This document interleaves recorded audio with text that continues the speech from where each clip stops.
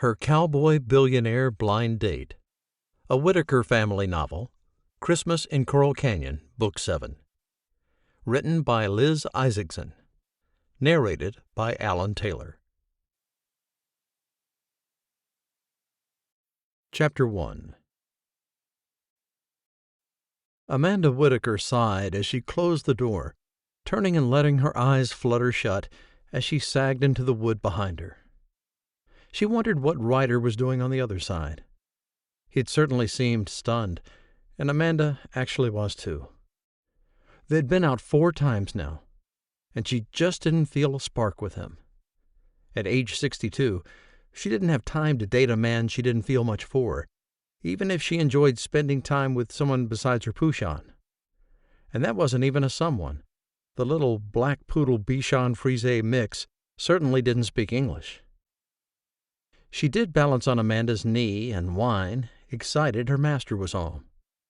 Amanda bent down and said, "Hey, baby," scooping the little dog into her arms. She moved away from the door as she continued. "I broke up with Ryder tonight. Just now, actually." Right when he leaned in to kiss her. Another sigh leaked from her mouth. Maybe I shouldn't have broken up with Jason. It was not the first time the thought had crossed her mind in the past 6 months. She had spent 3 Christmases with Jason, 2.5 years. He was a good man, and she'd loved him. She believed he loved her. But the man had a serious temper, and he'd lost his son because of some terrible things he'd said and done. And he was completely unrepentant, and he'd stopped going to church years ago. They talked about faith and religion dozens of times, and in the end, he just couldn't come back. Didn't want the same things she did. Seeing no other choice, she had ended their relationship. Since then, she'd been lonelier than ever, second only to the months after her husband had died. She allowed herself to weep as she fed Beans and refilled the little dog's water bowl. She'd curl up in bed, and Beans would lay right against her hip, and Amanda would figure out what to do in the morning. Sunday morning, which she'd spend at church, and then she'd go to lunch at Whiskey Mountain Lodge with her sons, their wives, families, and friends. She wouldn't be alone, and she was infinitely grateful for that. The following morning, she slipped on her heels and said to Beans, "I'll be back later, Beanie Baby," and headed out to her car. At least it was summer, and she didn't have to worry about driving in snow. Despite living in Wyoming for her entire adult life, Amanda didn't particularly enjoy winter, and if the snow and wind was bad, she didn't leave the house. After all, she didn't have to. She had no job, no obligations besides those she chose: visiting friends or serving people in her church, or helping a neighbor down the street with yard work, or baking or making cards for their grandchildren. She and Ronald had worked hard to provide a good life for their boys, and when he died, Amanda and all the children had become billionaires. And yet, money couldn't seem to help her find a man that she wanted to spend the rest of her life with. She set aside the thoughts as she went into the chapel.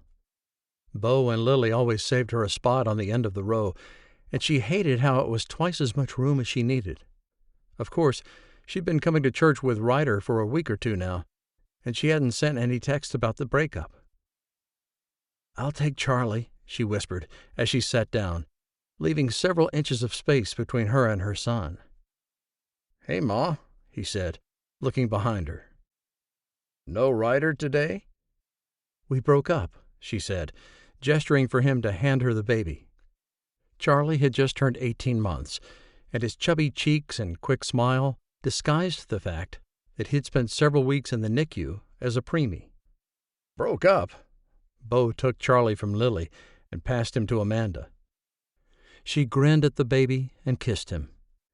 He was so perfect, and she loved her grandchildren with everything in her. Bo set the diaper bag on the bench between them. "I thought you liked him." "I did," Amanda said, glancing up to the pulpit and hoping the pastor would start soon so she wouldn't have to answer her son's questions. It wouldn't matter if it was now or later. She'd have to answer them. "I do." Did he break up with you? No, she said. There was just no connection there.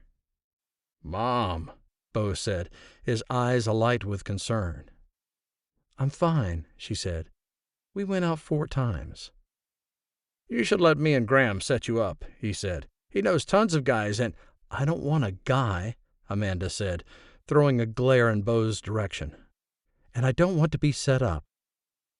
It wasn't the first time Bo had suggested such a thing. Amanda hadn't had any problems getting her own dates, thank you very much. The problem was, she hadn't had any luck choosing the right men either. Men, not guys. She wasn't flirty and 30, or even 40 and fabulous. Heck, 50 was in her rearview mirror. The sermon started, and Bo focused his attention up front, or on Lily. She wasn't sure which, but Amanda didn't mind. She got to cuddle with her grandson and feed him crackers and listen to the pastor talk about treating everyone with respect. About halfway through the sermon, her phone buzzed in her purse, and she pulled it out. Graham, her oldest son, had texted. No rider today? Bo says you broke up. Amanda rolled her eyes, sure Graham would somehow be able to feel it. And she wasn't dignifying his text with a response. He didn't need one. Ryder's absence on the bench was confirmation enough. "Stop texting your brother," she hissed to Bo, who simply smiled at her and then looked back up to the dais. She didn't hear much of the sermon after that, and she took Charlie with her out into the lobby. His other grandma waited there with his grandpa, and she passed the baby to Jack Everett with a smile. "Do you want to ride up to the lodge with us?" Fran asked, taking the diaper bag from Amanda. "I think I'm going to go with Vi today," she said, looking around. She wanted me to talk to her about making a coconut cream pie for Todd's birthday. Sure enough, one of the blonde Everett sisters came out of the chapel with her arm through her husband's. She brushed her short hair back and said, "Amanda, you're coming with us, right?" "Yep." Vi and Todd lived in town, so they'd be coming back this way later, and Amanda rode up to the lodge with them often. Or another of the Everetts, as it made no sense for so many to drive up the canyon, only to drive back down. Bo and Lily appeared, and Amanda was suddenly anxious to leave. She didn't want to get bombarded with more breakup questions, and she inched toward the door.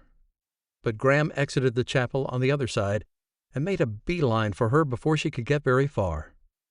He carried little Ronnie in his arms, and he said, "Mom, I know just the guy for you." "Man," Bo said, nudging Graham. "He knows just the man for you, Mom." She looked back and forth between her sons, her patience so thin with them already.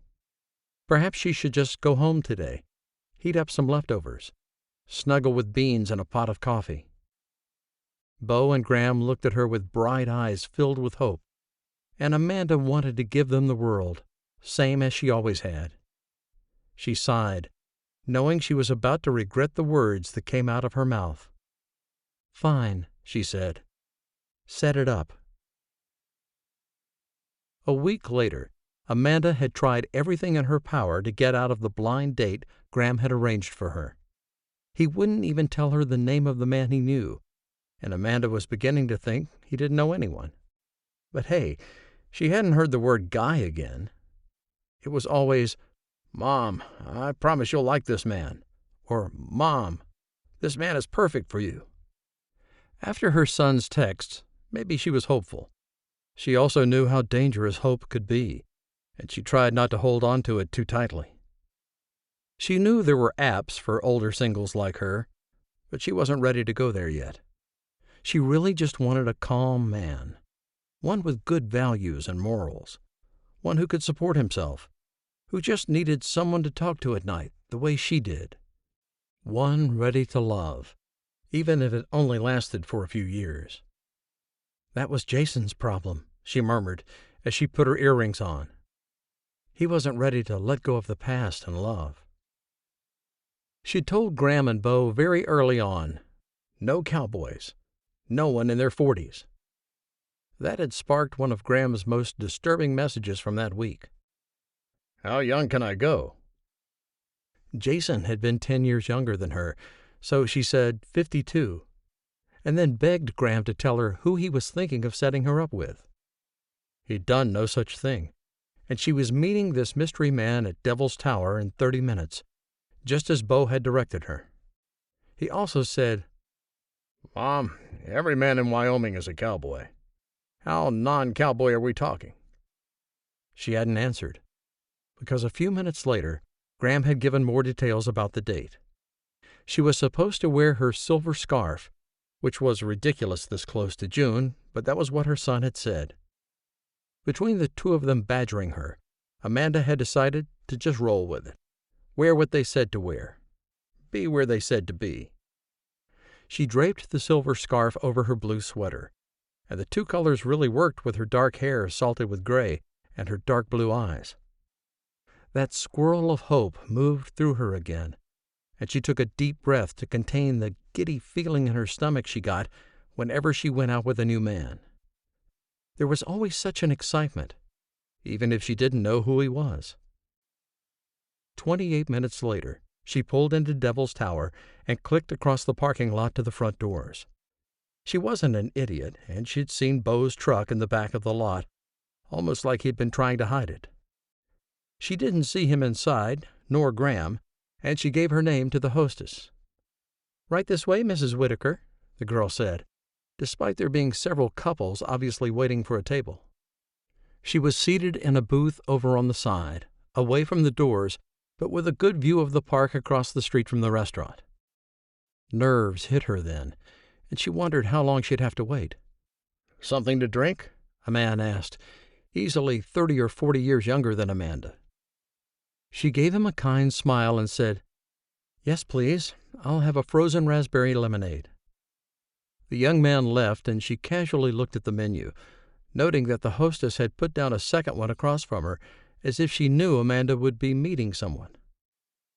A few minutes later, the waiter put her lemonade down and said, "I'll be right back, ma'am," leaving her with the bright pink concoction. She ripped the wrapper off the straw and swirled it through the drink before taking a sip. It was perfectly sour and sweet and delicious, and she sighed. Maybe this blind date wouldn't be so bad. "Please, let this be the one," she prayed. She picked up her glass again, the chill of it against her fingers reminding her to take a deep breath. Everything would be okay. But she'd never had this much trouble finding someone she liked. She'd married her husband when she was only 18, and after only a few months of dating. "Amanda?" a man asked. She swung her head toward the man standing at the end of the table. He didn't look like a cowboy, thank goodness. She didn't know him, but he was tall, with sandy hair, and the brightest pair of blue eyes she'd ever seen. They sparkled at her, and she lost the words that had been in her mind. "I'm Finley Barber," he said, extending his hand for her to shake. "I think you're my date for the night. Silver scarf?" He grinned, and Amanda's pulse went nuts. He was handsome, and she wondered where in the world Graham and Bo had found him. She stuck her hand out, realizing a moment too late that she was holding her raspberry lemonade. Horror struck her as the thick red liquid went flying, hitting the gorgeous man right in the abdomen. Chapter 2. Things had been moving in slow motion for Finley Barber. His truck wouldn't seem to go over 40 miles per hour the whole way from Dog Valley. His feet seemed to be going backward as he walked into Devil's Tower. And getting to the table with the pretty woman wearing the silver scarf? It had taken a year. As soon as that ice-cold drink hit his skin, though, everything rushed forward. Before he knew it, Amanda had scooted out of the booth. "I'm so sorry," she said, grabbing her napkin and pressing it against his stomach. Everyone in the vicinity was looking at them, and Finn tried to smile. But wow, that stuff was cold. "It's fine," he said, taking the napkin and stepping back. "Really." A waiter appeared, and he handed Finn his black towel. "I'll get you another drink, ma'am." Another man appeared, and he swept away the tipped glass and all the liquid in the blink of an eye. Would you like something to drink? The waiter asked, and Finn blinked, trying to get all the pieces aligned in his head. I'll bring some water, the waiter said, and he left Finn and Amanda alone. She let out a shaky laugh and wiped her palms down the front of her thighs. I'm so sorry, she said again. I don't know what I was thinking. He wiped the slush off his shirt and said, It's just a polo. I own a washing machine. He gestured to the bench where she had been sitting. Please, sit down. She did, which allowed Finn to do the same. He left the towel at the end of the table and looked at Amanda. She had beautiful eyes, dark like the blue depths of the ocean. Her shoulder-length hair held swirls of gray, and he really liked that she didn't try to cover them up, hide them underneath dyes and chemicals. So, you're Graham's mother, he said, adding a smile to it. He could clearly see the shape of Graham's nose in Amanda, as well as feel it in the energy she put off. That's right, she said. I'm Amanda Whittaker. He didn't tell me I'd be meeting his mother. Finn wasn't sure what he'd have done differently. Maybe said no, he thought. After all, he valued his friendship with Graham and Laney, and if his mother didn't like him, would that be broken? Yes. Well, he didn't tell me anything either, Amanda said, glancing up when the waiter set down a fresh, slushy drink. Have you had a chance to look at our drink menu? He asked. Finn had not, but he said, Bring me one of those too, would you please? Sure thing. It's frozen raspberry lemonade, Amanda said, as the waiter walked away. Sounds great, Finn said. He leaned closer, like he was about to share a very deep secret. I haven't been on a date in a while. I'm pretty rusty. Oh, that's okay, Amanda said, sticking her straw in her slush. I've been out loads of times. Her eyes widened. My husband died 6 years ago, and I've dated a few men since then. Finn nodded. I know about Graham's father. Do you have children? She asked. The silver-haired dating scene had plenty of divorces, widows, and children, grandchildren even. Not that Finn would know. He spent the majority of his time with equines, dogs, and chickens. Amanda did not seem like the kind of woman to appreciate any of those things, and he wished his heart wasn't beating so fast. She was mighty pretty, though, and Finn hadn't been out with anyone in a couple of years. Not since Kristen had stuck around long enough for him to fall in love with her, only to find out she was really interested in his bank account and not being his wife. Finley? She asked. Finn, he said. I go by Finn. 2 N's. She smiled again and took a sip of her drink. Okay, Finn. Do you have children? Yes, he said, getting his brain to work. I've got 2 daughters. Joanne is 30 and Kimberly is 27. They live in Jackson Hole. My ex-wife lives there, too. She nodded, absorbing the information without a trace of judgment on her face. Finn appreciated that. And where do you live? I think I'd know if you were here in Coral Canyon. Would you? He asked, grinning at her. How's that? Well, I've lived here for almost 45 years. This place isn't that big. It's gotten a lot bigger recently, he said, glancing out the window, as if the evidence of town growth would be right there. True, Amanda said. But I still think I'd know if there was a handsome man like you in town, available. His gaze flew back to hers. Handsome? She really was better at this dating thing than he was. I live in Dog Valley, he said. I own a boarding stable out there. She didn't need to know that he came from one of the richest racehorse stables in the country, or that, years ago, he'd invented the software she probably used to do her online banking, or that the horses he bred, trained, and worked with sold for hundreds of thousands of dollars. No one needed to know that, at least not right now. Dog Valley, she said, that smile showing all her straight white teeth. That's great. Yeah? He asked. It's 30 minutes away from here. Less staring, she said, with a definite hint of flirtation in her voice. Finn laughed, wishing he'd worn his cowboy hat. Graham had warned him against it, though, saying the woman he was meeting needed to be eased in to the idea of dating a cowboy. Finn had almost called it off right then. He was a cowboy. He'd been born with spurs on, dust for blood, the sound of horses' hooves clomping in his nursery at night. "Oh, I think you'll find plenty of people staring in Dog Valley," he said. "Remember how I said I hadn't been out with anyone in a while?" He shook his head, glad when his frozen drink came too, and he had something else to focus on. "People know you then?" she asked. "Yes," he said simply. "People out there know me." She kept the smile in place, and Finn let her ask another question, hoping he could live up to the standards of this woman, get her number for himself, and set up a second date real soon. "And she has grandkids," he told Vanilla, the yellow lab who followed him everywhere. Chocolate and Licorice had gotten sick of the date recap about 10 minutes ago, but Finn was still floating on air.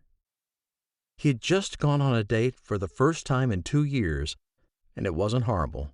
In fact, it was downright amazing, and he had left Devil's Tower with Amanda's number in his phone and the promise to call her dripping from his lips. "She's a little older than me," he told Vanilla, as he shut off all the lights and made sure the doors were locked. He had 3 Labrador retrievers, and they'd definitely alert him if there was a problem. Not that Finn expected any. His land was pretty remote, with the nearest neighbor living 5 miles away. But sometimes wild animals ventured onto his property, scaring the horses. He made sure they were all locked properly away in the barn each night, because losing one was like losing an entire year's salary. "I just can't believe we hit it off," he said. "I honestly wasn't expecting to like her. I was only doing it as a favor to Graham." When his friend had called and said he had the perfect date for Finn, he had almost said no. But something in him had made him pause and listen. "You still should have said it was his mother, don't you think?" Vanilla didn't answer, just clicked alongside Finn as he went down the hall to the master suite. Chocolate and Licorice were curled up on the right side of the bed, practically on top of one another. Vanilla jumped up there next to them, circled around, and flopped down. "You guys will have to move so I can get the covers," he said, their nightly routine. Of course, the dogs would not move.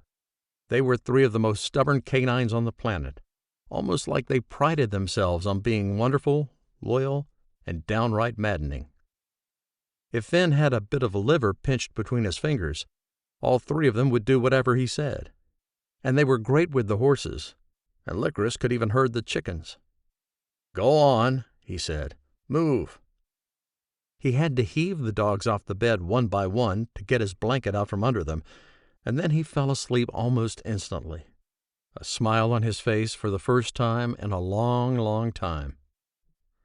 The following morning, Finn forced himself to work through his morning chores as normal, set a pot of coffee to brew as normal, set bread in the toaster, take his vitamins, send a couple of texts to his daughters.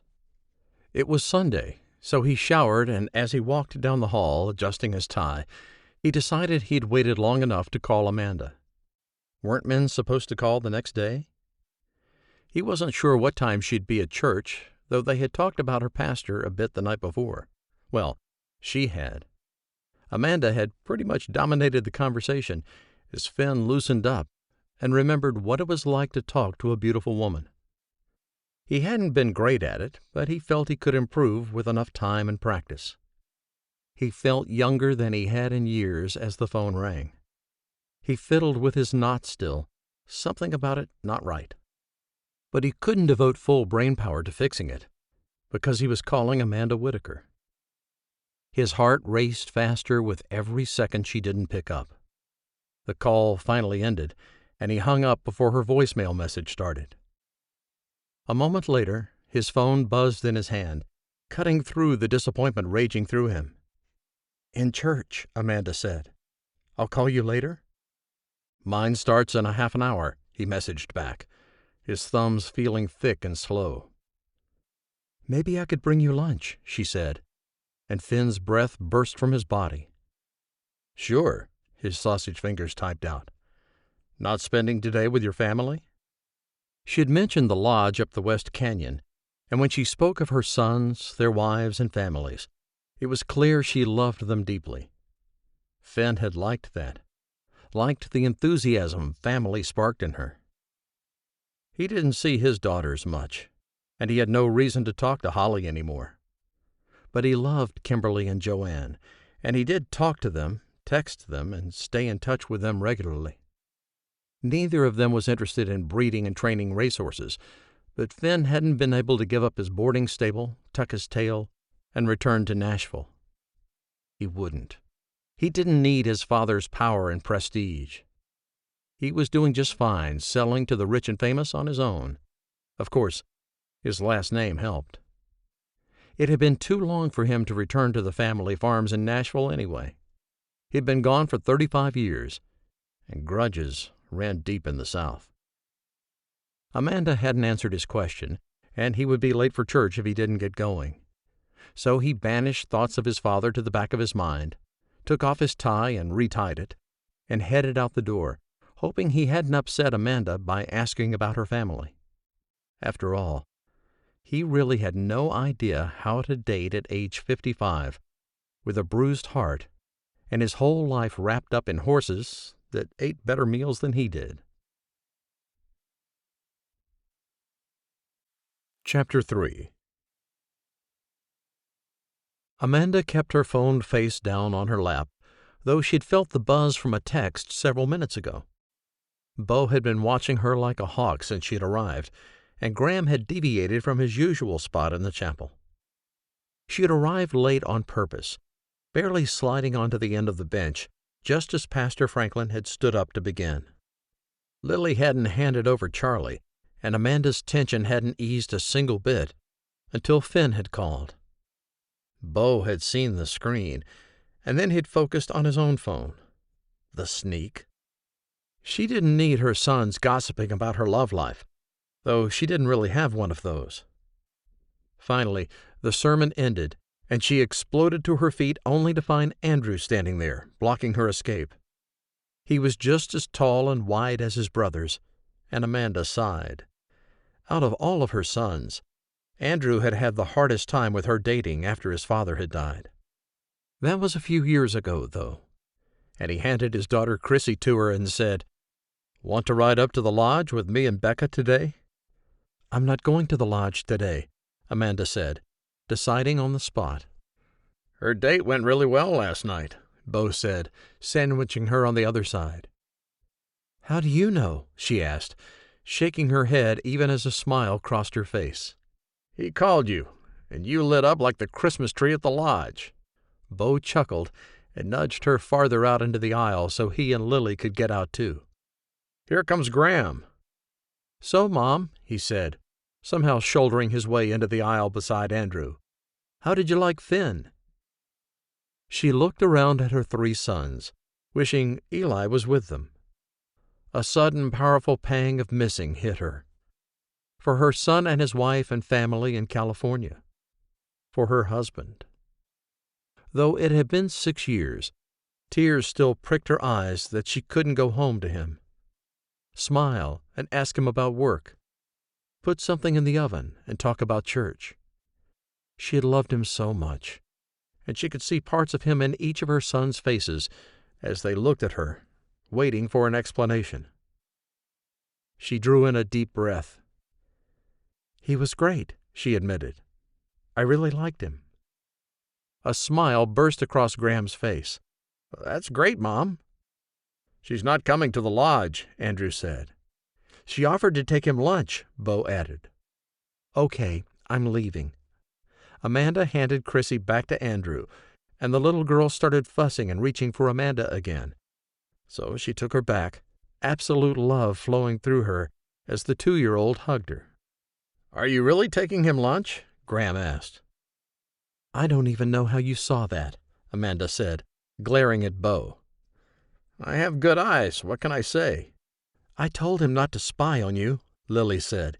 "We just want you to be happy," Bo said over his wife. "So go. Make something delicious for lunch. We'll miss you at the lodge." He leaned over and kissed his mother on the forehead. Graham did too, and Andrew took his daughter back and hugged Amanda. "Have fun, Mom." She watched them walk away from her, the chapel nearly empty now. Part of her mourned the fact that she wouldn't be spending the afternoon with them, and the other part of her couldn't wait to get home and start leafing through her recipe book. 2 hours later, she had Finn's address in her phone, a pot of chicken tortilla soup in a box on the passenger seat beside her, and her nerves bouncing around like jumping beans. And Beans on her lap, comforting her. She'd texted Finn several times as she waited for the soup to simmer to perfection, and he'd said to bring out her dog. "Plenty of animals out here," he said. "I have 3 dogs." 3 dogs. Amanda had asked what kind, and he'd told her they were all Labradors. "Big dogs," she said to Beans. "Don't let them scare you, okay, baby?" She turned when her maps program told her to, and the road turned from asphalt to dirt. A couple of miles down the road the buildings started, and not cheap ones. Really nice, well-kept buildings in an array of sizes. "Wow," she said. Finn had never said what he did for a living, but she saw the Barber's Racehorses and Breeds sign painted in huge letters on the side of a building that had to be 100 yards long. The house sat just past that, as per his instructions, and she pulled in beside a big navy blue truck with a round logo on the driver's door.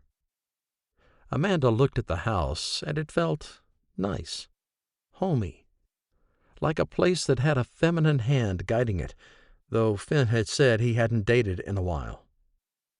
She got out and rounded the front of her SUV as Finn came down the front steps. "Hey," he said, a smile on his face and in his voice. "Can I help?" "Sure." She took a moment to look at him. Really look. He was 55 years old and absolutely stunning, the sunlight haloing him in golden rays. "Hey." Without thinking too hard, she stepped over to him and put one hand on his shoulder. Tipping up to his height, she kissed his cheek. "It's good to see you. How was church?" She moved away, so many sensations prickling through her. He smelled good and looked dashing in those dark slacks, white shirt, and striped tie. She had always liked a man in a tie, and wow, he wore his well. "Good," he said behind her, his voice a bit lower than normal. She glanced over her shoulder to find he hadn't moved. "Come grab these rolls, would you?" She opened the door and reached for the bag of rolls she had bought on the way out. "I can't wait to try your peach jam." That set him into motion, and he took the bread from her. "I hope you like it. It's my sister's recipe." Amanda heaved the pot out of the box and kicked the door closed with her foot. She'd changed out of her dress for church, and she suddenly felt self-conscious as she followed Finn up the sidewalk to the front door. "This is a beautiful place," she said, taking in the emerald green grass, the flowers lining the cement, the huge pot of petunias on the porch. Wind chimes tinkled from the rain gutter, and he even had a red, white, and blue wreath hanging on the front door.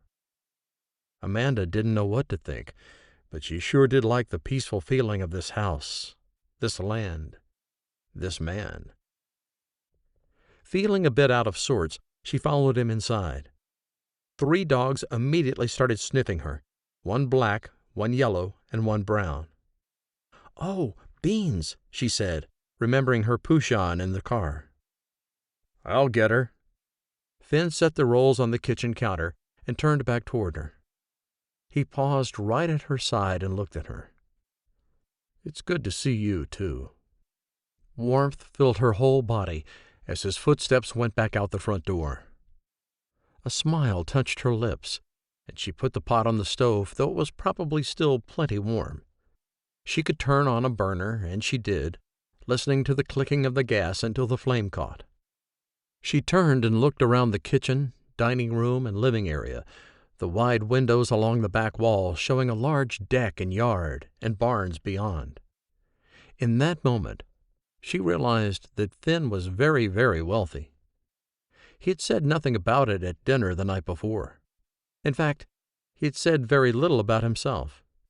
He'd talked about his family, his daughters and Dog Valley, his dogs and horses, but not much about himself.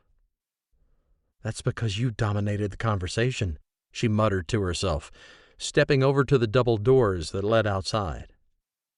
A moment later, a shrill, sharp bark filled the air, and she turned back to find Beans cowering among the bigger dogs. "It's okay, Beanie baby," she said, crossing over to the scene just inside the front door. Beans had a small dog personality, with loads of nervous energy that usually wore off within a few minutes. She sniffed and let herself be sniffed, and Finn smiled at the dogs as he slipped his hand into Amanda's. She stilled and looked down at their now joined hands. His skin was warm and wonderful, and she felt like a young woman again, standing there with her brand-new boyfriend, the possibilities before them endless. "I made chicken tortilla soup," she said. "I know it's almost June, but I'm of the opinion that soup can be consumed any time of year." She flashed him a smile, and he chuckled. She tugged on his hand, and they walked into the kitchen together. "So, Finn," she said, dropping his hand and opening a drawer in the hopes of finding a ladle, "what do you do for a living?" He didn't answer right away, and Amanda continued in her quest to find the utensil she wanted. She did, turning her back to him to stir the soup. "I breed and sell racehorses," he finally said. "I saw the sign on the barn on the way in." "That was my arena," he said, clearing his throat afterward. Amanda appreciated the nerves she heard in his voice. She kept her eyes on the food, hoping this wasn't too sensitive of a subject. "Do you maintain everything yourself?" "Yes, ma'am. I have a few guys come in sometimes, during harvest season, springtime to get everything up for the summer, that kind of stuff." Amanda glanced at him, her feelings for him too soft already. She had fallen fast for Ronald when she was younger, but she'd been much more careful with her heart in the past several years. Until Finn. She felt herself sliding right down a slippery slope already, and she'd been out with him one time. Hadn't even known him for 24 hours yet. "How'd you get into racehorses?" My father bred them in Kentucky." Amanda abandoned the soup now, turning toward him instead. He stood at the counter, pulling knives and spoons out of a drawer in the island. He turned and opened a cupboard to pull down a couple of bowls, and their eyes met. "If I looked you up on the internet—" Amanda let the question hang there. "Oh, well." He shrugged and continued getting the dishes out. "You'd find a lot about my father. The Barber horse farms are some of the biggest in the South." "Ah, I see." She turned off the flame beneath the soup. "I think this is ready." Chapter 4. Finn's heart seemed to be connected to an extra 50 amps of power whenever he looked at Amanda, thought about Amanda, and a man his age needed to be careful with his heart. He set the dishes on the counter and faced her. "Might as well say this right now. I have a lot of money." He didn't want to push her away, not right when they were just starting out, but he figured he might as well be honest with her. "My last girlfriend cared more about the bank account than me." Wow. The words burned his throat, more than he thought they should after all this time. "I have my own bank account," Amanda said coolly. "I'm really sorry that happened to you." All the tension in the house seemed to leak right out of the roof, and Finn smiled. "Thank you. I happen to think soup is an acceptable meal any time of year, too." Amanda blinked, and then she burst out laughing, and it had been a long time since Finn had experienced that level of happiness at such a simple thing. Amanda ran out to her car to get the tortilla strips, and Finn watched the 4 dogs play together in the living room. "This is crazy, right?" he whispered to himself, not really expecting anyone to answer. He tipped his head back and looked at the ceiling, through it, hoping to gaze right into heaven itself. "Please guide me," he prayed, not sure how to ask for more than that when it came to Amanda. The sermon that day had been about loving others, and Finn had enjoyed the choir numbers, the flow of people around him, and the idea that he wouldn't be spending Sunday alone. Amanda returned, and she bustled around his kitchen as easily as if she lived there. She served the soup with a smile, and Finn couldn't help smiling back. He really liked her presence here, and he wondered how far he'd go to keep her with him. Would she even consider moving to Dog Valley? Surely she had a nice place in Coral Canyon, too. Thinking way too far down the line, he told himself, picking up a spoon. "So tell me," he said, "what do you spend your time doing?" "Oh, a little of this and a little of that," she said airily. Finn detected a hint of falseness in her voice, but she ducked her head, that dark hair falling between them. He wasn't sure how to press her on the subject if she didn't want to talk about it, and she moved the conversation to something else before he could figure it out. She talked about her boys, who were all grown men now. In fact, Finn was only a dozen years older than Graham, and her home. She talked about her husband's energy company, and Finn filled her in on his brief marriage and divorce. "I'm sorry it didn't work out," Amanda said, the sky starting to darken. They'd been sitting on the back porch since lunchtime, and Finn needed to get out and check on all his animals. "It's okay," Finn said, standing up. "You want to walk around the farm a bit? I need to go check on the horses, bring them in for the night." A blip of apprehension crossed her pretty face, and she ran her hands up her arms. "I don't think so. I should get on home." She smiled at him. "I didn't talk too much today, did I?" She looked really worried about it, and Finn wanted to erase that from her face, from her whole life. "You talked a normal amount today," he said. "It's just that I know I talked too much last night, and I didn't want to do that today."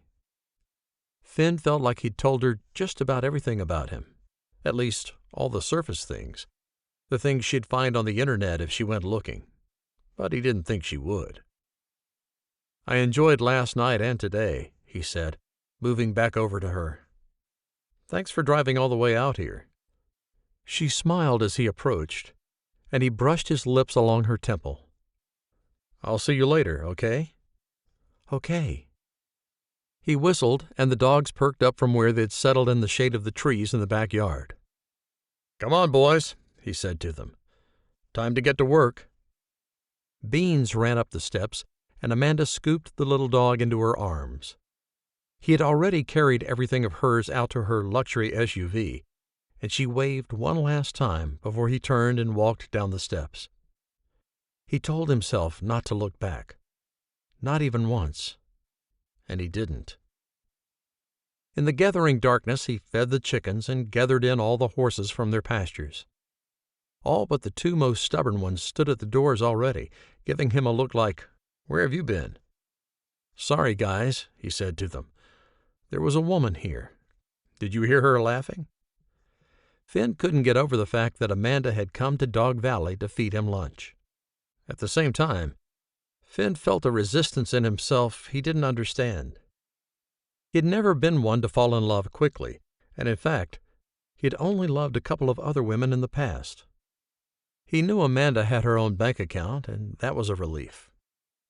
So he put his head down and got the work done, returning to the house by the light of the flashlight on his phone. Inside, he realized he had missed several texts, and it seemed like the whole Whittaker family had decided to text him while he took care of the essentials on the farm. Tomorrow he'd have a couple of extra hours of work that he hadn't done that night, but everyone was fed and watered, and that was all that mattered. His house felt emptier than it had in a long while, and he tried to ignore it as he read Graham's texts. "How's it going with my mom? I told you I had someone perfect for you." The pressure of dating one of his friend's mothers smothered Finn, and he didn't know how to answer. He didn't normally kiss and tell or talk about his relationships, period. but he'd be seeing Graham and Laney tomorrow, as he went to pick up feed for his chickens and a couple of saddles she'd custom made for him. "I'll see you tomorrow," Finn texted to his friend, unsure of what he'd say in person. It felt awkward, and once again, Finn had the distinct feeling that if he had known the blind date would have been with Graham's mother, he'd have said no. Bo had also texted, wondering if his mother was still out there or not. He'd texted 3 times, the last one saying, "Never mind, I got in touch with her. Sorry, Finn."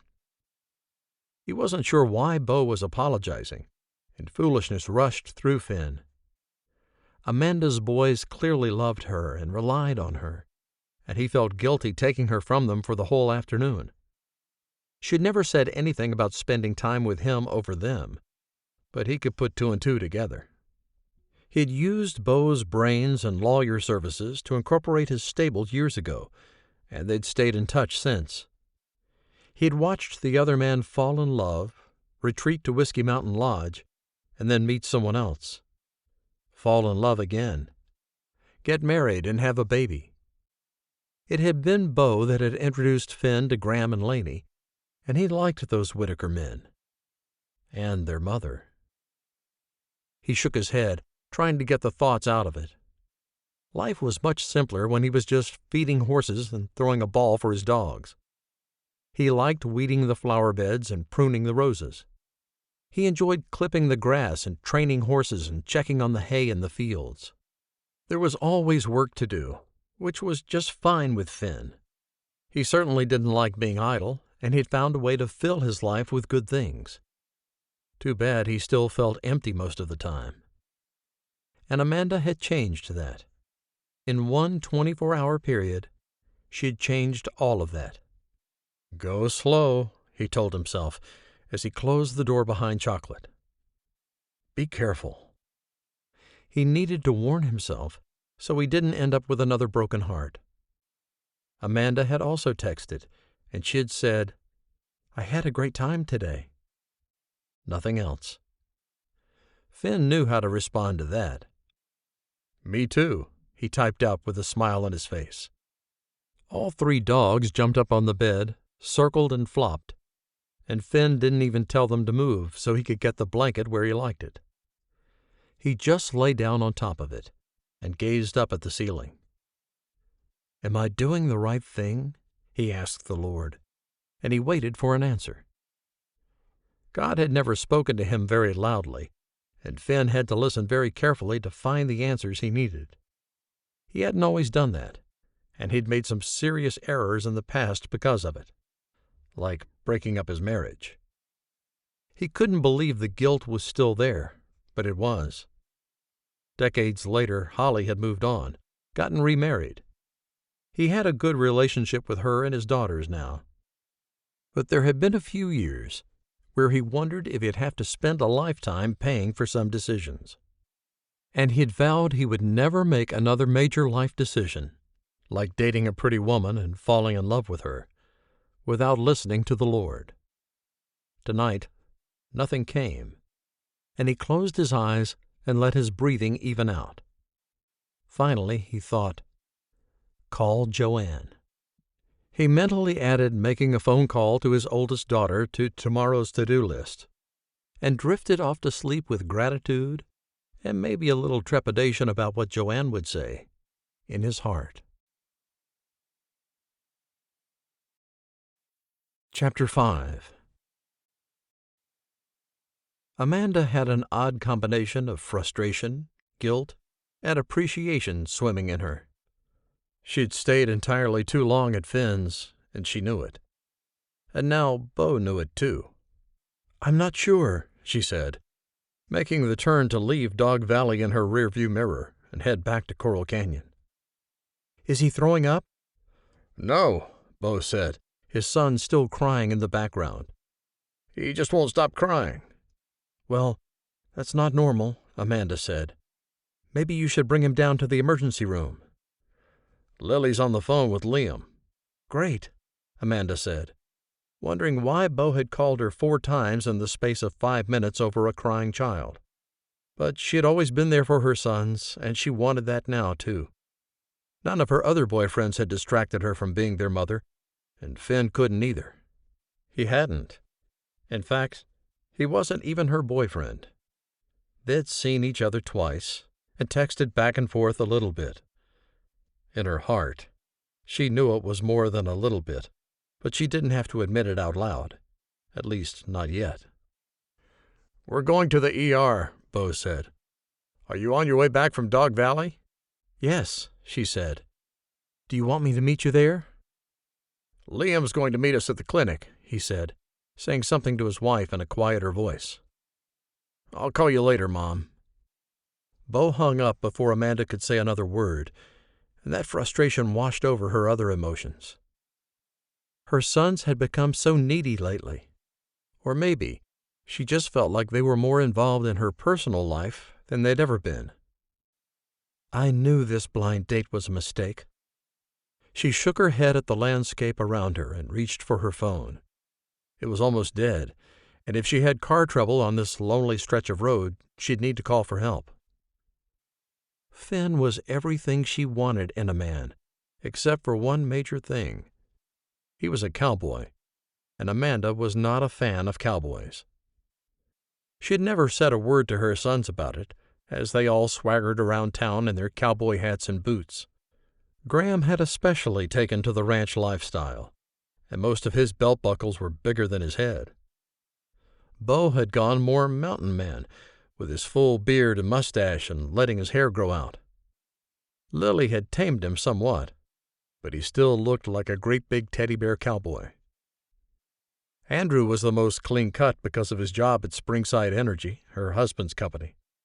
But he still wore his cowboy hat when he wasn't working, and he and Becca had signed up for horseback riding lessons at the Butters stables. Even Chrissy rode, and Amanda could see them all becoming more and more country as the months passed.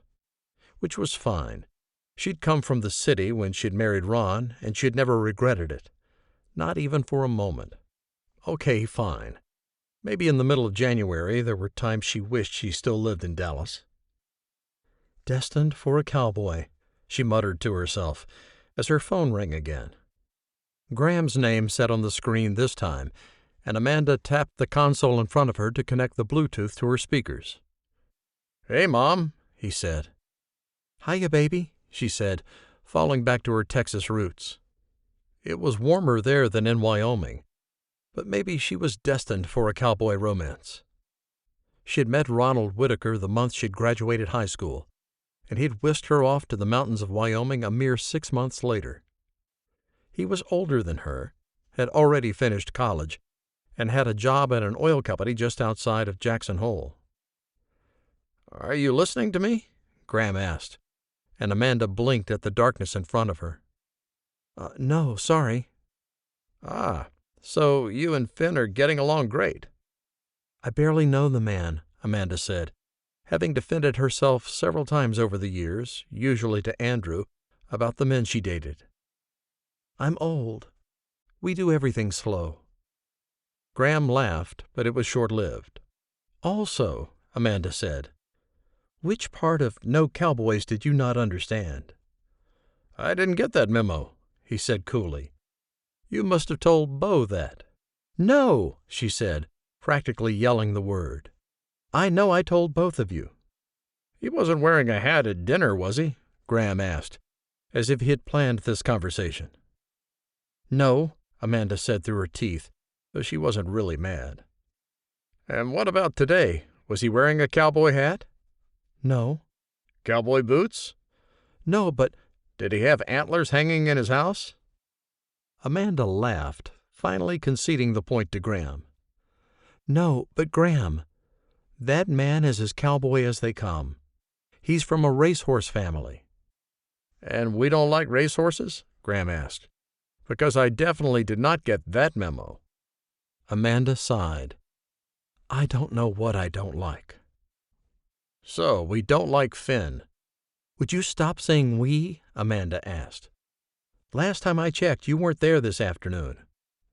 And that was a very good thing, as she had held Finn's hand and flirted with him shamelessly. She was definitely interested in him, and for some reason, that rubbed her the wrong way. "Mom, what don't you like about him?" Graham was all business now, the concern in his voice nice to hear for a mother. "I don't know." Her son let a few seconds of silence go by. And then he said, "Why don't you swing up to the ranch? Laney and Bailey made cookies and cream ice cream tonight, and there's tons of leftovers." "I don't think so," Amanda said, feeling tired way down in her bones. "I'll come up tomorrow night and have some. I'm tired." "Okay," he said. "But, Mom, you'd tell me to figure out what I didn't like or what I wanted and do something about it." "Yeah," she said, her thoughts drifting again. "Thanks, sweetie."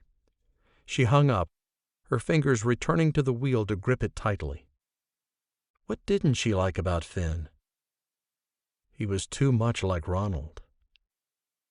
The idea sat there, swirling softly at first. Then it became a living, breathing thing, completely consuming her mind. She didn't want another rich cowboy husband. She had had one of those. Yes, she had been happy, but she had learned early in her marriage to make her own way, do what she wanted, cook dinner for her and the kids. Ron didn't come home on time for years, and Amanda had learned how to make her own happiness, just her and the boys. And that was all she had left. She had no idea what it took to train a racehorse, but she was betting Finn couldn't spend every afternoon and evening on the deck with her. She hadn't wanted to go out onto his farm with him because she didn't particularly like animals bigger than her, or chickens, and she didn't want him to know of her distaste for them. "Maybe this isn't going to be a match," she admitted to herself as she pulled into her driveway. She disliked the defeated tone of her voice, and the figure rising from the front steps. The motion of her car activated the lights, and the front of the house was suddenly bathed in white lights that told her exactly who was waiting for her. Ryder. She parked in the garage and got out of the SUV, her heart firing an extra beat every other second. "Hey," she said, rounding the corner toward the front of the house. "What are you doing here?" "I don't want to break up," he said, swiping his hand through his hair. "And I just thought, I don't know, I thought we could talk." He approached her, his dark eyes catching the light and reflecting it back to her.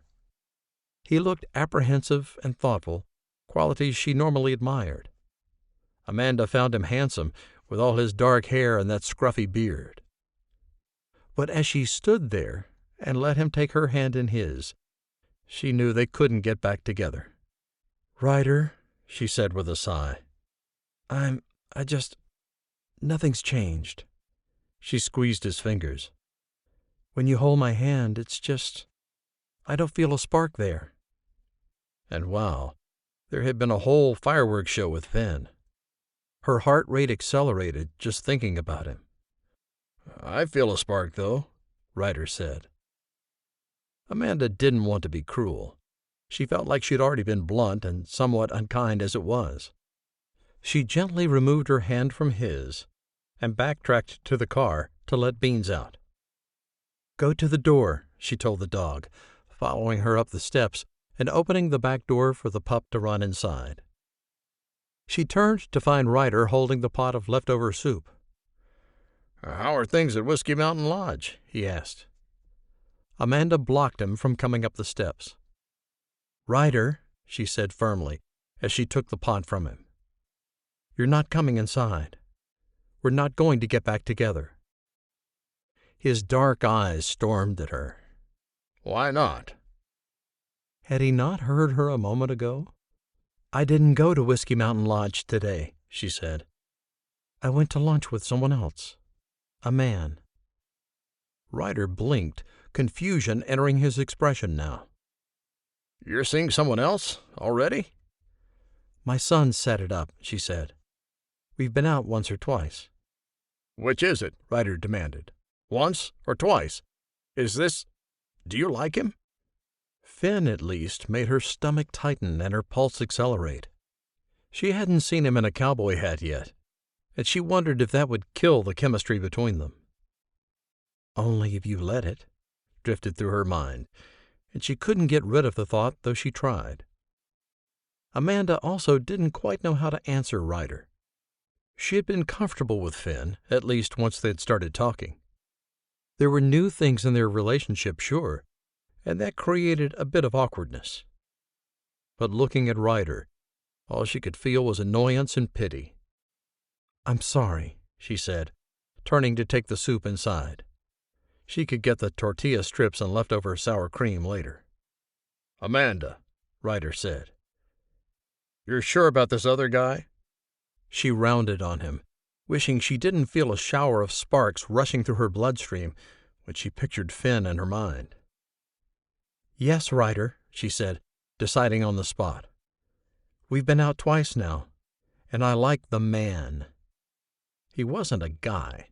That much had been obvious from the first moment Amanda had laid eyes on Finn. Ryder looked like he'd say something else. Then he lifted his hands in the air and fell back a step. "All right, okay. Good luck with him." He turned and strode away, sending relief through Amanda's muscles. She hit the button to close the garage door, hurried inside the house, and closed the door behind her, clicking the lock into place before heading into the kitchen and setting down the heavy soup pot. Her house was too big for her. She knew that. She paid someone to keep the grounds looking nice, to come in once a week and keep everything dust-free and polished and smelling good. She did her own laundry, all the dishes, and she enjoyed cooking. Well, she did when she had the opportunity to share her food with someone else. "Like today," she said, flipping on a couple of lights and getting to work putting the soup in plastic containers. Yes, she'd really liked today, and while she had some reservations about Finn, she had just used him to get rid of another man. And she hadn't lied. She did like Finn. "Too much already," she muttered to herself. Beans rang the bell on the sliding glass door behind the kitchen table, and Amanda moved to let her out. Finn hadn't called or texted in the hour since she'd left his house, and that was fine. She didn't need him smothering her. Would it be smothering if she texted him right now?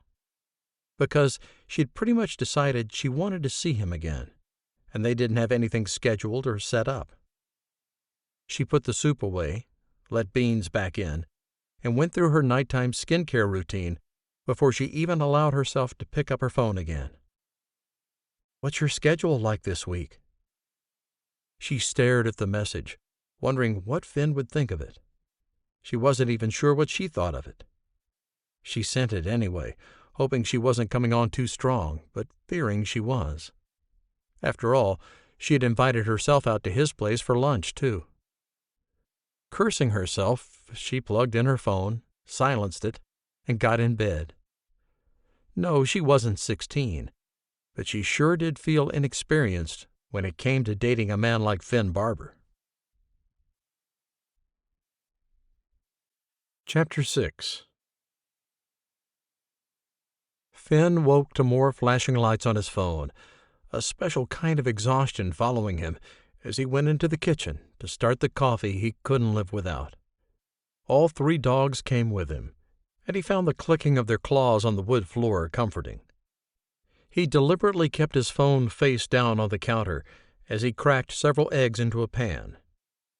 "There will be plenty for all of us, guys," he told the canines as he stepped to open the door so they could go outside. They all seemed to smile at him as he went by, and he couldn't help chuckling as their tails whipped by him. He left the door open because the morning air felt cool and fresh, and went back to making breakfast. His mind revolved around the multiple things he had to accomplish that day, and he decided to leave his phone right where it was. Surely any messages he got could be answered later. Just as the eggs finished, Chocolate came back inside as if he knew his breakfast was ready. Finn divided up the eggs across 4 plates and put 3 of them on the floor. "Leave it," he said to Chocolate, just as Vanilla and Licorice came tumbling back into the house. "Leave it," he commanded again. All three pups stopped moving, their eyes trained on him. If he let Vanilla go first, he'd gobble up his plate of eggs and then try to shove Licorice out of the way to get his, too. Chocolate, the oldest lab, would go first, and Finn stepped in front of Vanilla and said, "Okay, Choc."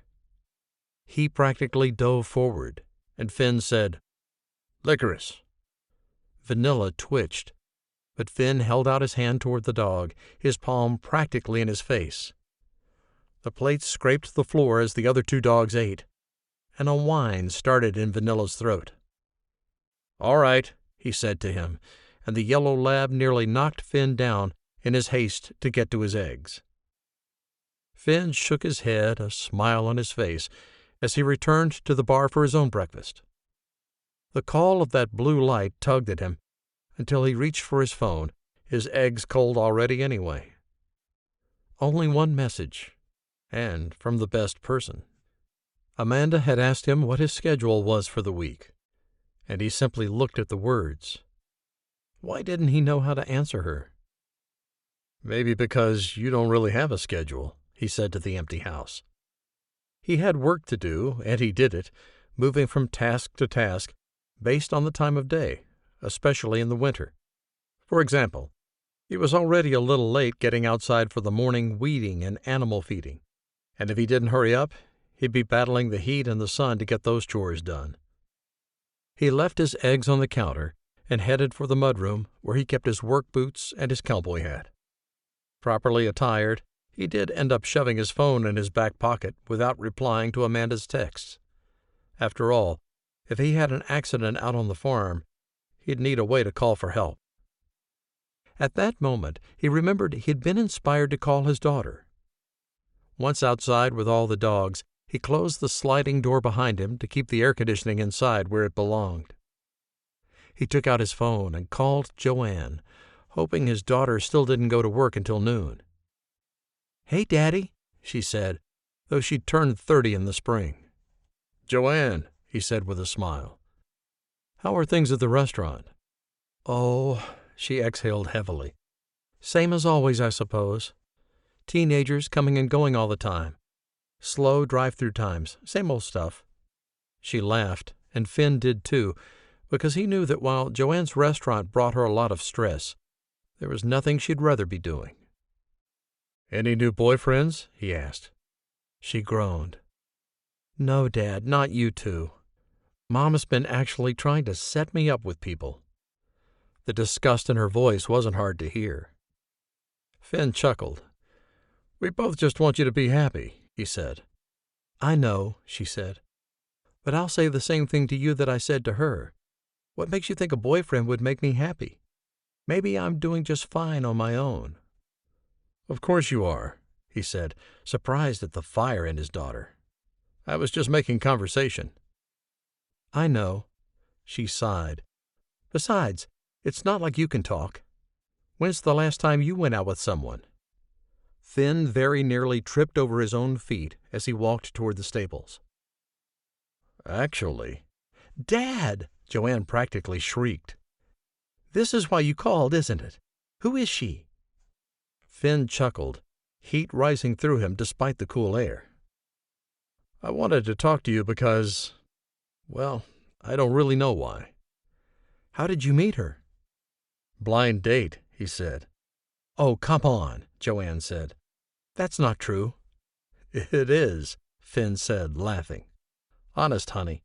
A friend of mine set me up with his mother. Now, I didn't know it was his mother."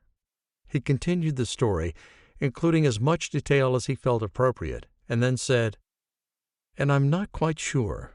I mean, she feels like my complete opposite. She's a little overbearing, always texting and stuff." "Dad, that's what people do," she said. "She's dated other men in the past 5 years. She knows how it's done." "I don't think she likes cowboys." He reached up and touched his hat as if it were a brand. "You don't know that," Joanne said. "You're speculating. And what do you always tell me about speculation?" "That it's probably not true," he said in a deadpan. "Right," she said. "So why not? I can tell you like her even if you've only known her for a day. What's the big deal? You know people meet online and fall in love without even seeing each other in person, right? Finn did not know that, and he didn't need to know that. I'm just worried, I guess, he said. Like maybe this isn't the right thing to do. Why wouldn't it be? Dad, Mom's happy. We're all happy. You might as well be happy too. Yeah, he said.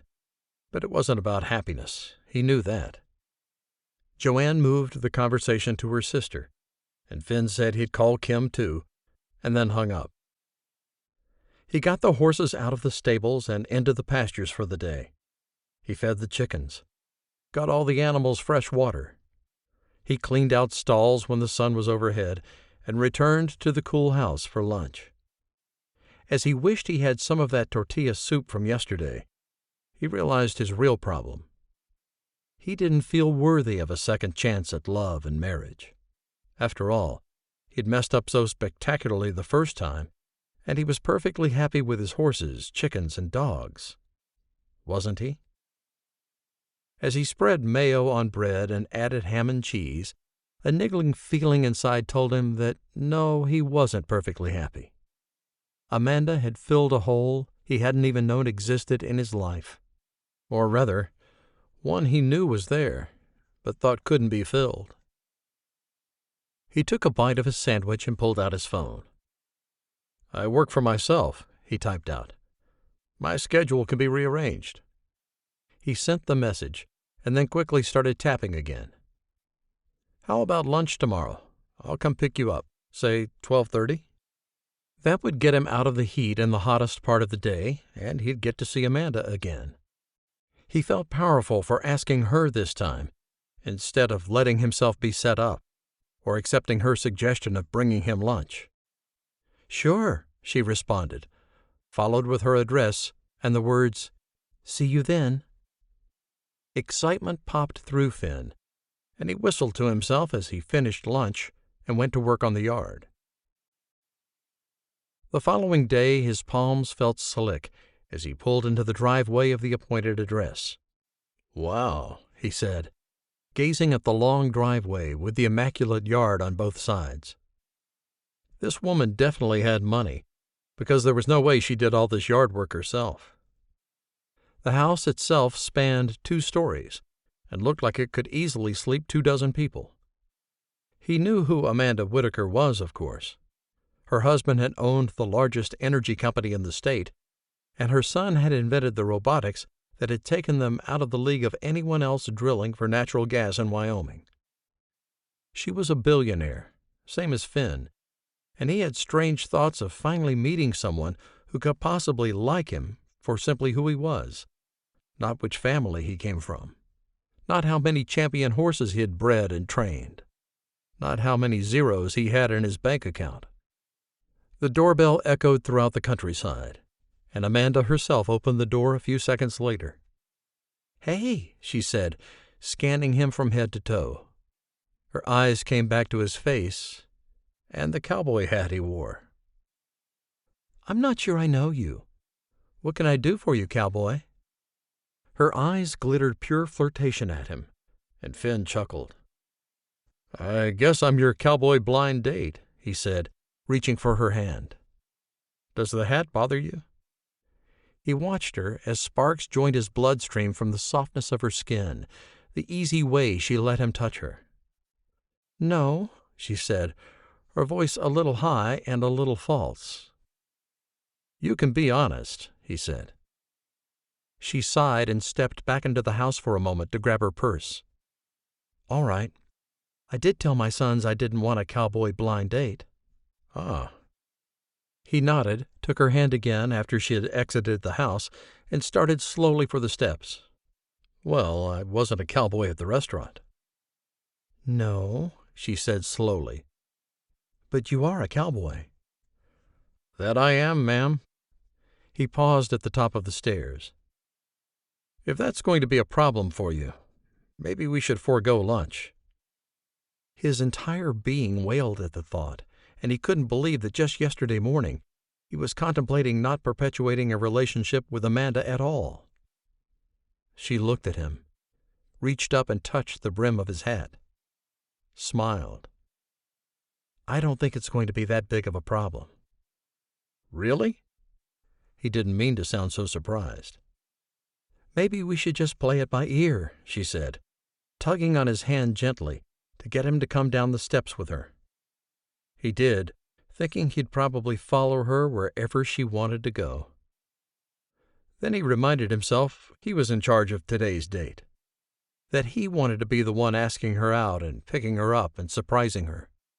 His daughter's words rang in his ears. "She's dated a lot in the past 5 years. She knows how it's done." Finn did not, had not. But he didn't just want to be Amanda's lapdog. "So there's this great place a few miles from here. They make everything in a Dutch oven. Have you been there?" "No," she said. "In Coral Canyon?" "No, it's out on the road between here and Etna." "Sounds intriguing." She smiled at him, and he stepped in front of her to open the passenger door on his truck. Amanda wore a pair of jeans and a blouse with wildflowers on it, and she smelled like heaven. Finn couldn't help leaning in and taking a deep breath as he put his hand on the small of her back and helped her into the truck.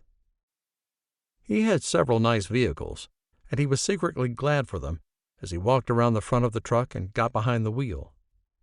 He wanted to impress this woman, and he wasn't sure if he should be glad he could or worried he wasn't going to be himself. "Tell me about growing up in Kentucky," she said, as he turned around to leave her property. He dang near drove into a pine tree, he jerked the wheel so hard. Amanda just smiled at him. "Ah, I see I struck a nerve." Try 1,000 nerves, he thought, staring at her, completely unsure of how to begin. Chapter 7. Amanda wanted to give Finn a way out, ask him another question, but at the same time, her curiosity over why his childhood was so difficult to talk about intrigued her.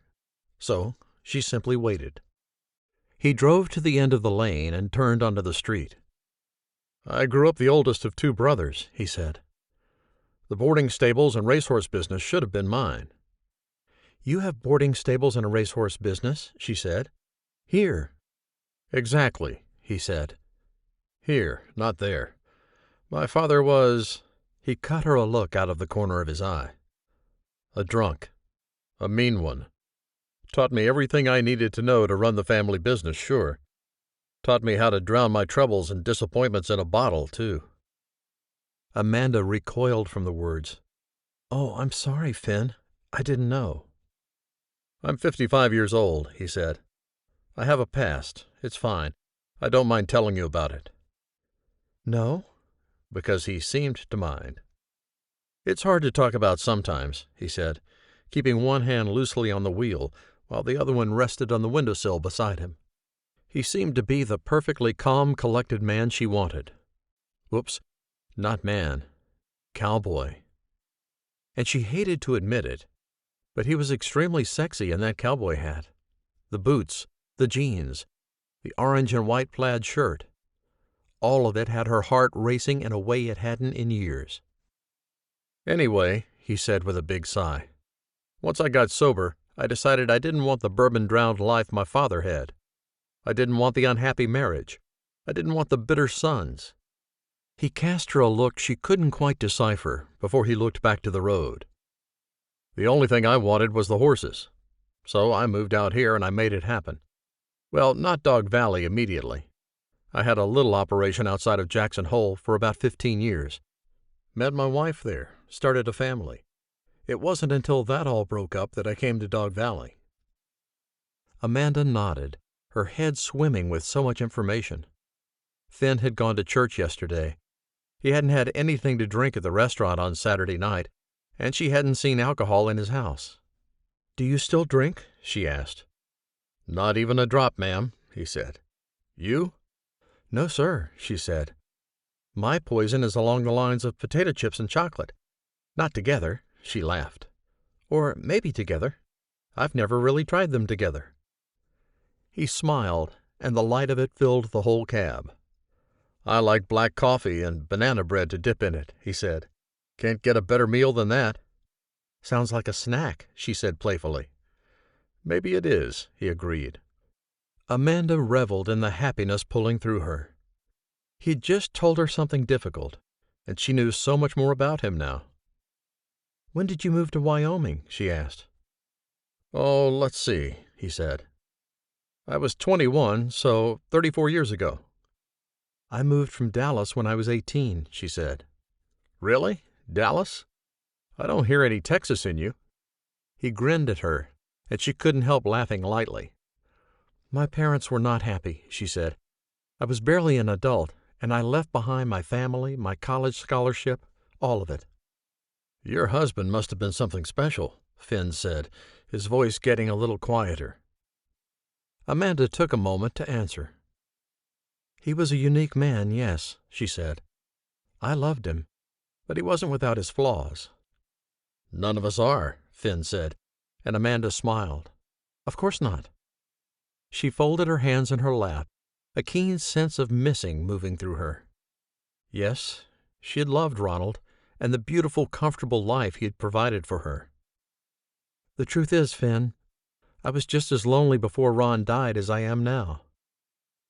That brought his attention to her, and Amanda tried to smile again.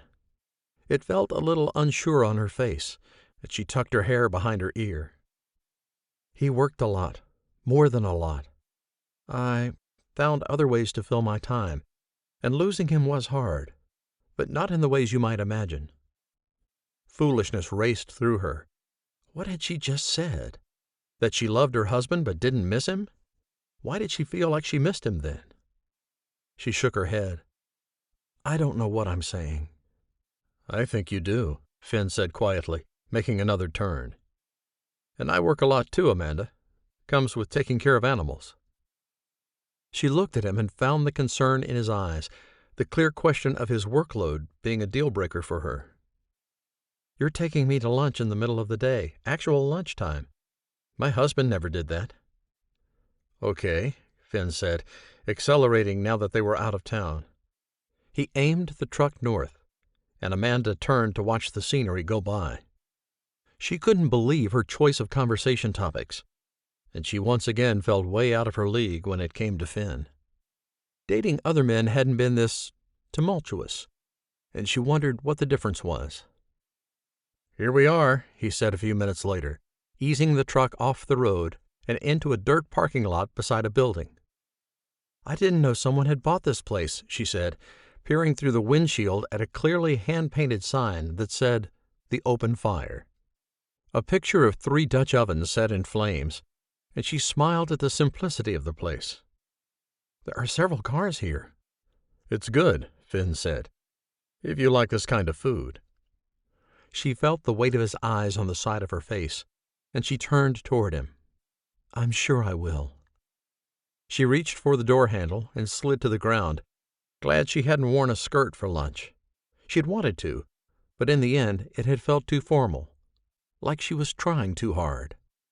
Finn met her at the front of the truck, taking her hand and lifting it to his lips. When can I see you again? He asked, his voice low and filled with emotion. You're seeing me now, she said, nudging him with her shoulder in a flirty way. I know. He ducked his head and smiled. I just want to have something else on the calendar to look forward to. He met her eyes, and she saw an earnestness there she really liked. I might be a little lonely too, and you make it less so. She searched his face, sure she hadn't heard him right. Most men weren't as forward with their feelings as Finn had just been, even the older ones she had dated. Friday night? He asked, leaning forward like he'd kiss her cheek. He didn't, but pressed his against hers, so his next whispered words sent shivers down her spine. The old city hall in Turnersville has dinner and dancing every Friday night. Is that right? She asked, thinking of the last time a man had asked her to dance. It had been Ron in Dallas, the night she had fallen in love with him, 44 years ago. Mm-hmm, Finn hummed in her ear. The food's terrible, but the dancing is pretty fun. Do you know how to dance, Cowboy? She asked, feeling 18 again, full of life and light and like her future held endless possibilities. I'm not half bad. He pulled away, putting a respectable distance between them. It's 40 minutes to Turnersville from Coral Canyon. Dinner is at 6. I could pick you up. I'd like that, she said with a smile, her stomach swooping at the next date with this gorgeous man. She reached up and recentered his hat on his head and added, Now come on, I'm starving, and you promised me lunch in the middle of the day. He tipped his head back and laughed, and Amanda decided it was the best sound in the world. Is that what he said? Amanda asked later that evening, the lunch with Finn still swirling through her head. That's what he said, Lois Jensen said, pulling down the husks on another ear of corn. Can you believe it? I honestly don't know, Amanda said to her best friend and once next-door neighbor. She ripped out all the silk on the ear of corn in her hand. It just doesn't seem like a tractor should cost that much. Well, it's not like it used to be. Lois shook her head, her trim pixie cut barely moving. Amanda had wanted to cut her hair like her friends for a while now, but she hadn't been quite brave enough. But Walt's doing okay in Oklahoma City? She asked. Seems to be, Lois said, reaching for another ear of corn. I keep telling him he'll have to give up the farming conferences soon, but he doesn't believe me.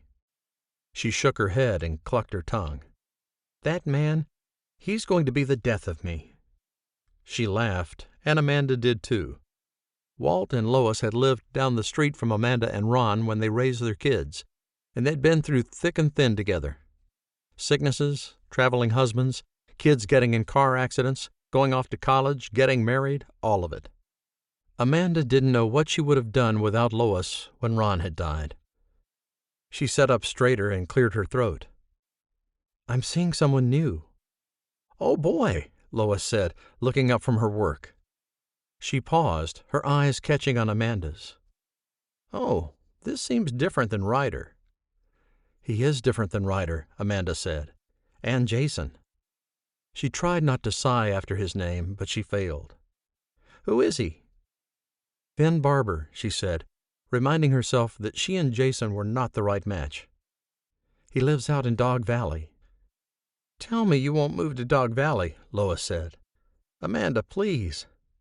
Don't sound so horrified, she said, shaking her head. I went out there on Sunday and it wasn't so bad. You're kidding. They've really spruced the place up in the last 20 years, Lois. Amanda gave her friend a look. You'd know that if you ever left Coral Canyon. Why do I need to leave? Lois puffed out her chest. Everything I need is right here. You know this corn didn't come from Coral Canyon, right?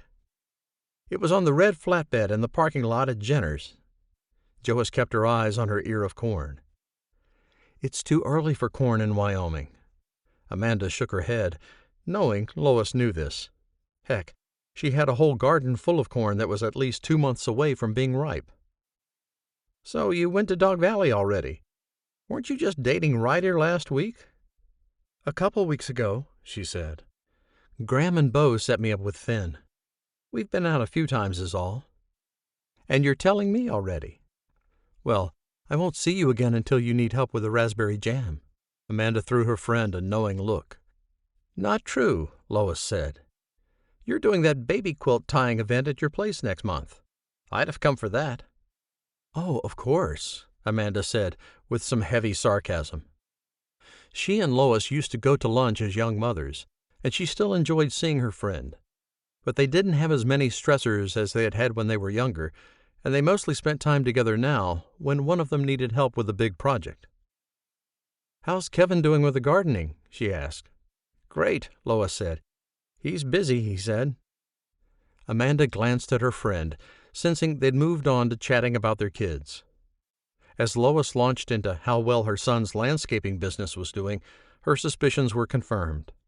Hey, at least she hadn't had to answer any questions about her and Finn. The fact that he owned a huge farm and probably owned a dozen cowboy hats, or her trip to Dog Valley.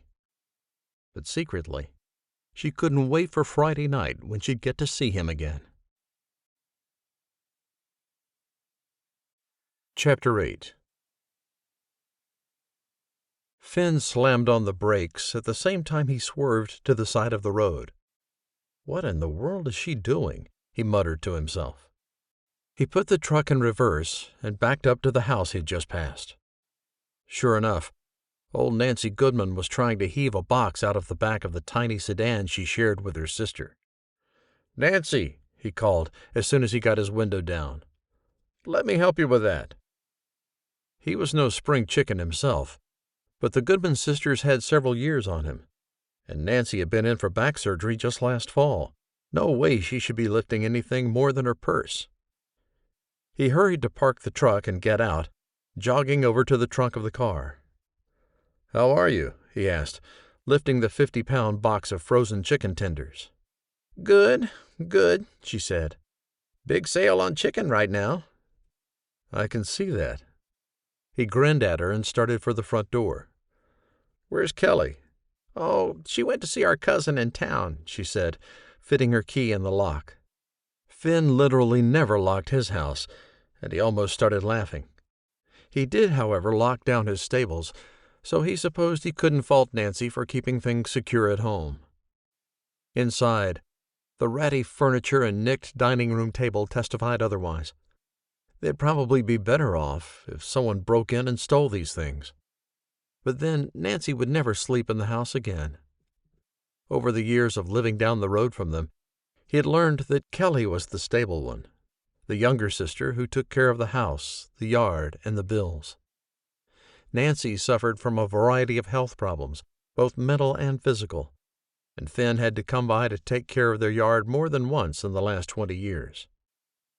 "Where do you want this?" he asked, seeing the kitchen counter was full of things, dishes, towels, notebooks. "Just set it there," she said, going straight for the recliner and collapsing into it. Her breath wheezed through the house, and Finn had the strangest urge to open all the blinds and all the windows, let in some fresh air and some light to breathe life into this place. "I'll get the rest," he said cheerfully, retracing his steps to the car to get the rest of the groceries. As he unpacked them and started opening cupboards to find where things went, he asked, "How did Kelly get to town if you have the car?" "Selina came and picked her up," Nancy said, and Finn detected some jealousy there. He didn't know what to do about it, as he didn't spend a lot of time with the sisters. He mostly just watched out for them and helped when and where he could. "Your birthday is coming up, isn't it?" he asked, opening the freezer to see if there was room for the chicken inside. Not even a little bit. Frustration pulled through him as he was already running a bit late to get home, shower, and get back to Coral Canyon in time to pick up Amanda for their dinner and dancing date that night. "Yes," Nancy said. "It's in a few weeks." "I'm sure Kelly will make you a nice cake," he said. "Nancy, do you have a chest freezer? In the garage, maybe?" He started toward the door that must lead to the garage. "No," she barked, "and you can't go out there." She got to her feet awkwardly but quickly and approached him. "I'll take care of the chicken. Thanks so much, Finn." She practically shoved him out onto the porch, and he was surprised enough to just go. She closed the door with a smile that looked half genuine and half panicked, and Finn stood there wondering what had just happened.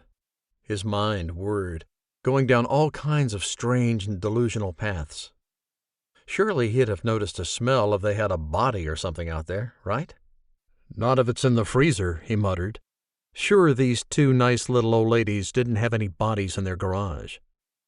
He couldn't help that his mind had gone there, and he went down the steps and around the side of the house. The garage had windows on this side, and he cupped his hands to peer through the dirty glass. It took him several long moments to realize what he was looking at. "Trash," he said. Even if there was a body in there, they'd never find it. So they were hoarders, or at least one of them was, though he hadn't noticed it being too terrible inside the house. Sure, it had a smell, and yes, there were things piled everywhere, but nothing like he'd seen on those reality TV shows. He got in the truck, satisfied his nearest neighbors weren't going to pose any danger to him, and went home. The dogs jumped down from the back of the truck, Licorice barking as the three of them rounded the front corner of the house on their way to the bigger backyard. He cracked the door off the deck so they could get in when they wanted to, and he jumped in the shower. An hour later, he pulled up to Amanda's house to find her sitting in one of the rocking chairs on the front porch. As he climbed the steps, he admired the pretty white dress she wore, with colorful flowers embroidered along the hem and down the sleeves. "Don't you look nice?" he asked, sitting in the chair on the other side of the small table. "Thank you," she said, indicating the second glass of lemonade sitting there. "It's not black coffee, but it's much too hot for that anyway." He lifted the glass to his lips. "Did you make this?" he asked, the sourness making his taste buds cramp before he had even taken a sip. "I sure did." He drank then, pure pleasure rolling through him at the tangy yet sweet liquid. "It's delicious," he said. "Are you ready for dancing?" she asked, standing up. He let her take his hand, though he didn't need her help getting up. He kept her fingers in his and pulled her close to him. "You're stunning," he whispered, feeling sparks come alive in every part of his body. "I feel like the luckiest man in the world." Amanda giggled, grabbed onto his shoulders, and they swayed right there on her porch. "Don't get too excited yet, Cowboy," she said. "You haven't seen me dance, and I'm pretty sure I have 2 left feet." Finn didn't even care. He just wanted to be with Amanda, and that concept alone was foreign enough to have him simply sweeping his lips along her cheekbone and saying, "All right, let's go." The food at dinner wasn't good, as Finn had predicted it wouldn't be. He leaned toward Amanda and whispered, "We'll get something good on the way home, okay?" She had put her fork down at that moment, and once the table and chairs had been cleared, it was time for dancing. "May I?" he asked, bowing slightly and offering her his hand. She giggled again, and while she was a mature woman, the sound elicited something inside him Finn thought he'd never feel again. Desire. He wanted to kiss her right then and there on the dance floor, but he didn't. He knew it was too early, and he certainly didn't want their first kiss to be in front of anyone else. "My sons are hosting a Cupcake Wars event at the lodge in a couple of weeks," Amanda said, swaying easily with him. "Everyone needs a partner to participate, and I thought maybe you'd like to be mine."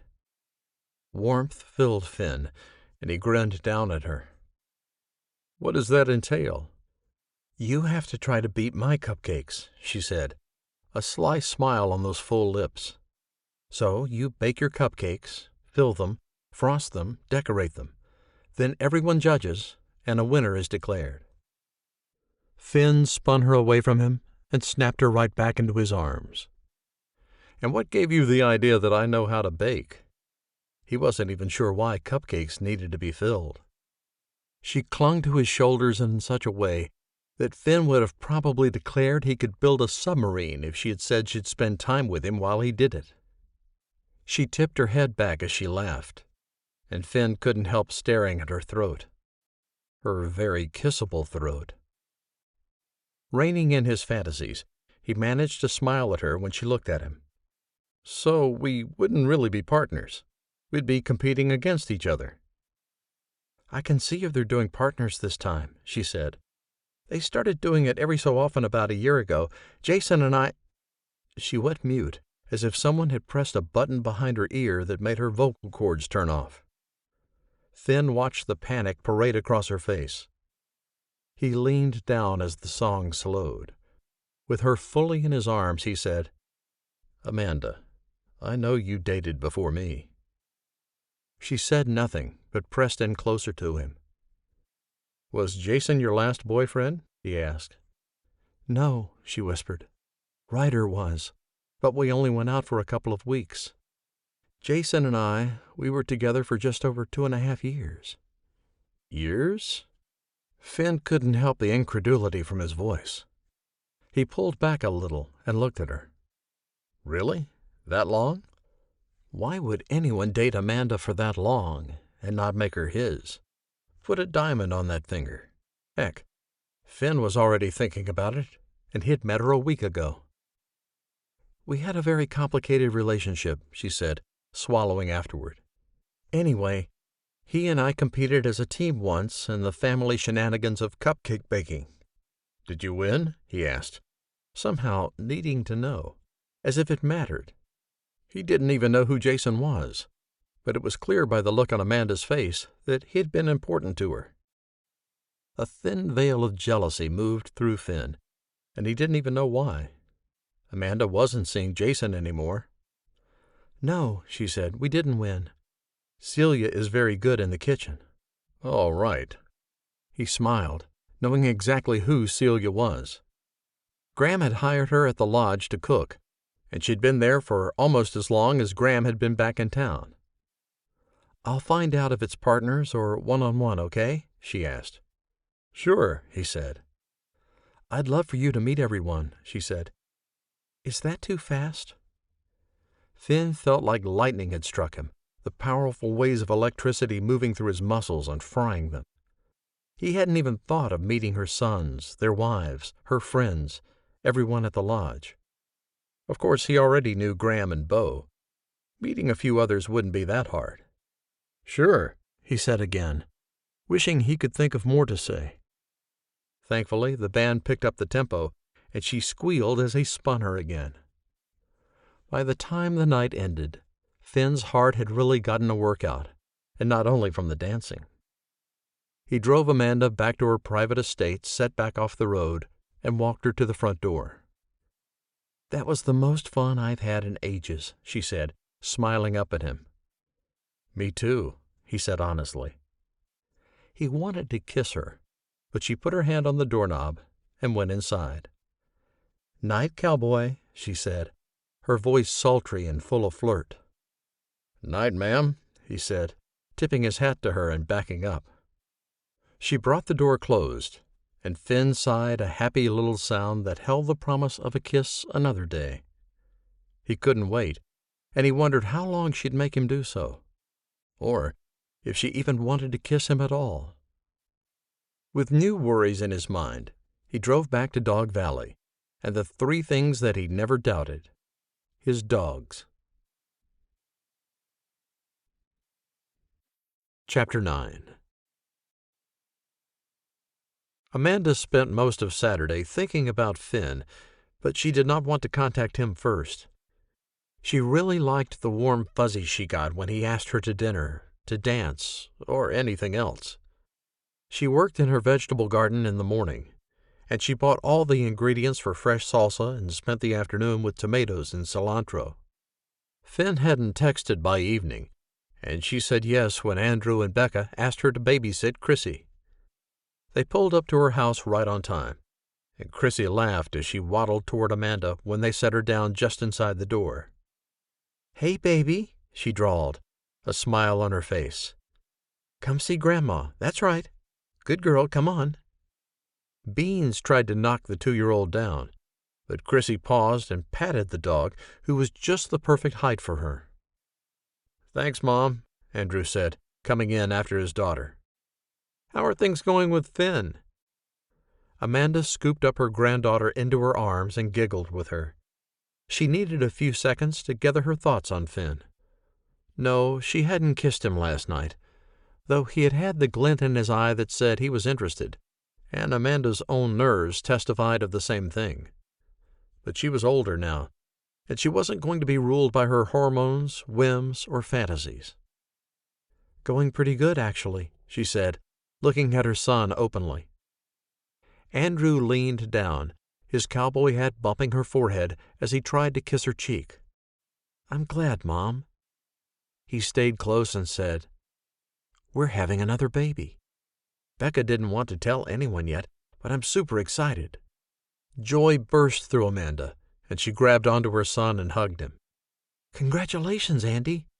I won't say anything to anyone." He squeezed her tight and stepped back, happiness streaming from him, too. "You should come have lunch at the office this week," he said. "Sure," Amanda said. "Name the day. I'm pretty open." "Really? You're not spending every day with Finn?"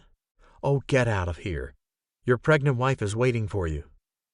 Amanda swatted at him, but he easily dodged her playful gesture. He laughed, backing up a few steps. "Love you, Ma." "Love you too, son." She watched him walk out, happy for him and Becca. It had taken Andrew a long time to see there was more to life than Springside Energy, and she was glad he finally had. He and Becca both worked for the company, and without them, things would have fallen apart a long time ago. "He's doing great, Ron," she whispered to the empty house, drawn back to reality by the babbling baby in her arms. "Cream, cream, cream," Chrissy said, wiggling to get down. "Yes," Amanda said, "ice cream.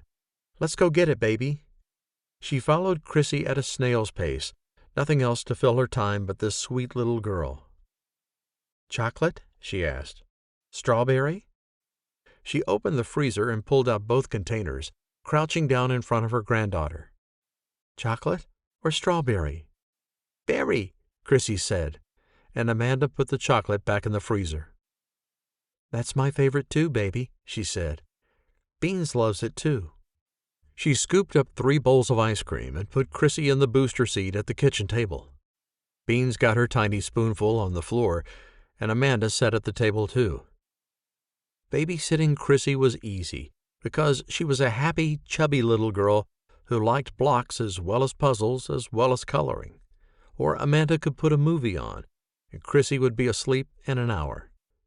Her phone snapped out her texting sound a few minutes later, and she glanced at it. Finn had finally texted. "Want to come out to the farm one day this week? I'll make you my favorite meatballs and gravy with scalloped potatoes." Amanda grinned at the invitation. "Finally," ran through her mind, when she realized maybe she just needed to slow down when it came to him. Relief filled her that she hadn't kissed him last night, even though they'd both been thinking about it. Amanda knew better than most that there was a huge difference between thinking about something and actually doing it. "Sounds like winter food," Amanda typed out. "But there's nothing I like more than meat and potatoes." He didn't answer right away, and she got up and put all the bowls in the sink. "Ready for coloring?" she asked Chrissy, who clapped her hands. Amanda got out paper and crayons before Finn texted again. "Tell me what day works for you." She wanted to see Finn sooner rather than later, but she didn't want to seem overeager. "Tuesday?" she said. "Tuesday it is. See you then." Amanda felt like she could walk on water as she watched her granddaughters scribble on the paper in front of her. "Should we put on some music?" she asked, turning toward her internet radio speaker and telling it to play nursery rhymes. Chrissy looked up, her smile instant. "Humpy," she said, laughing as the song for Humpty Dumpty started playing in the house. She babbled along happily to the music, getting some of the words in the right place.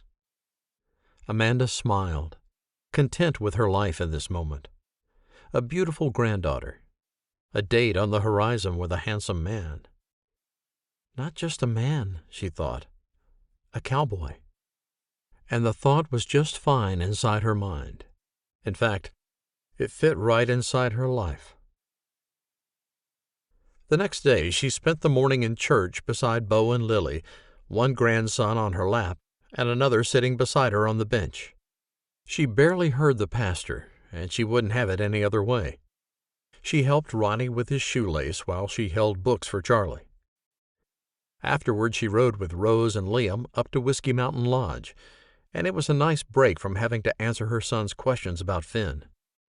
In fact, no one at the lodge asked her about him, and she had a great afternoon in the backyard of the lodge with Celia's famous potato salad and the scent of hot dogs and hamburgers filling the air. Bailey rode horses, while the littles played in the sandbox or got pushed in swings by their parents. Becca said nothing about her pregnancy, though Amanda noticed a glow about her that felt obvious. Vi, however, stood up once Celia brought out the ice cream. She looked around at everyone and burst into tears. "What's wrong?" Lily asked, jumping to her feet. Vi pressed her lips together and shook her head, Rose going over to her as well, The three of them, the famous Everett sisters, who'd given up their country music career to live in Coral Canyon, marry cowboys, and be mothers. "Are you sick?" Rose asked, glancing at Todd. "Is it Todd again?" Todd stood up, a smile on his face. He looked nervous, but he put his arm around Vi and said, "We're going to have a baby. 2, in fact." Lily sucked in a breath at the same time Rose shrieked. She jumped up and down before covering her mouth with her hands. "2 babies?" she said through her fingers. "The fertility treatments finally worked?" Lily asked, holding on to Vi's shoulders. "Really?" "We heard the heartbeats on Friday," Vi said, her voice much too high and choked off. Her parents joined the Everett girls, and all the congratulations began. Amanda watched them, happy for Vi and Todd, though there was no blood relation between them. When there was a break in the excitement, Amanda stood up and gave Vi a hug, too. "Congratulations, dear." She moved to Todd. "And to you, Todd."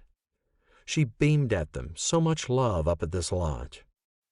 She'd enjoyed so many events here with Jason, and she really wished she'd invited Finn to join her this afternoon.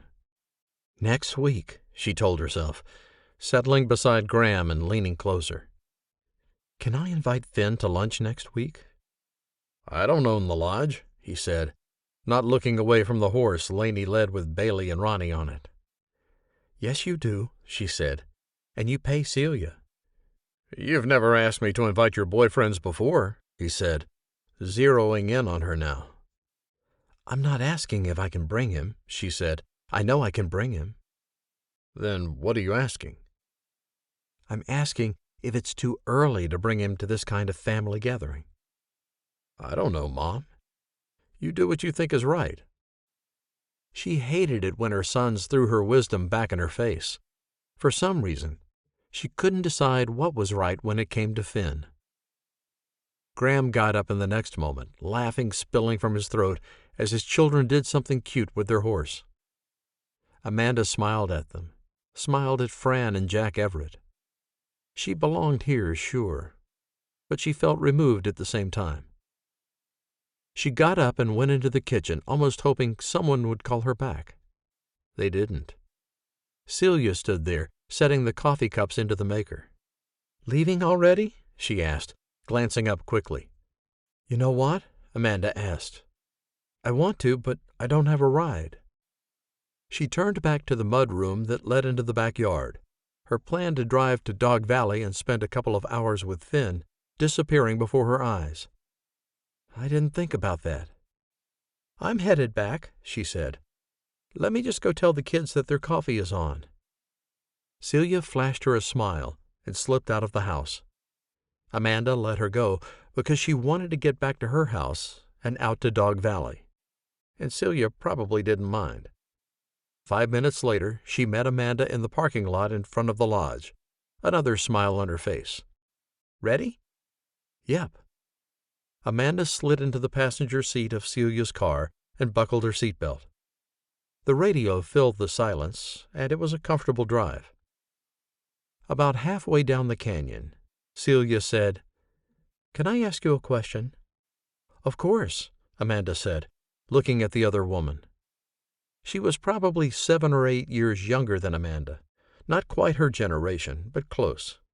She had some gray coming into her hair, especially in the front, and she'd had a short cut for as long as Amanda had known her. "You've dated quite a bit since Ron died," Celia said, her fingers loosening and then tightening on the wheel. She swallowed. "How does one, if I wanted to start dating, how would I do that?" She shot Amanda a glance, and all of Amanda's unease at what Celia could ask fled. She giggled and quickly covered her mouth with her hand. I'm sorry," she said. "I didn't mean to laugh." She sobered and looked at Celia. "You're ready to start dating again?" "Brandon died 20 years ago," Celia said. "I thought I was happy. I am happy. You're lonely," Amanda supplied. "The kids are great. You're great. You like your work. But there's something missing." She watched the pine trees. Am I close? Dead on, Celia said. Let's go to lunch this week, Amanda said. I'll tell you all my secrets. And now her week was very, very full of lunch dates. Amanda smiled at the thought, glad she could help her friends and see Finn again. Chapter 10. Finn answered Amanda's call when it came in, pulling off a glove to do it. "Hey," he said easily, glancing down the row in the henhouse. He hated the smell in here, and if he was going to talk for any amount of time, he'd need to go outside. He turned toward the door, deciding the eggs could wait a few minutes while he spoke on the phone.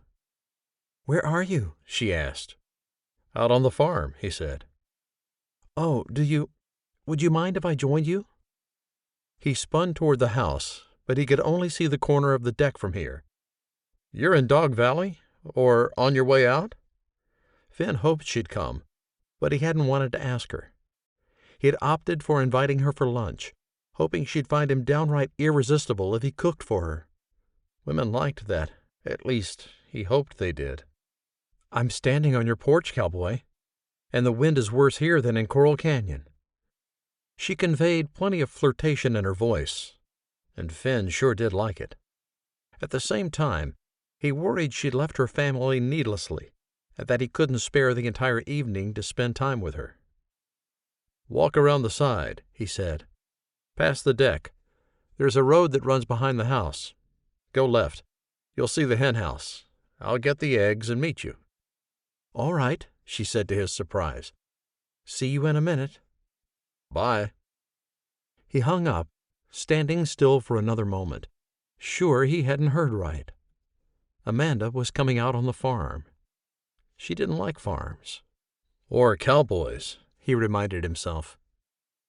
At the same time he pressed down his hat against that wind she'd spoken of, he remembered the sheer desire and delight in her eyes from Friday night.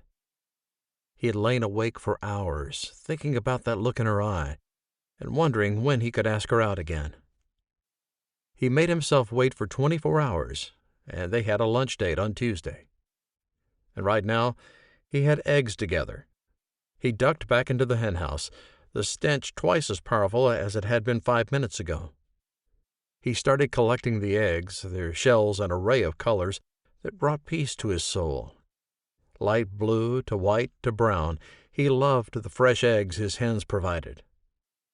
When he finally burst out of the henhouse, he found Amanda standing there in a pair of sneakers, jeans, and a red windbreaker. She took his breath away. But some of that power belonged to the wind, too. Dust kicked up into the air, obscuring the farm and making visibility only a few feet. He squinted and said, "Holy cow," before reaching for Amanda's hand. "Let's go into the stables." He ducked his head against the dust and wind and headed for the building next door. As he reached for the door, the first raindrops fell. Surprise mingled with his adrenaline as he burst into the stable. She laughed, and Finn's heart rate picked up with the sound of it. "Whew," he said, taking off his hat and shaking the dirt off of it. He stepped over to the window, careful not to drop his eggs, and checked outside. "Looks like we're going to hunker down here for a minute." The pounding sound of rain on the roof met his ears, and Amanda looked up to the ceiling. "It's so loud." Energy filled the stables, and Finn turned toward his horses. He'd just brought them in before heading to the henhouse, and he hadn't seen the storm coming. Amanda apparently hadn't either. "You want to meet the horses?" He set the eggs on a workbench and took her hand again. Feeling a bit reckless and a lot brave, he pulled her right against him, carefully wrapping both arms around her as he stared into her eyes. "It's good to see you." She smiled and stroked both hands along the side of his face, taking his hat off in what felt like an extremely intimate gesture. "Good to see you, too." "No family this afternoon?" "I went to the lodge and had lunch with them," she said, her voice pitched slightly higher than normal. "Wasn't enjoying yourself?" He cocked his head, feeling very exposed without his hat. Maybe Amanda just saw things in him that no one else had before. She shrugged as much as she could in his arms. "I wanted to see you today." He drew in a breath, and it was part perfume and sunshine and part leather and horses. Stepping back, he put some distance between them. "I didn't think you liked farms or cowboys." He moved toward the first stall, where he kept Dark Beauty, a female racehorse who had great potential. In his heart of hearts, Finn knew he'd watch her win titles in the future. "This is Dark Beauty," he said to Amanda, when she didn't confirm or deny that she didn't like farms or cowboys. Frustration moved through him that she'd ignored him again, though the last time had been a week ago, when he'd asked her about her family. Maybe it was an oversight. At least, that was what he told himself, as the equine that could be a queen diva lifted her nose over the door of the stall. She huffed at him, but he didn't have any treats for her. "This is Amanda," he said, cocking one hip into the door, keeping the horse in her stall. "Amanda, Dark Beauty." She looked at Finn like he'd lost his mind. Maybe he had. And he decided to be brave and reckless again. "Do you like farms and cowboys?" he asked. "Because if you don't, I'm just not sure we should keep seeing each other." She blinked, her eyes widening.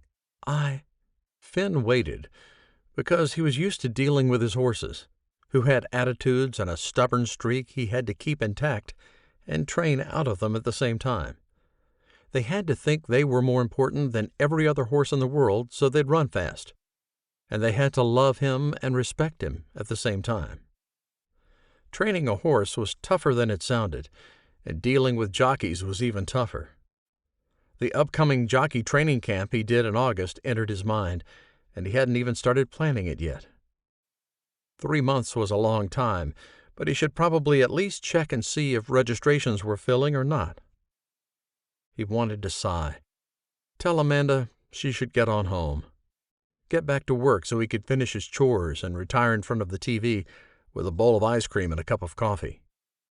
Finn waited another moment, and then another. Just as his frustration reached a boiling point, Amanda said, "I like you. And if you're a cowboy, then I guess I like cowboys." He nodded and moved down to the next stall. He wasn't going to introduce her to any more horses, but a measure of comfort moved through him when she slipped her hand into his. "Why don't you like cowboys?" he asked. "You got married young. Surely you didn't have a bad experience with one." "I grew up in Texas," she said. "I've known dozens of cowboys, practically from the time I started school." "Bad experience in kindergarten?" He chuckled. "Come on, Amanda, I'm not stupid." "I didn't say you were stupid." She paused outside the next stall, this one for a horse named Always Boss. "He's beautiful." "He's going to win some races, this one," Finn said fondly, drawing Amanda's attention. She gazed at him with all the adoration he had always wanted from his wife, the desire he'd never quite seen in her eyes. "I suppose I never wanted a cowboy because I didn't particularly like being a cowgirl." He appreciated the honesty in her tone. "You don't have to be anything but what you already are." A smile touched her face, radiating up into her eyes. "Thank you, Finn." She looped her arm in his, and they walked down to the end of the aisle and turned back. "I think the rain has stopped," he said, listening for the patter of it on the roof and not hearing it. "We can make a run for it. I've got frozen cookie dough in the freezer, and you can make me some of that hot chocolate you were bragging about on Friday." "I was not bragging," she said with a laugh. Finn leaned over and kissed her cheek. "I know you weren't. Come on. Sometimes the rain only pauses for a second." As soon as he had said it, he felt foolish. Of course, she'd already know that. She had lived here for 45 years. She said nothing, though, and Finn didn't press the issue of her not liking the farm. Her disinterest was obvious, almost as obvious as her interest in him. Was it possible for her to like, maybe even fall in love with, a cowboy and not like what he did for a living? He supposed anything was possible, and he set up a quick prayer as he gathered his basketful of eggs, cracked the door to check on the rain, and then hurried back to the house. The next evening, Finn had just taken the garlic bread out of the oven when the front door opened, and his daughter called, "Dad?" "In the kitchen," he said, hurrying to set the pan on top of the stove and toss the oven mitts to the counter beside that. He ducked around the corner and grinned at Joanne and Kim, who'd driven out together from Jackson Hole. "Smells amazing in here," Kim said, tossing her honey blonde hair over her shoulder as she walked toward him, a smile on her pretty face. "Hey, girls." He embraced them both, the three-way hug making him feel like the best dad in the world, though he knew he wasn't. "How was the drive?" "Joanne nearly killed us at the crossroads," Kim said, tossing a look at her older sister. "I did not. That trucker wasn't even looking." She handed Finn a package. "Mom said to give you this." "Thanks." Finn looked at the small box, trying to figure out what his ex-wife would possibly have for him. Their mail hadn't been crossed in decades, and there was no reason he'd ever have something sent to her house. He didn't even know her address by heart. "She said to open it right away." Joanne lifted her eyebrows in such a way that Finn's fear boosted over his curiosity. "What am I going to find?" he asked. "I don't know," Joanne said. "If you don't open it, I will," Kim said from the kitchen. "I'm starving, and this food looks amazing." It was just spaghetti and meatballs, but it was something Finn had been feeding his girls since they were little. He got nostalgic making it for them, though they were both grown now. He lifted the flaps on the box, which had been tucked into one another. A candle sat inside, with the outline of the Teton Mountain Range on it. "Ooh, a candle," Joanne said, reaching inside the box. "I want one of these." "They're made from organic beeswax," Kim said, as if Finn cared about such things. "And that one is scented with pine and nutmeg. It sounds weird, but it smells divine." She lifted the lid on the spaghetti and meatballs. "Can we eat now? We've been driving forever." Kim smiled at the dramatic whine of his youngest daughter. She had always had a flair for exaggeration, and Finn had grown to love that about Kim. "Sure," he said, taking the candle from Joanne and setting it on the built-in desk in his kitchen he didn't actually use for anything but a gathering place for junk.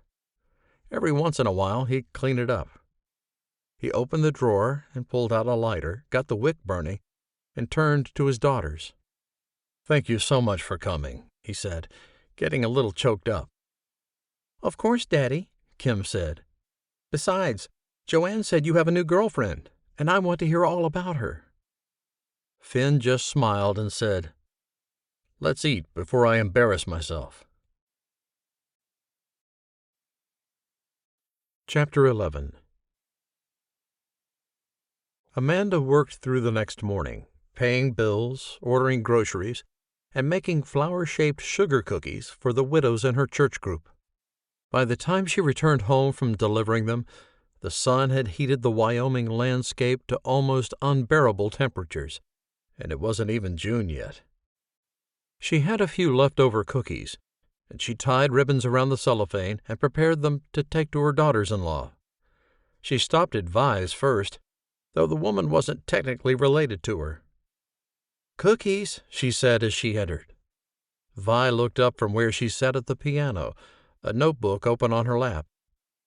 "Oh, Amanda," she said, jumping to her feet and practically throwing the notebook over her shoulder. "I didn't mean to interrupt," she said, embarrassment swirling through her.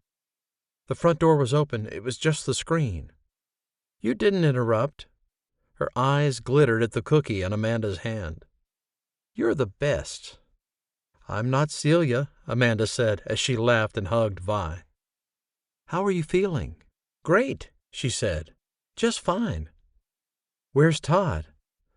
Neither of them had real jobs, as they both had money coming out their ears. "He went to get lunch," she said. "We were just—" She looked at the piano and back to Amanda. Can you keep a secret?"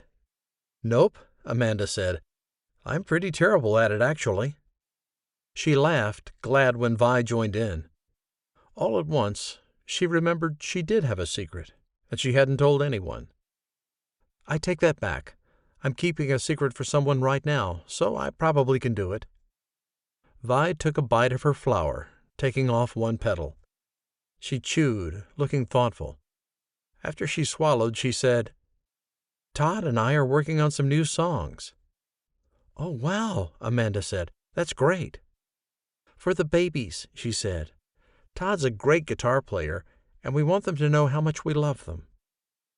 Tears appeared in her eyes, and Amanda wanted to hug her tight, tight, tight. "Oh, baby," she said, "they know you love them already." Vi nodded, wiped her tears, and took another bite of her cookie. Amanda said she couldn't stay long, as she had other cookies to deliver, and she hugged Vi one last time before she left. She remembered what a magical time it had been to be pregnant, and she thought about her life as a young mother as she drove to Rose's house. Rose wanted to be a mother more than anything, but Amanda hadn't heard any announcements yet. No one was home, and she didn't dare leave the cookie to bake in the hot sun, so she took it with her and stopped by Becca's, only to find she wasn't home either. When Amanda texted her, she said she and Chrissy had gone to swimming lessons and would be back soon. Deciding not to stay, Amanda left her cookie on the kitchen counter and went home. She stood in the foyer of the huge house she'd once shared with her husband. She loved this house. She'd designed this house with an architect, and it had everything exactly how she wanted it. Yes, the yard was too big. The pantry not big enough. So maybe not everything was exactly how she wanted it. She doubted anything ever could be. Her marriage hadn't been perfect, but they'd made it work. She hadn't been a perfect mother, but somehow her sons had survived. Standing in the silent house, she realized that maybe the reason none of her relationships had worked out over the past several years was because of her. After all, she had almost pushed Finn away because of a couple of accessories he wore. "It's more than that," she said to the vase of flowers on the front table. Finn's entire way of life didn't appeal to Amanda. She didn't want to be tied to a farm because animals needed constant care. If they went out of town, someone had to be there to take care of the chickens and horses and goats. Not that Finn had goats. At least, Amanda didn't think he did. "And you don't travel," she said to herself. She had plenty of money, and she didn't particularly want to go anywhere. She wanted to be with her grandkids, her sons, their wives.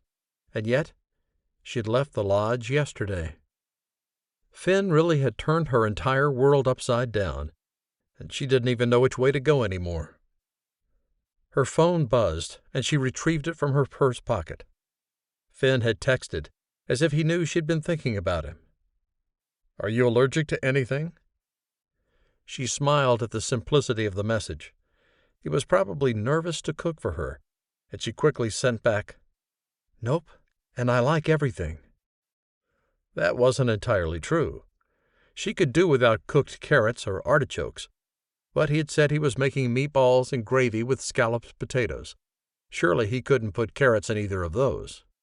"We'll find out tomorrow," she said, finally moving into the kitchen to discover she'd left a big floury mess from the sugar cookies. When she pulled up to Finn's the next day, she found him getting his mail from the box at the end of his driveway. She stopped and rolled down the window. "Need a ride, partner?" She laughed, and Finn grinned at her like she was the funniest stand-up comedian he had ever heard. She inched forward and put her SUV in park, got out, and walked into the house with him. "How was dinner with your daughters?" He told her more about Kim and Joanne on Sunday evening, while she brewed up hot chocolate and he popped popcorn. She'd stayed too late, once again making her feel like a much younger woman than she actually was. "They're great," he said. "Kim has a serious boyfriend. I guess they've started talking about marriage." "Oh, that's great," she said. "I mean, is that great? Do you like the man she's with?" "I've never met him," Finn said. "Oh." Surprise moved through Amanda. Finn threw her a look as he tossed the mail on the desk and continued to the stovetop, where a pot sat, steam leaking from the lid. He bent and peered into the oven, saying, "A few more minutes. I hope you're not starving." "I'm fine," she said, taking a spot on the couch across the room.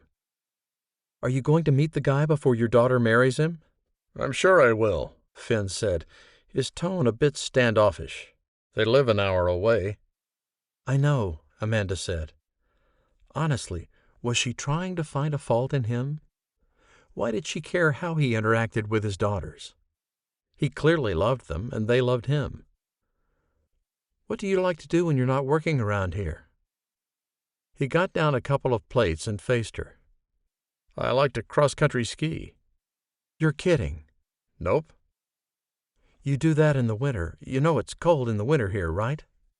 He laughed, making the once tense atmosphere much lighter. "I know. The trick to enjoying Wyoming is enjoying winter sports." Amanda felt like someone had poured straight lemon juice down her throat. "I try not to go outside in the winter at all." "No ice skating?" "No." She shook her head. "I suppose ice fishing would be out then." His blue eyes glittered at her all the way from the kitchen. She wanted to get up and go over there and kiss that mouth. That cowboy mouth. "I don't even see the point of fishing when it's warm," she said. "Oh, boy," he chuckled again. A timer went off, and he turned back to the oven to silence it. He pulled the potatoes out and clicked off the burner under the pot on the stovetop. "I think we're ready." She joined him in the kitchen, and he folded his arms. "Will you say grace?" A moment passed between them, and Amanda's body heated in that single breath. "Sure," she said. She thanked the Lord for the food, for the good land where they lived, and asked him to watch over those they loved. In her heart, she added a silent plea that she could figure out how to make things work with Finn permanently. She kept those in her heart, though, and after she said, "Amen," he served her a beautiful plate of food. "You keep doing this and I won't want to leave." "That's the point." He grinned at her, but Amanda felt like he'd stabbed her through the heart with his fork. "Oh?" He shrugged. "I just want you to know you won't have to take care of me. I can cook, I clean, I do all my own yard work."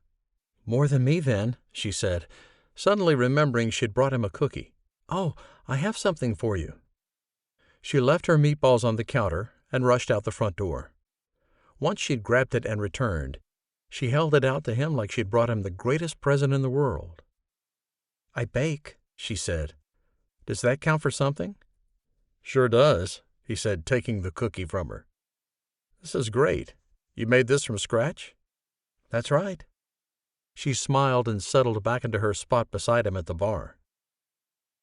"Have you ever wanted to do something different with your life?" he asked. "Open a bakery, that kind of thing?" She wasn't sure where these questions were coming from, and she filled her mouth with the most delicious meatballs and brown gravy she had ever had. A moan came out, and he looked at her. "This is amazing," she said, after she'd swallowed. "And no, not really. I mean, I like to bake, but I also like to sleep in." "Ah, a dangerous combination for a bakery owner," he teased. "Exactly." The conversation was easy after that, and Amanda stayed for an hour or so. When Finn said he had to get back to work on the farm, rather than go with him, she bid him farewell and got back in her car. His words about wanting to keep her with him wouldn't leave her mind. As the miles and minutes passed, she realized how different their lives were. They didn't live in the same town, didn't attend the same church, didn't even have the same goals. She wanted a companion, someone to share her life with. What does he want? She asked herself. If things got serious with them, hard conversations would have to happen. Could she sell her house in Coral Canyon and move to Dog Valley, live on a farm, give up her church, her friends, her close proximity to her family? As the questions tumbled through her mind, Amanda didn't have a concrete answer for any of them. She loved her house in Coral Canyon, and she couldn't imagine selling it. She and Ron had worked so hard on it, and there was so much of both of them there. She didn't have to decide right now, and she put the thoughts out of her head. They stayed away for approximately 4 seconds, and then they swirled back to life again. In the end, she decided to do what she'd once told Eli. "Don't worry so much," she said as she pulled into her garage. "You haven't even kissed him yet. Have fun. Get to know him. Don't worry." Nodding with utmost determination, she went inside the house. The silent, empty house that she swore one day would swallow her whole. To ease her loneliness and make the house smaller, she pulled out her phone and texted Finn. "Lunch was delicious. Thank you so much for having me." "Any time, Amanda," his response said. "Any time." And looking around the house now, with Finn's words etched in her eyes, she knew she could give up this house. After all, it was just a house, and houses didn't make meatballs and brown gravy, or send texts, or offer companionship. Her phone rang, and while she expected it to be Finn, it was Bo. "Hey, baby," she drawled. "Ma," he said, "you asked about the cupcake competition, and Lily and I have decided." "Oh, perfect," she said. "It'll be a couples competition this time, so you and Finn would work together." A smile curved her lips. "That's great, son, just great." "So you're in?" "Yes," she said. "Finn and I are in." "Great. Gotta go," he said, and he hung up before she could even say goodbye. She didn't mind, because all she could think about now was seeing Finn in an apron trying to fill or frost a cupcake. She couldn't wait for the Whiskey Mountain Lodge Cupcake Wars. Oh, no, she could not. Chapter 12. Finn reached for the thistle that was trying to hide back behind the rose bush, sweat dripping down his face. As much as he loved summer, he could do without Mother Nature trying to bake the state of Wyoming off the face of the planet. His garden sure did like it, though, and his sprinkling system had come on that morning, so the ground was nice and wet for weeding. He'd been fitting in little tasks like getting the flower beds around his trees cleared in any spot of time he could find. Now that he was dating Amanda, spending time with her had taken priority over some things. They'd been out a few more times over the past couple of weeks, and she still slipped through her front door with a coy smile on her face before he could kiss her. Every dang time. Finn wasn't sure what kind of signal she was trying to send. He should probably just ask her. Get it out in the open. It wasn't like he had to hide how he felt about her. With the weeding done along the side of the house where he had a dozen rose bushes standing sentinel, he retreated to the front steps, which were bathed in late afternoon shade. His thumbs hovered over the screen, but in the end, he tapped to her name and hit the green phone button to call her. She didn't have a paying job, but Finn had learned over the past few weeks that she spent plenty of time working. She helped people from her church. She babysat her grandkids. She baked things and took them to people who couldn't get out of their homes or who needed a pick-me-up. She did a few things around her yard, but she paid a gardener to do the bulk of the care, and Finn was actually considering doing the same thing. "Hey," she said, her voice bright and cheerful on the other end of the line. "What's up?" "Hey," he said, his mind suddenly blank as to why he'd called. The Cupcake Wars at Graham's Lodge was a couple of days away, and that was the next time he'd been planning to see her. "Are you going to make me try to read your mind?" she teased. "No," he cleared his throat. "Okay, I have a question for you. It's a yes-no type of deal. I really only need one word. I don't need an explanation or anything." A beat of silence followed. "Finn, I'm a little worried right now. I'm not going to lie." "I'm scared out of my mind," he said, wondering what on earth had possessed him to call. "It's just, we've been out several times now. You hold my hand. You seem to have a good time. I walk you to the door, and you slip away. Is that what we are? Don't answer that. That's not the question." He drew in a deep breath. "Are you ever going to let me kiss you?" he asked. A healthy amount of silence poured through the line before Amanda started laughing. "That's the question?" "A yes or no would suffice," he said, feeling more and more foolish as she continued giggling. "Yes," she said. Relief rushed through him. "All right, that's all I had." "That's it?" "Yep." "What are you doing tonight?" she asked. "I've got a meeting tonight, remember? That guy from Spirit Lake," they said together. "I remember," she added. "I'll see you at the lodge on Saturday, though," he said. "Right?" "Right." "You've been practicing your frosting-making skills?" Finn said. "I think that was on my agenda for tomorrow." That got her to laugh again, and Finn smiled at the sound of it coursing through his ears. The call ended, and he sat on the front steps for a few more minutes, just enjoying the country air, the stillness of his farm, and the fact that he was going to get to kiss Amanda Whittaker at some point in the future. Saturday afternoon found him pulling into the parking lot of Whiskey Mountain Lodge. He'd been inside a time or two, but usually just to hover near the front door while Bo got something for him. He spent a lot more time down the road at the ranch Laney and Graham owned, so he wasn't quite used to the grandeur that awaited him inside the lodge. And the noise. "You made it," Amanda said with a smile after she had opened the front door. "I made it." He held up his apron. "And this came in the mail this morning, so I'm ready." She laughed, embraced him, and said, "We're waiting in the kitchen. Come on." There were easily 20 adults in the kitchen and dining room, which were connected to make one big space. The kitchen was large, but there was no way 10 couples could create cupcakes in there.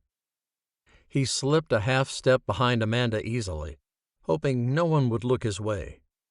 However, it felt like every eye in the place had locked onto him, and he couldn't help squirming and shifting a little bit. Finally, a woman waved both arms above her head and said, "It's time to begin. Everyone quiet down." "That's Celia Armstrong," Amanda said, leaning her head close to his. "She's the chef here at the lodge, and she organizes these cupcake events." Finn felt like he needed to get a new job, because organizing cupcake events sounded a heck of a lot more fun than walking through the henhouse to gather eggs. It smelled astronomically better, he knew that. "We're working in teams of 2 today," she said. 2 couples will battle up here while 2 battle downstairs. The winner from upstairs will go against the winner from downstairs, and we'll have 1 champion per round. She glanced around at the crowd. "I believe we had 8 couples signed up, but I don't see Vi." "She's coming," Lily said. "She'll be here in time for round 2. Finn was glad he knew a few faces and names at least. Celia nodded while saying, "Then the 2 winners from each round will do 1 last bake, a quick bake, 1 cupcake, their best cupcake. A winner will be named from that bake-off." She turned and lifted a whiteboard onto the counter. "I've got the brackets here. Come see when and where you're baking. The first round will begin in 10 minutes. Chatter broke out again, and several people surged toward the whiteboard. Amanda slipped her hand into his as a few people turned toward them. "Ready?" she asked. But Finn didn't have any time to answer before a man who looked very much like Graham said, "I'm Andrew, Amanda's son." "Hello," Finn said, putting on his best smile. "I'm Finley Barber." "Andrew is married to Becca," Amanda said, though she had rehearsed this information to him before. "They have a daughter, Chrissy, and—" "And this is my baking partner today," Andrew practically yelled, grabbing onto a dark-haired woman. "Bree. She's our gardener here, but Celia's been giving her some baking lessons, and I think we're going to take this trophy home today." "Oh, please," Amanda said. "Last time I checked, you ate out for every meal." Bree laughed, and Finn did too, though he wasn't much better. He could make a few things, and he could definitely read and follow a recipe. He hadn't practiced any frostings, but how hard could they be? "You're up at the first round, Mom," Graham said, tying an apron around his waist. "Hey, Finn." "Graham?" "I hope you brought your A-game," he said with a glint in his eyes. "Laney and I have been practicing for weeks, and you're up against us." "Upstairs or down?" Amanda asked, stepping away from Finn but not removing her hand from his. He went with her, somewhat surprised at the smack talk happening in this family. He actually enjoyed it, and it made them all seem more human, more real, more enjoyable to be around. "Upstairs," Graham said. "She can't measure flour right now," Amanda called, and Celia whipped around from the whiteboard to reprimand Laney. Finn started laughing, and Amanda smiled in a predatory way. "We're going to cream you," she said to Graham.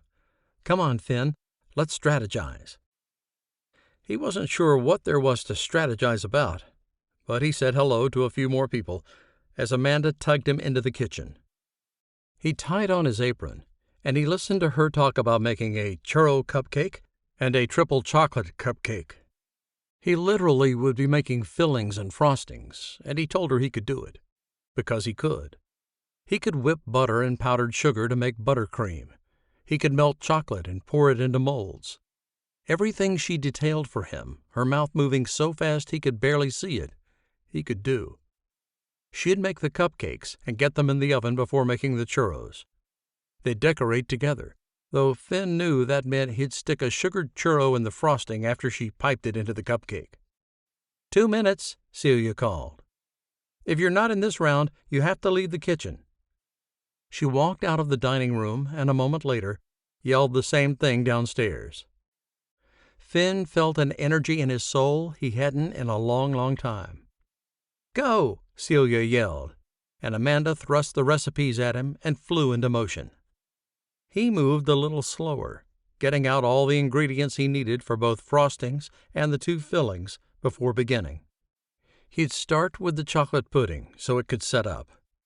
Then he'd do the cinnamon sugar butter for the churro cupcake.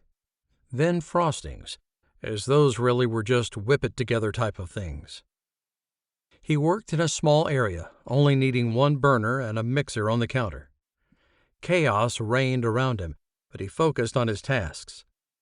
Amanda kept checking with him, but all he could say was, "I'm on schedule, sweetheart," or "Everything's great, we're going to win this."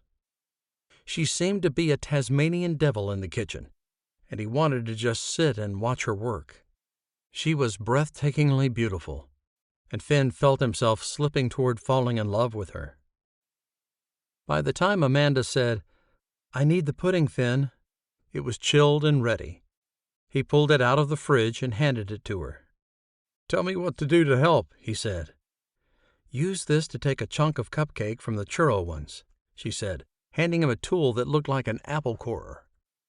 He did as she said, pulling out little nuggets of cupcake from 4 vanilla cinnamon cakes. "Put in the cinnamon butter," she said, as she pressed her piping tip up into the chocolate cupcakes and squeezed in the pudding. He carefully scooped out little round balls of cinnamon sugar butter and placed them in the center of the cupcakes. "Piping bags?" he asked, already reaching for one. "Yes, please." He loaded them both, one with the white chocolate frosting he had made, and one with the cinnamon frosting, and handed her the chocolate one as soon as she set down the pudding. She swirled beautiful mountains of frosting on the cupcake and said, "Garnish." Finn went back to the fridge as Celia called, 2 minutes, people, 2 minutes. All cupcakes have to be in the judging spot in 2 minutes. He almost tripped over his own feet, but he managed to open the fridge and retrieve the cowboy boots he had made from semi-sweet and bittersweet chocolate. "Finn, pull those churros out, would you?" Amanda sounded near panic. Finn left the chocolate on the counter and, using a pair of tongs, removed the short churro sticks from the hot oil on the stove. She had a plate of cinnamon and sugar sitting there, and he placed the fried dough on it. With his hands he quickly rolled them around, getting them covered. Moving back to the cowboy boots, he carefully stuck one in each mound of frosting and put 3 cupcakes on a long white plate Amanda had ready for him. "These are done, sweetheart." "Take them to judging," she said, finishing the last swirl on the churro cupcake. "These are too hot." She grabbed the churros and tossed them on a clean plate, sticking that in the freezer, while Finn took their first plate of triple chocolate cupcakes to a taped-off area on the dining room table. Celia grinned at him, and while he didn't know her, he smiled right on back. 30 seconds, she called. Finn spun back to the kitchen, noticing Graham and Laney had all their cupcakes in the judging square already. "Gonna have to take them out," he told her. 10 more seconds. Amanda looked like she'd swallowed a beehive as she turned and put the 3 best churro cakes on the plate. It felt like 10 years passed before she yanked open the freezer and stabbed the churro sticks in the top of the frosting, making them look like perfect little teacups with straws. She dashed over to the table and put the plate down just as Celia said, "Time's up." Amanda threw up her hands and laughed, turning to Finn and grabbing him in a tight hug. "Nice job, Cowboy," she said, making his every cell light up. "Judges," Celia said, and several children entered the dining room. "This is a blind taste test. The kids don't know who made what cupcake." Finn stood there with his arm around Amanda, more nervous than he thought he'd be. For some reason, he really wanted to win. For her, so she'd be proud of him. They tried all the cupcakes, and whispering ensued. Celia bent down with all of them, finally straightening and saying, "The children have chosen the triple chocolate cupcake and the churro cupcake as the winners." Amanda shrieked, throwing both hands up into the air again. She hugged Finn before taking a few steps and hugging her son and daughter-in-law too. Finn shook both of their hands, and though he'd lost, Graham couldn't seem to stop smiling. "Good job, Finn," he said, taking off his apron. "Come on, Laney, let's go get some ice cream down at the ranch." They left the children, and Amanda nodded toward a doorway. Finn followed her, a happiness making his steps light as they went into the backyard. "That was incredible," he said. "Yeah?" she asked, turning back to him. "You enjoyed it?" "So much fun." He gathered her into his arms. "And we won. I told you I wouldn't let you down." With that, he bent his head toward her, finally going to get his kiss. And what a kiss! Her lips tasted like chocolate and cinnamon, and Finn's mouth fit against hers so well she felt made to kiss him.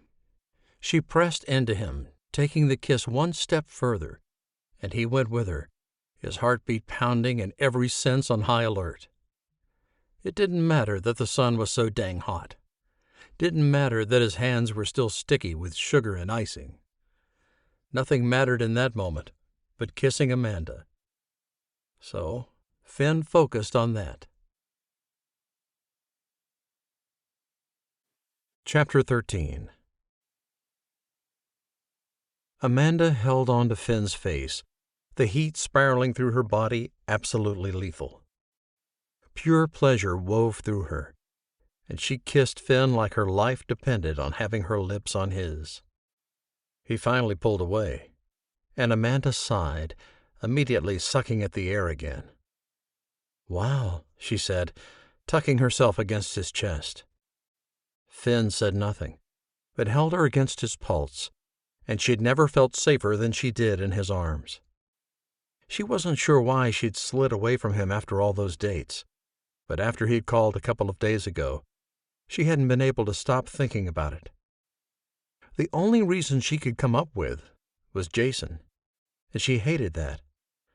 But Jason had never let her slip away from him. He'd have said, "Can you stay here for a second? I want to kiss you." And then he'd have done it. Finn wasn't Jason, and Amanda knew it. Jason kissed her like he wanted her, but Finn kissed her like he loved her.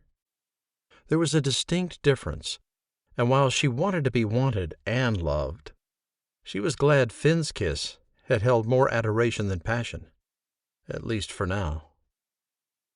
"So, we have an hour," he said. "Want to show me around this place?"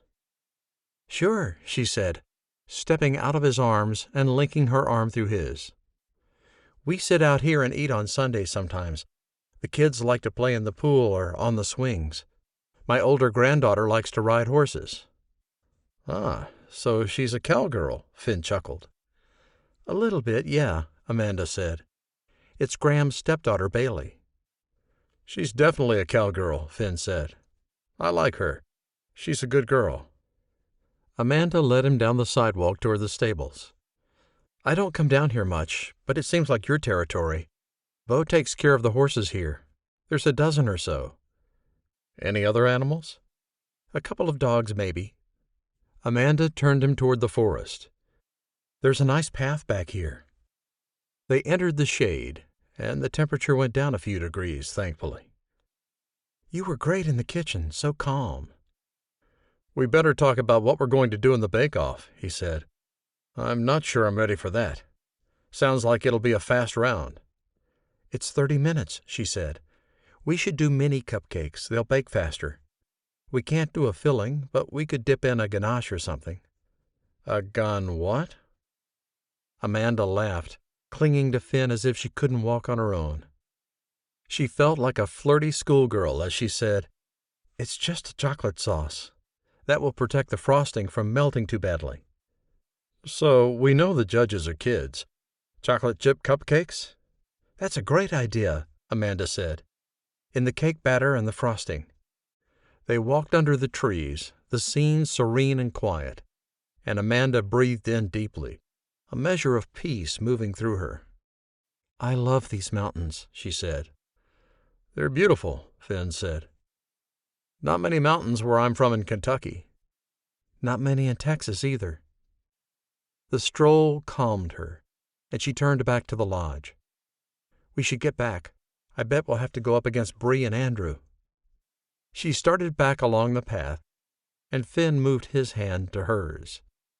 At the edge of the trees she paused, wanting another kiss before she had to go back inside and bake her way to victory. Finn seemed to be able to read her mind, because he brought her close and touched his lips to hers for just a moment before growling and claiming her mouth as his. She never wanted to kiss another man again. Only him. Only Finn. Later, she stood in the kitchen, sweating as she watched the children taste the cupcakes on the table. They had gone up against Andrew and Bree had somehow made a caramel apple cake in only 30 minutes. With candied apples and a caramel frosting, the cupcake looked delicious. Their chocolate chip cookie dough cupcake didn't seem as impressive, and she couldn't tell how the judges felt about it. The whispered conversation seemed to go on, and she thought she might squeeze off Finn's hand before the winner was announced. Celia finally beamed at the kids and looked at Amanda, Finn, Andrew, and Bree, who stood in the kitchen as if the cash award for this cupcake wars was substantial. The other participating couples loitered around too, and the tension in the lodge could have been cut with a knife. "And the winner is Bree and Andrew." The kids cheered, and disappointment cut through Amanda. But she grinned and hugged her son and Bree before stepping over to the table to try their cupcake. It was salty and sweet, and her eyes nearly rolled back in her head at the deliciousness of it. "This is so good," she said, around her mouth full of treat. "No wonder they won." Finn approached her, a smile on his face. "We tried." "We sure did." "I'm starving for something without sugar," he said. "Want to go to dinner with me?" They'd driven separately, but she could drive down the canyon to go to dinner with him. "Sure. What did you have in mind?" "Nothing fancy, just a boring steakhouse or something." "Want me to cook?" Amanda started combing through her memory for what she could possibly make for them. "I can make a mean skillet lasagna in a half an hour." "Your place?" he asked, the interest in his expression off the charts.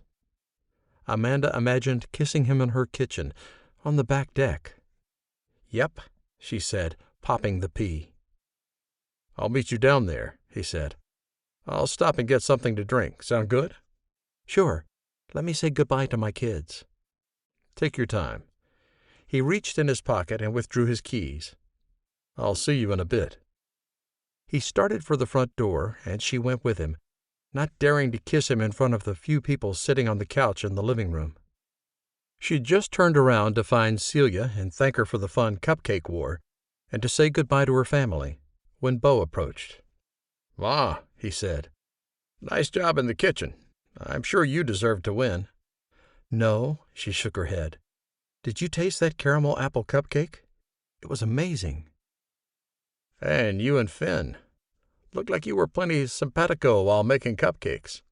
He grinned at her, but Amanda had never discussed her dating life with her kids. She kept things neutral, letting her actions show her feelings for a particular man. "He's a good man," she said. "Thanks for setting us up." "Well, that was Graham," Beau said, holding up both his hands. "I mean, maybe I suggested him, but Graham did all the contacting and arranging." "Well, we're getting along," Amanda said. "Give your mother a hug. I'm leaving." Beau engulfed her in a big bear hug, and Amanda laughed. "Bye, Ma." "Love you, Beau. Tell your brothers goodbye for me. Kiss your wife. Squeeze Charlie." She smiled and headed for the door. The silence in her SUV felt heavenly, and she basked in it for a few moments before starting the engine and adjusting the air conditioning. She beat Finn to her house and started getting out ingredients. The past month flowed through her mind, and she paused as the ground beef sizzled in the pan. What would life be like with him in it permanently? If she'd been home when the buyer from Spirit Lake came, and if she had to arrange her schedule to fit his, or tell him exactly what she did and where she went all day. He didn't seem like the controlling type, and her thoughts weren't negative. She was simply seeing if she had room for that type of commitment in her life. Not that she needed to make it right now, though she certainly wasn't getting any younger. The doorbell chimed, startling her. She looked frantically toward the front of the house, though she couldn't see the door from here, and back to the pan of ground beef she'd started and had done nothing with. It snapped angrily now, and she flipped the knob to turn off the flame. Feeling giddy for a reason she couldn't name, she pulled open the front door, almost throwing herself in Finn's arms. But he held a fountain drink in one hand and a case of strawberry lemonade in the other. "They had that Lemonhead brand you like," he said, lifting it up with a smile. "Come on in." She held onto the door as she stepped back, a glow spreading through her when he walked in. He whistled as he looked up at the vaulted ceilings and around at the lobby. Amanda knew the house was a little ridiculous, but she had raised 4 teenage boys here, and she had always dreamed of having them bring their families here, stay the night, fill the walls with laughter again. Then Ron had died, and Graham had bought the lodge. That had become the epicenter of Whittaker family events, as every son had lived there, every son had fallen in love there. Every Christmas was spent there, and Amanda had made peace with it. Sometimes she kept a grandchild overnight, but not often. Now, when Eli and Meg came to town, they stayed at the lodge. Amanda's heart pinched, because she knew she didn't need to hang on to this house, but she wasn't sure she could give it up. "Nice place," he said. "Thank you," she said simply. She walked past her army of plants that welcomed everyone to her home and went into the kitchen. "You can put the lemonade in the fridge if you want," she said. He did as she turned the flame back on and turned to chop an onion.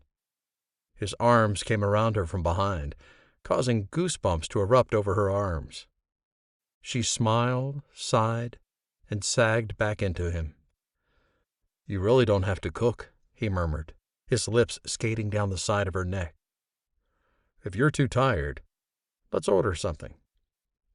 She wanted to do exactly that. Kiss him until she didn't have to think about selling her house, or the death of her husband, or Whiskey Mountain Lodge. Setting down the knife, she turned in his arms and kissed him, the union almost frantic at first. He pulled away and looked at her. "What's wrong?" "Nothing." "Amanda," he said, concern filling those blue eyes now. "You were okay when I left you at the lodge. Did something happen?" She shook her head, unable to look at him any longer. She ducked her head and tucked herself against his chest. "I'm fine. Just thinking about some things." And she really needed to stir that meat or turn off the burner. "What kind of things?" Finn asked. "Maybe I can help." She disentangled herself from him and moved back to the stove. "Ron and I built this house so we could have our family here as it grew and expanded." She didn't look at him as she returned to the cutting board. She made quick work of the onion as she said, "I sometimes have one of my sons here, or a single grandchild, but it's not the family meeting place I imagined it would be." She glanced at him, but couldn't hold his gaze for long. "Sometimes it upsets me a little bit that Graham bought the lodge, and everyone gathers there, that's all." "Understandable," Finn said. She turned and dropped the onions into the pan, stirring them around. "We eat there every Sunday. There's a huge shindig at Thanksgiving and Christmas, though it's really Christmas that takes the cake at the lodge." She tried to smile, but it wasn't as easy as she'd like it to be. "Ron died just after Christmas," she whispered. Trying to gather her emotions back into the box where she kept them, she lifted her head high and moved to the pantry to get the homemade tomato sauce and a bag of pasta. "I only have campagnole," she said when she came back. Finn hadn't moved, and he watched her with guarded eyes. "Hope that's okay." "I don't even know what that is," he said, his tone trying to be playful and failing. "It's a little cone-shaped pasta," she said, ripping open the bag and taking one out. "It's got a ruffled edge, see?" "I'm sure it'll be fine," he said. "It holds the meat and sauce pretty well." "Great." Amanda was aware she was avoiding the conversation, but she didn't care. She didn't want tonight to be heavy, not after a great afternoon and a spectacular kiss. She poured in the tomato sauce, satisfied at the instant boil, and added the pasta, stirring everything around. With a lid on the pan and a timer set for 10 minutes, she turned back to Finn. "I'm fine, Finn," she said. "I don't want to dwell on unhappy things tonight, okay?" "Okay," he said. "What's in the cup?" She nodded toward it. "I didn't realize you were a big soda drinker." A smile danced across his lips. "Oh, I love the stuff." "Is that right?" she asked, warmth filling her chest. Having him in her house felt intimate and right, and she was so glad he was there. "Yeah," he said. "Tell me something about you I don't know yet." Wanting to keep things light between them, she moved over to a drawer on the same side of the counter as the stove. "This is my spice drawer." She opened it. "I labeled it." "Labeled it?" He joined her, bringing the delicious scent of cologne and chocolate with him. Peering into the drawer, he said, "Oh, wow." "I might have an unhealthy relationship with my label maker." She laughed, the sound and action freeing up some of the tension in her chest. Finn's slow, passionate kiss broke up the rest, and Amanda finally relaxed in his arms. She'd saved the heavy conversations for later. Tonight was about her and Finn and a bubbling skillet of lasagna. Chapter 14. Fireworks exploded overhead, and Finn's whole body felt like someone had shoved a sparkler inside him. He'd spent the day with Amanda, first at a parade in Coral Canyon, then at a family picnic up at the lodge. She didn't seem upset that the event wasn't at her place, but he could easily see how it could be. Her house was as large as the lodge without as many bedrooms upstairs. More shared living spaces, which would actually be conducive to having a large group of adults around. But he said nothing. He appreciated that she had opened up to him, and the weeks since had been filled with fun text conversations, random lunch dates, and loads of kissing. Oh yes, Finn really liked Amanda. They weren't moving very fast, but he was too old for such things anyway. They'd gone to dinner alone, but then they'd met her family at the rodeo grounds for the fireworks. She had been entertaining Ronnie for most of the evening, and she held the little boy on her lap now during the show. Finn liked the way she leaned into him as she looked up into the sky. He liked holding her hand. He liked the orange and rose scent of her hair. He liked the way her lips felt against his, and he liked having someone to share his life with. They'd been seeing each other for nearly 2 months now, and he felt like his simple life had been laid out on paper pretty early on. He didn't have a lot of surprises to reveal, other than things he did for his job, and Amanda had been a little shocked to learn he organized and ran a jockey training camp in August. Only a month away, and he was seriously behind in his preparations for it. He'd secured a location months ago, and he'd been watching the registrations. They'd filled last week, and he had a healthy waiting list now, too. He'd done the camp before, but there was plenty to prepare each time, and he needed to dig into that soon, very soon. The music crescendoed around him, and the sky filled with dazzling lights and pops and bombs.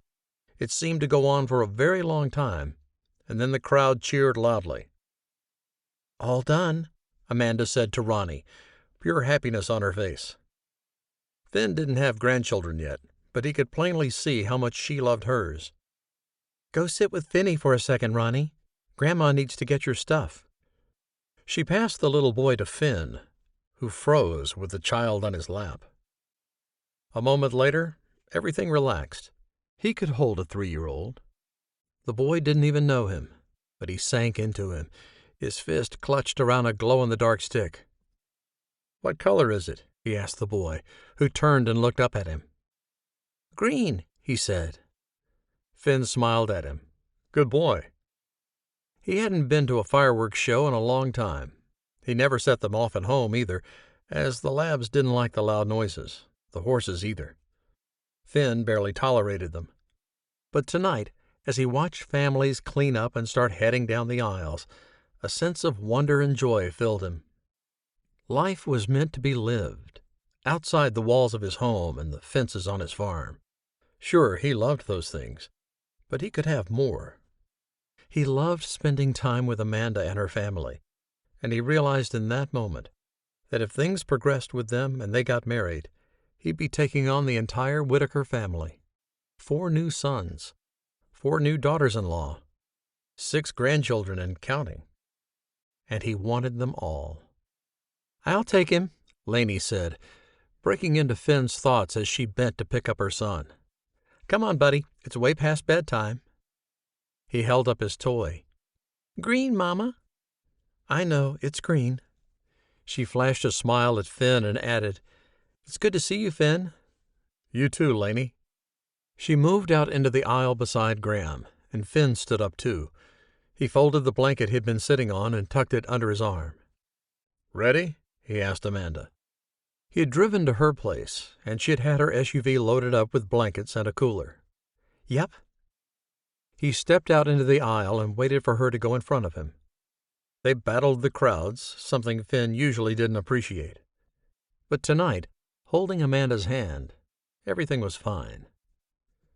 Back at her place, he helped her carry in the cooler and stack all the unopened bottles of water and cans of soda in her fridge. He took the ice out to the backyard and dumped it out before turning the cooler upside down and leaving it propped against the bottom step of the deck. Returning to the house, he found Amanda holding a small box wrapped in silver paper. "What's going on?" he asked, his step slowing. "I saw this and thought of you," she said, a smile covering up some of her exhaustion. "I don't have anything for you." He approached slowly, feeling somewhat foolish. "A return gift is not required." She handed him the box, and it was lighter than he had imagined it would be. His mind raced as he lifted the top of the box off to peer inside. A packet of seeds sat there. He grinned and looked at Amanda. "What is this?" "Take them out."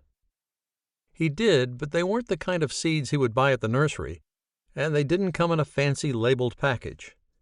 They came with earth attached, and he quickly realized they were bulbs, not seeds. "Amanda." He didn't mean to say her name with so much reverence, so much love. It just happened. You didn't just find these, you had to go looking. He met her eyes, finding the truth there. Where did you get them? Did you know there's only a few places that will ship bulbs out? She grinned at him. And it should be above freezing for the required time if you plant them now. Since the package bore no writing, he had no idea what color they'd be. Thank you, he said. I know right where to put these. I know you do.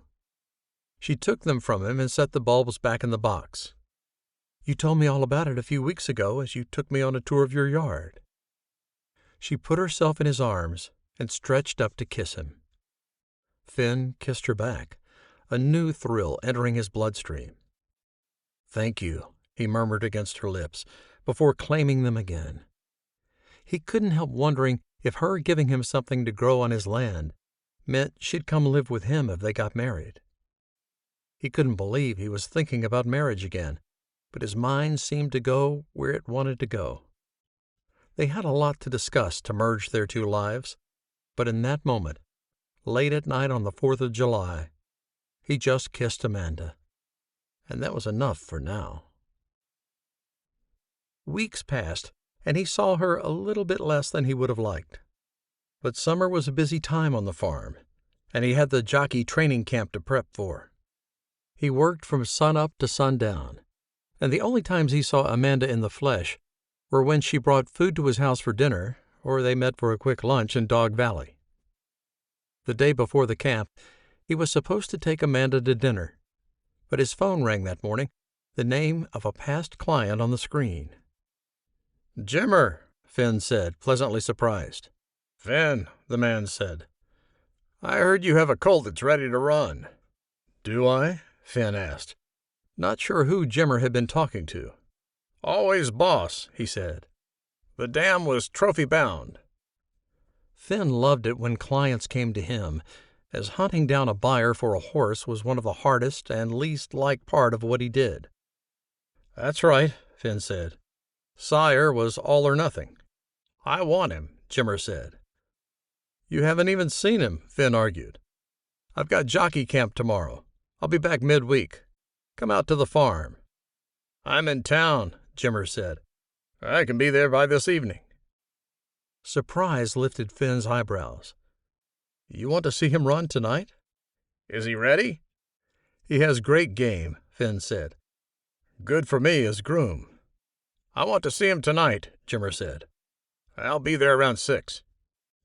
Finn agreed, because he didn't see a way around it. Jimmer Vanguard was one of the biggest names in horse racing, and if Finn could sell Almost Boss that night, he'd do it. He sent a quick text to Amanda, knowing she'd be disappointed. Heck, he was disappointed. But he pulled his boots on and headed out to the farm, because there was work to do, and sometimes he didn't get everything in his life that he wanted. That evening, Jimmer showed up promptly at 6. Finn had only gotten one text from Amanda, and it said, Dang. We'll go when you get back. And he'd taken it to mean she wasn't too terribly upset. He'd set aside a couple of things that day that his temporary help could finish up tomorrow in order to be ready to show Jimmer the horse. He rattled off facts about the dam and sire as he led the potential buyer out to the corral. Only Almost Boss stood there, and he was tall and dark and beautiful. Jimmer's face didn't so much as twitch. Finn detailed the training the horse had, and how much he still had to complete. But you've got Jude, and he'll be great with Almost Boss, he said. I want you, Jimmer said, his eyes staying on the horse. Finn squinted at him. Me? What? Jimmer finally swung his gaze to Finn. I want you to be the horse's trainer. I can't do that, Finn said immediately, shaking his head. I don't travel the circuit, and I have 5 other horses here to work with. My farm. He definitely would not be leaving all of that. What happened to Jude? Jimmer's face darkened, and Finn knew he wasn't used to getting told no. He found a better offer, he said roughly. I can get you some names, he said. I don't need names. Jimmer sighed and knocked on the top of the fence. Let's see him run.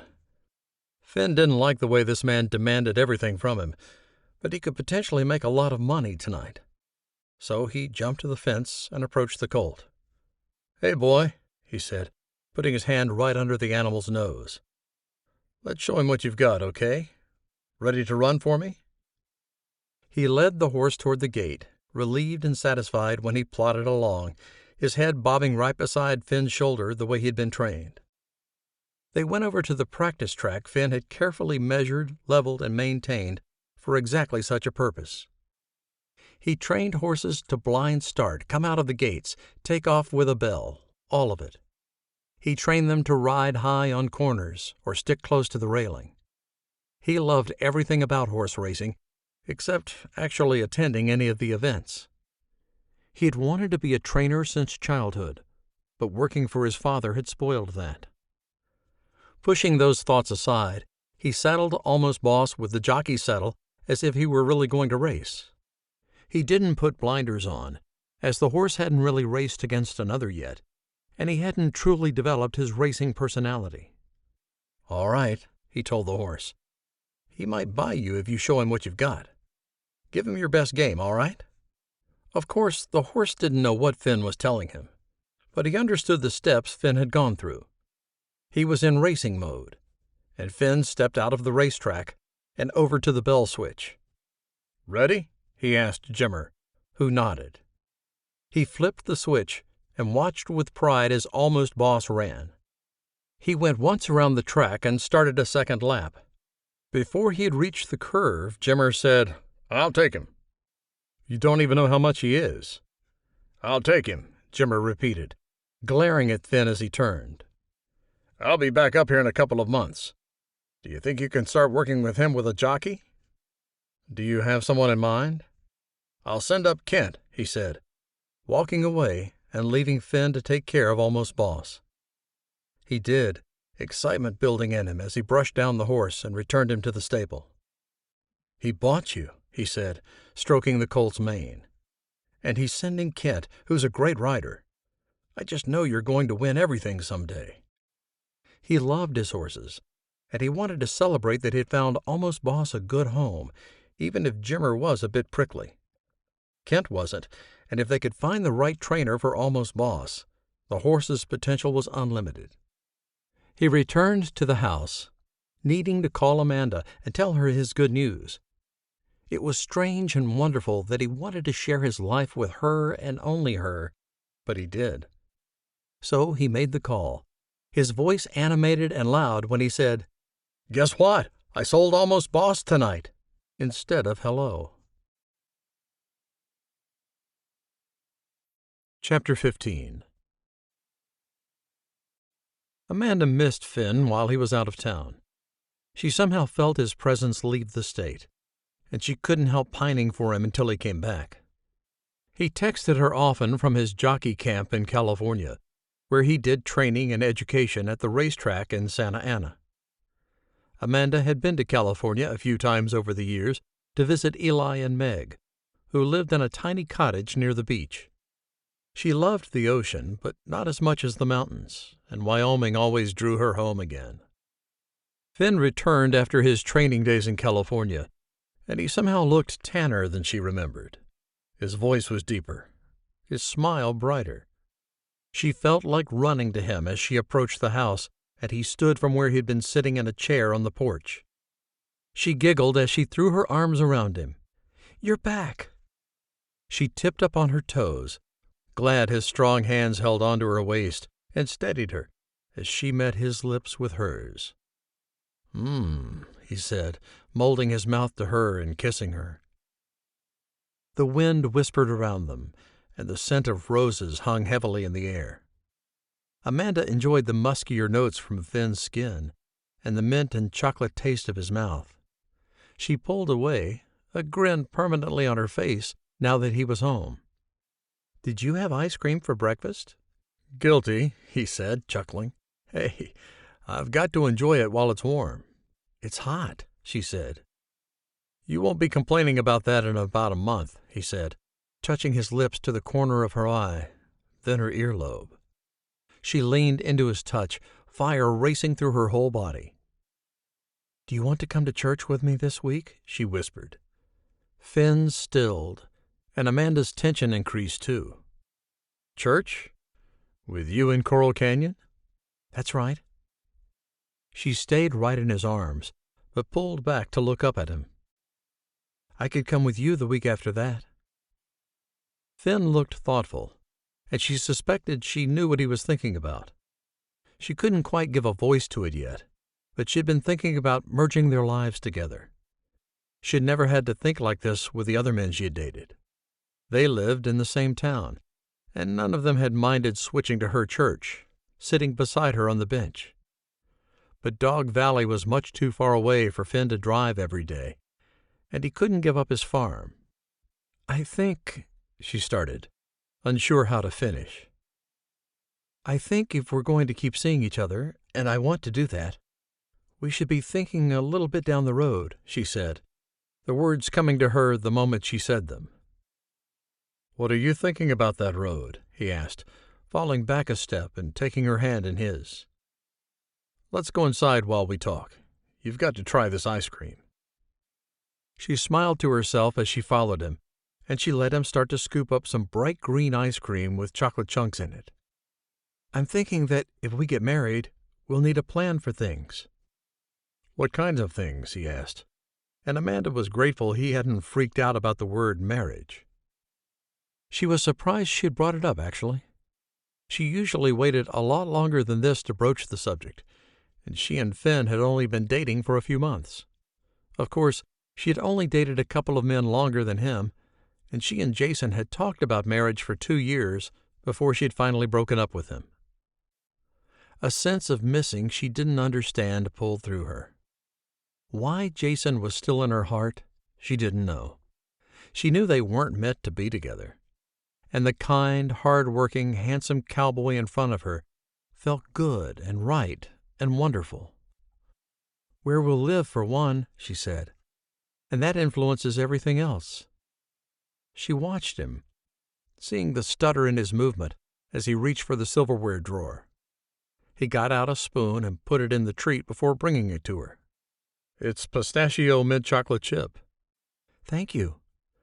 She smiled up at him and patted the couch cushion next to her. "What do you think? Have you thought very far down the road?" "Of course I have, Amanda," he said quietly, studying the floor and hanging his hands between his knees. "And?" she pressed. "And I feel like you'd have to give up everything you've had for 45 years to be my wife." He looked at her openly then, his eyes showing his vulnerability. "And I'm not ready to ask you to do that." His words punched the air out of her lungs. She hadn't thought of it in such harsh terms. Give up everything she had had for 45 years. When he put it like that. She nodded, her throat closing in on itself. She put a bite of ice cream in her mouth anyway, the chill of it shocking her again. She said, as the sweetness took over. "This is fantastic." "I want to keep my farm," he continued, as if she hadn't spoken. "I'm not ready to retire, and this is my living, which means you'd have to move here, give up your church, your friends, your house." "I understand," she said, just to get him to stop talking. She smiled at him, but it wobbled on her face. At least we're both thinking about it. And she wouldn't have to give up her family. It was just a longer drive to the lodge from Dog Valley than it was from her house in town. She ate the rest of her ice cream in silence, and while she and Finn hadn't needed to fill every moment in conversation, this quietness gnawed at her nerves. "Are we at an impasse?" he asked from beside her. She looked at him, trying to figure out the threads of feelings running through her. "I don't think so. I sure like you, and I want you to come to church with me this Sunday." She could think that far ahead, and she hadn't seen anything about Finn that required them to break up. Finn smiled, the gesture so gentle and strong at the same time. "I can do that." "Starts at 10. "I'll see if I can pull myself out of bed that early." Amanda giggled, got up, and said, "Take me out to the barn and show me something I don't know about." Finn took her bowl into the kitchen. Really? Really. She clasped her hand in his, thinking that if she was even going to consider living on this farm, she better get to know it a little better than she currently did. Amanda put the last cinnamon stick in the slow cooker, the final touch on the hot apple cider she and Finn would enjoy after church. She had the potatoes peeled and soaking in water already, and she had made a raspberry gelatin dessert that morning already as well. She had put the short ribs in the pressure cooker after church, and they'd eat like kings and drink hot apple cider as the weather seemed cooler already today. "All righty, Beansy," she said to her dog. "You stay right there and take a nap. I'll be home in a little bit." The little pup looked at her like Amanda was abandoning her in her most dire need, but Amanda just laughed as she walked out. She'd sobered by the time she pulled into the church parking lot. Finn waited for her on the bench outside the little building with the tall steeple, and she pulled in a breath at his presence. Yes, she had a serious crush on this man, and she felt herself falling all the way in love with him. "Hey there," she said as she approached. He looked up from his phone, a smile blooming on that strong mouth. He kissed her as a way to say hello, and she linked her arm through his and took him toward the doors. She had been coming to this church for a very long time, and she knew almost all of the members who came as well. She had had several pastors over the years, but she'd always liked what they had to say. Perhaps she'd liked the pastor in Dog Valley just as well. Finn didn't talk about the lessons much, but he went to church every week, so she knew his faith was strong and his commitment what Jason's could never be. That had been enough for her, until now, when she was thinking past the next date or even the next month. She wanted him at the fall festival with her. She wanted to see what he'd do for Halloween. She wanted him across the table from her at Thanksgiving, and she wanted to cuddle into him as the tree got lit at the lodge. She was definitely thinking long-term with Finn, and that fact struck a bit of fear inside her heart, even as she entered the most peaceful place she knew. Bo had not left enough room for her and Finn on the end of the bench, and she detoured toward Andrew, who sat a few rows closer to the front on the side. "Is this okay?" she asked Finn, who looked a little bit like she'd just asked him to eat an entire rattlesnake. "Fine," he said. "Mom!" Andrew stood up, his eyes flickering from her to Finn. "Sitting with us today?" "Grandma," Chrissy said, wiggling in her mother's arms. Amanda smiled at the girl and took her from Becca. "Can we?" "Of course." Becca looked at Finn and stood up. "I'm Becca Whittaker. I haven't met you yet." "Oh," Amanda said, glancing between them. "Andrew's wife. This is my boyfriend, Finn." "You weren't at the Cupcake Wars?" he asked. Becca smiled. "I wasn't feeling well." She slid down the bench, Andrew following her. Andrew competed with Bree.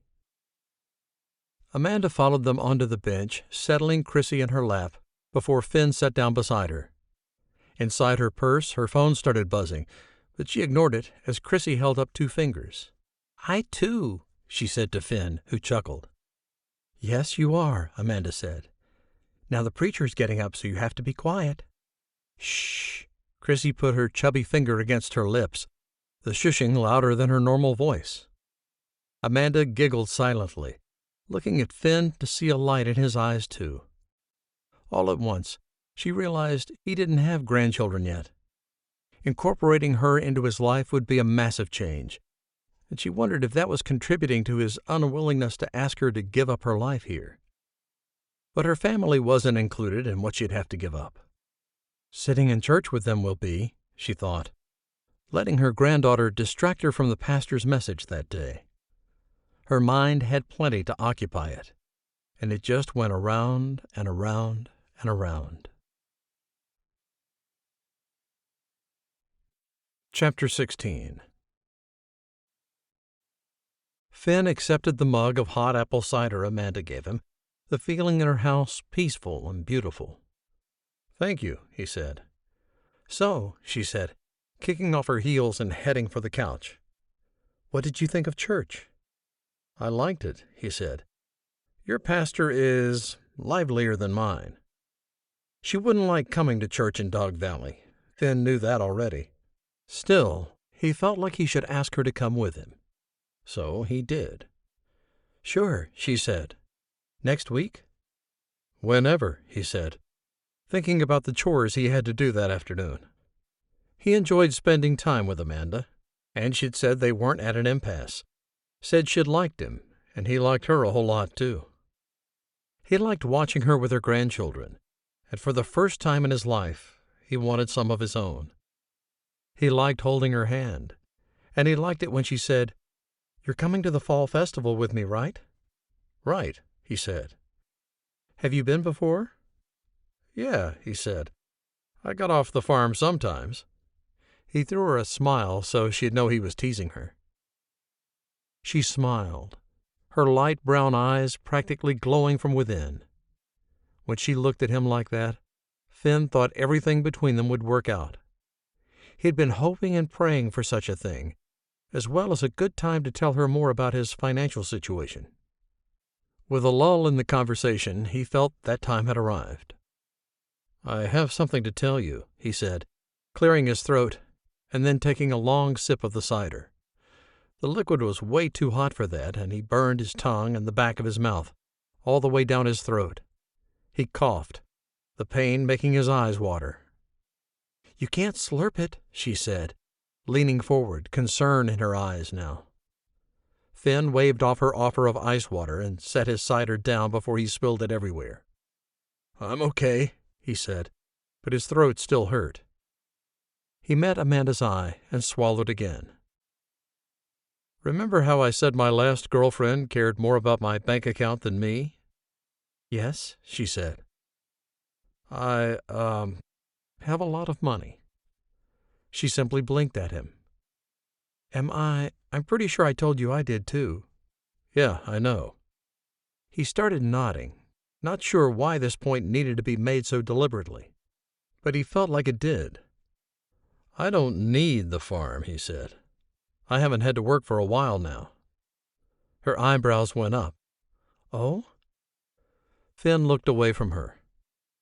"I was a software engineer for about a decade," he said. "I invented the software that encrypts logins, and it's the same type of thing that every major financial institution in the world uses today." He gave half a chuckle. "I've been a billionaire for over 2 decades. The farm is something I do because I love it." Several long beats of silence passed. "And the gardening," she finally said. "You love that, too." He laughed lightly. "Yeah, I do." He didn't want to give up his farm, which meant that if they got married, he wanted her to leave her life here in Coral Canyon. But he didn't need the farm in Dog Valley either, at least not to pay his bills. He hadn't said them together, but Amanda was smart. She'd hear the words anyway. Finn did, and they boomed through him, making guilt rise within him over and over and over again. "I'm going to be a judge for the pumpkin carving at the fall festival," she said, effectively changing the topic. "That's great," he said, just adding her community involvement to the list of things he'd have to ask her to give up if he wanted her to be his permanently. How in the world could he do that? He didn't see any way that he ever could, and he wondered once again if they were simply from 2 different places, even if those places were only 30 minutes apart on a map. The weeks passed and the weather grew colder. The pumpkins grew bigger.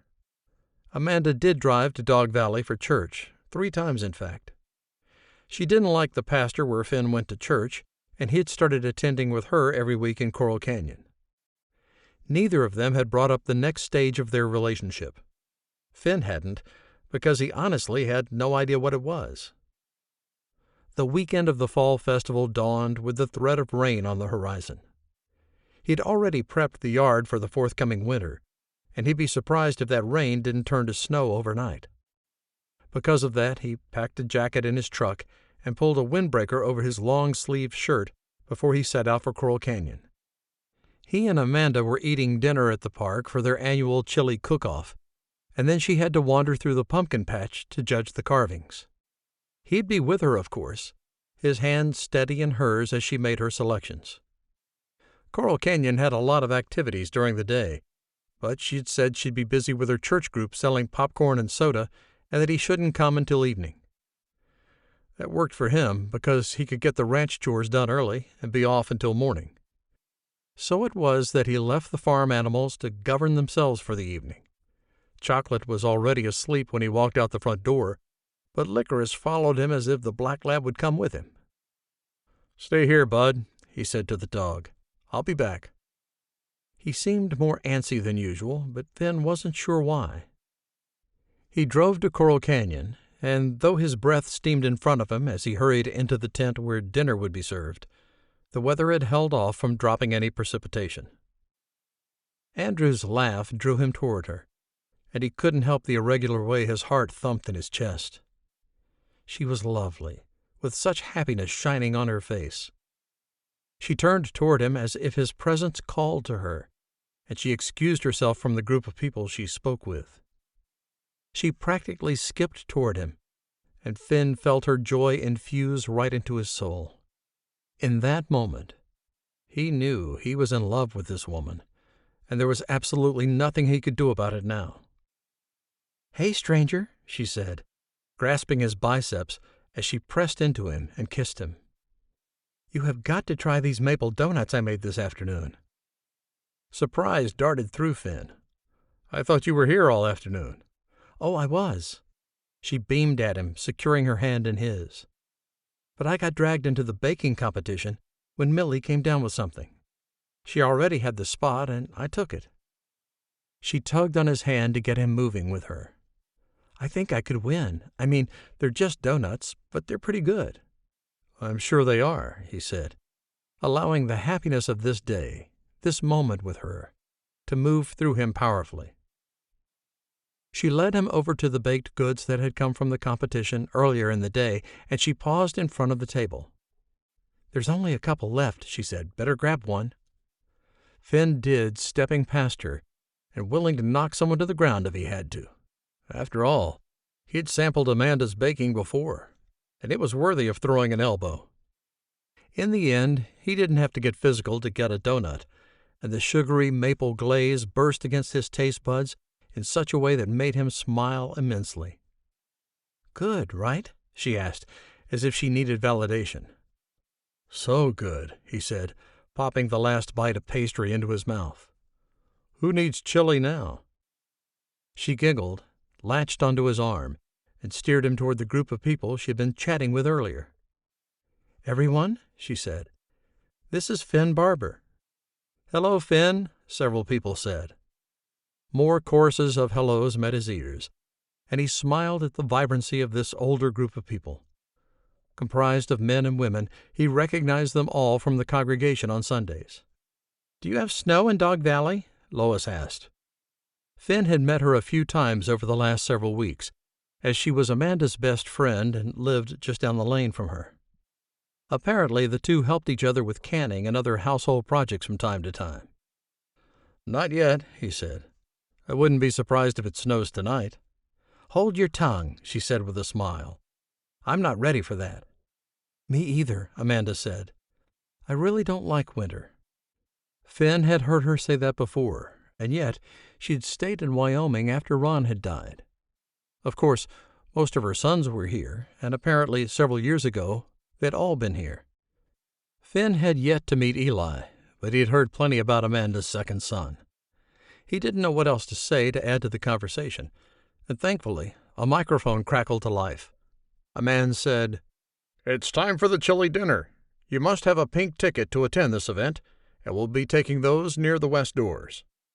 Finn wasn't worried, though he didn't have a pink ticket. Amanda would have one for him. She was the one who was well connected in Coral Canyon. Sure enough, she handed the 2 tickets to the man taking them near the set of doors where Finn had entered the tent. The atmosphere was everything he'd expect from a small-town celebration, with laughter and good conversation, and even better food. The chili had been provided by several churches across the town of Coral Canyon, and it seemed like the loaves and fishes never ran out. Patrons had brought cornbread and salads to go with the chili, and Finn found a particularly delicious salad made mostly of cookies, whipped cream, and apples. Several people said hello to Amanda, and he saw her in a whole new light. She was a pillar of this community, and he wasn't sure how he could ever take her from that house where all her memories lived, from her beloved congregation, or from this town who loved her and whom she clearly loved too. She had said nothing about it, though, and he decided to take things one day at a time. At this moment, it was 1 hour before Amanda said, "Come on, dear. You promised you'd brave the cold to help me judge the pumpkin carving." He knew his opinion would have no sway over the Winters, but he wanted to be where she was, so he went with her, flipping up the collar on his windbreaker as he stepped out into the darkening sky. Chapter 17. Amanda couldn't seem to feel the chill in the air, though it was definitely there. Finn's hand in hers felt so solid and so right, and the flickering faces of the pumpkins brought happiness to her whole soul. "Autumn is my favorite season," she said to Finn, her voice too loud outside the tent, where everything echoed.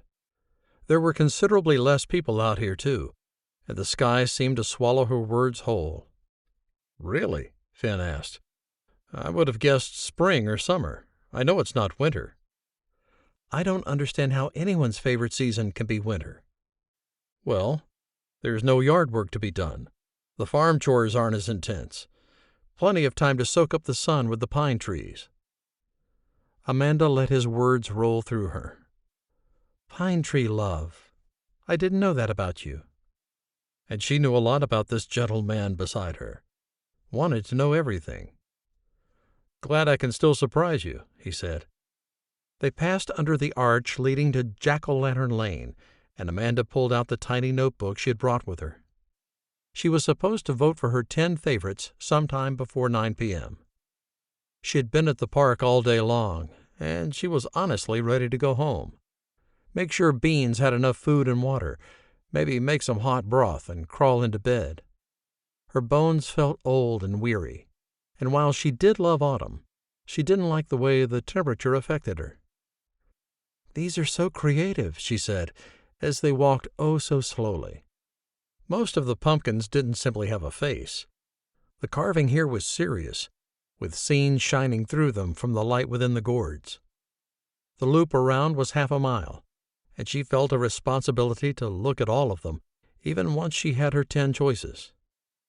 Every so often, she erased one number off and put a new one on its place. Eventually, after what felt like a very long time, she had her final list. She dropped it in the box just inside the arch and turned to Finn. "I'm ready to go now." "Already?" "Yes." She pressed into him and touched her lips to his. "Take me home, cowboy?" He kissed her properly, swiping that cowboy hat from his head. "Ready when you are." With a satisfied smile, she laced her hand through his and started for the parking lot. She didn't want to admit it, but she felt stuck with Finn, the same way she'd been with Jason for so long. He had said he wasn't ready to ask her to leave her life in Coral Canyon, but that had been a while ago. Would he ever be ready for her to do that? Ever since he had said he didn't need the farm to pay his bills, she'd be wondering if he'd ever leave Dog Valley and come to her house to make their life together. But every time she thought about it, she knew he wouldn't. She didn't even want him there. That had been her and Ron's house, and it still felt like it to her. It would be much easier to move to Dog Valley and take up residence in Finn's house. But she didn't want to go to church there, and she simply couldn't see herself missing the Coral Canyon festivities she loved so much. Finn followed her as she turned onto her lane, and Amanda immediately knew something was wrong at her house. A truck sat in the circle drive, and a light shone out the front window when she hadn't left that lamp on. "Jason," she said to herself, as she parked behind his truck instead of pulling into her driveway. Anxiety hit her hard. She hadn't spoken to him in months. What in the world was he doing here? She got out of her SUV and approached Finn's truck. "My ex-boyfriend is here," she said, nodding toward the front of the house as the door opened and the man she'd been with for so long appeared. Finn looked that direction and back at her. "Want me to come in? Or do you need to handle something on your own?" Amanda honestly didn't know. She hadn't dwelt on Jason much, at least not with Finn. "I better go see what he's doing here alone." She'd taken one step when Finn put his hand on her arm. "Why didn't you take the next step with him?" She had wanted to, but she couldn't tell Finn that now, could she? It hadn't mattered before. He knew she'd dated a lot more than him. That had apparently satisfied him. "We didn't share the same values," she said. "I stayed with him for a long time, hoping." His hand fell away, and she walked down the front sidewalk toward the porch. As she climbed the steps, she asked, "What are you doing here, Jason?" "I still have your keys," he said, holding them out to her. "How long have you been here?" She took the keys, the solid, sharp feel of them in her hand, comforting somehow. "How long have you two been dating?" He nodded to where Finn still stood beside his truck. He watched them, not even trying to hide it. "A few months," Amanda said, sure Jason was here about something more than keys. "Why didn't you call before coming?" "I did," he said, finally taking his eyes from Finn. 3 times. You wouldn't pick up." "I didn't get any calls from you," she said. "Did you get a new phone?" "No." "Then I called." Amanda didn't like the bite in his tone, and she wanted him to leave. He was still as handsome as ever, and she reminded herself that they really didn't have the same values. Their relationship would never work, even if she wanted it to. With a jolt, she wondered if she was doing the same thing with Finn. Could she be happy on that farm, 30 minutes from everything she'd known for almost 5 decades? "How long have you been here?" she asked again. "I don't know who he is," Jason said, turning toward her. "I don't care." He reached for her hands and took them in his. "I want to try again with you." Amanda looked up into his dark eyes she'd loved so much once. She shook her head. "It's too late for that, Jason." "Why?" She didn't know. Only that it was. It hurt her too much with his refusals to forgive, and she was happy with Finn. "I think I'm in love with him," she said, facing Finn. "You loved me once," Jason said, stepping behind her and running his hand along her waist. He knew how to make her feel young and sexy, and Amanda almost fell for his charms again. But she knew he hadn't changed. "Sorry, Jason," she said, stepping away from his touch. "You should go." She walked to the door and opened it. "Thanks for bringing my keys back." She slipped inside, feeling cowardly and weak for leaving Finn out there to face Jason alone. Her phone chimed, and she saw Finn's message flash across the top of her screen. "Open your garage." She bustled through the house to get the garage open, and Finn pulled in where she usually parked. He hit the button as he climbed the few steps and took her in his arms. "Did you know it's very quiet out here?" he whispered. "And I could hear your whole conversation." Amanda's heart tapped around inside her chest, first from the way he held her so tightly against him, and second, because he had heard her say she thought she was in love with him. "Is that true?" he asked. "You're in love with me?" "I said I thought I was," she whispered. Her heart had apparently decided to go on a hiatus. "I know I'm in love with you," he murmured, his mouth touching hers. He teased and brushed his lips along hers before fully claiming them. And Amanda knew then that she was in love with him, too. "I'm going to move to Dog Valley," she told Lois a few days later. She hadn't told a single other person. Finn had not proposed, though he had stayed too late, and she kissed him for too long, standing right there in the mudroom off the garage. He had not said anything else about it, but if they loved each other, they couldn't keep living 30 minutes apart.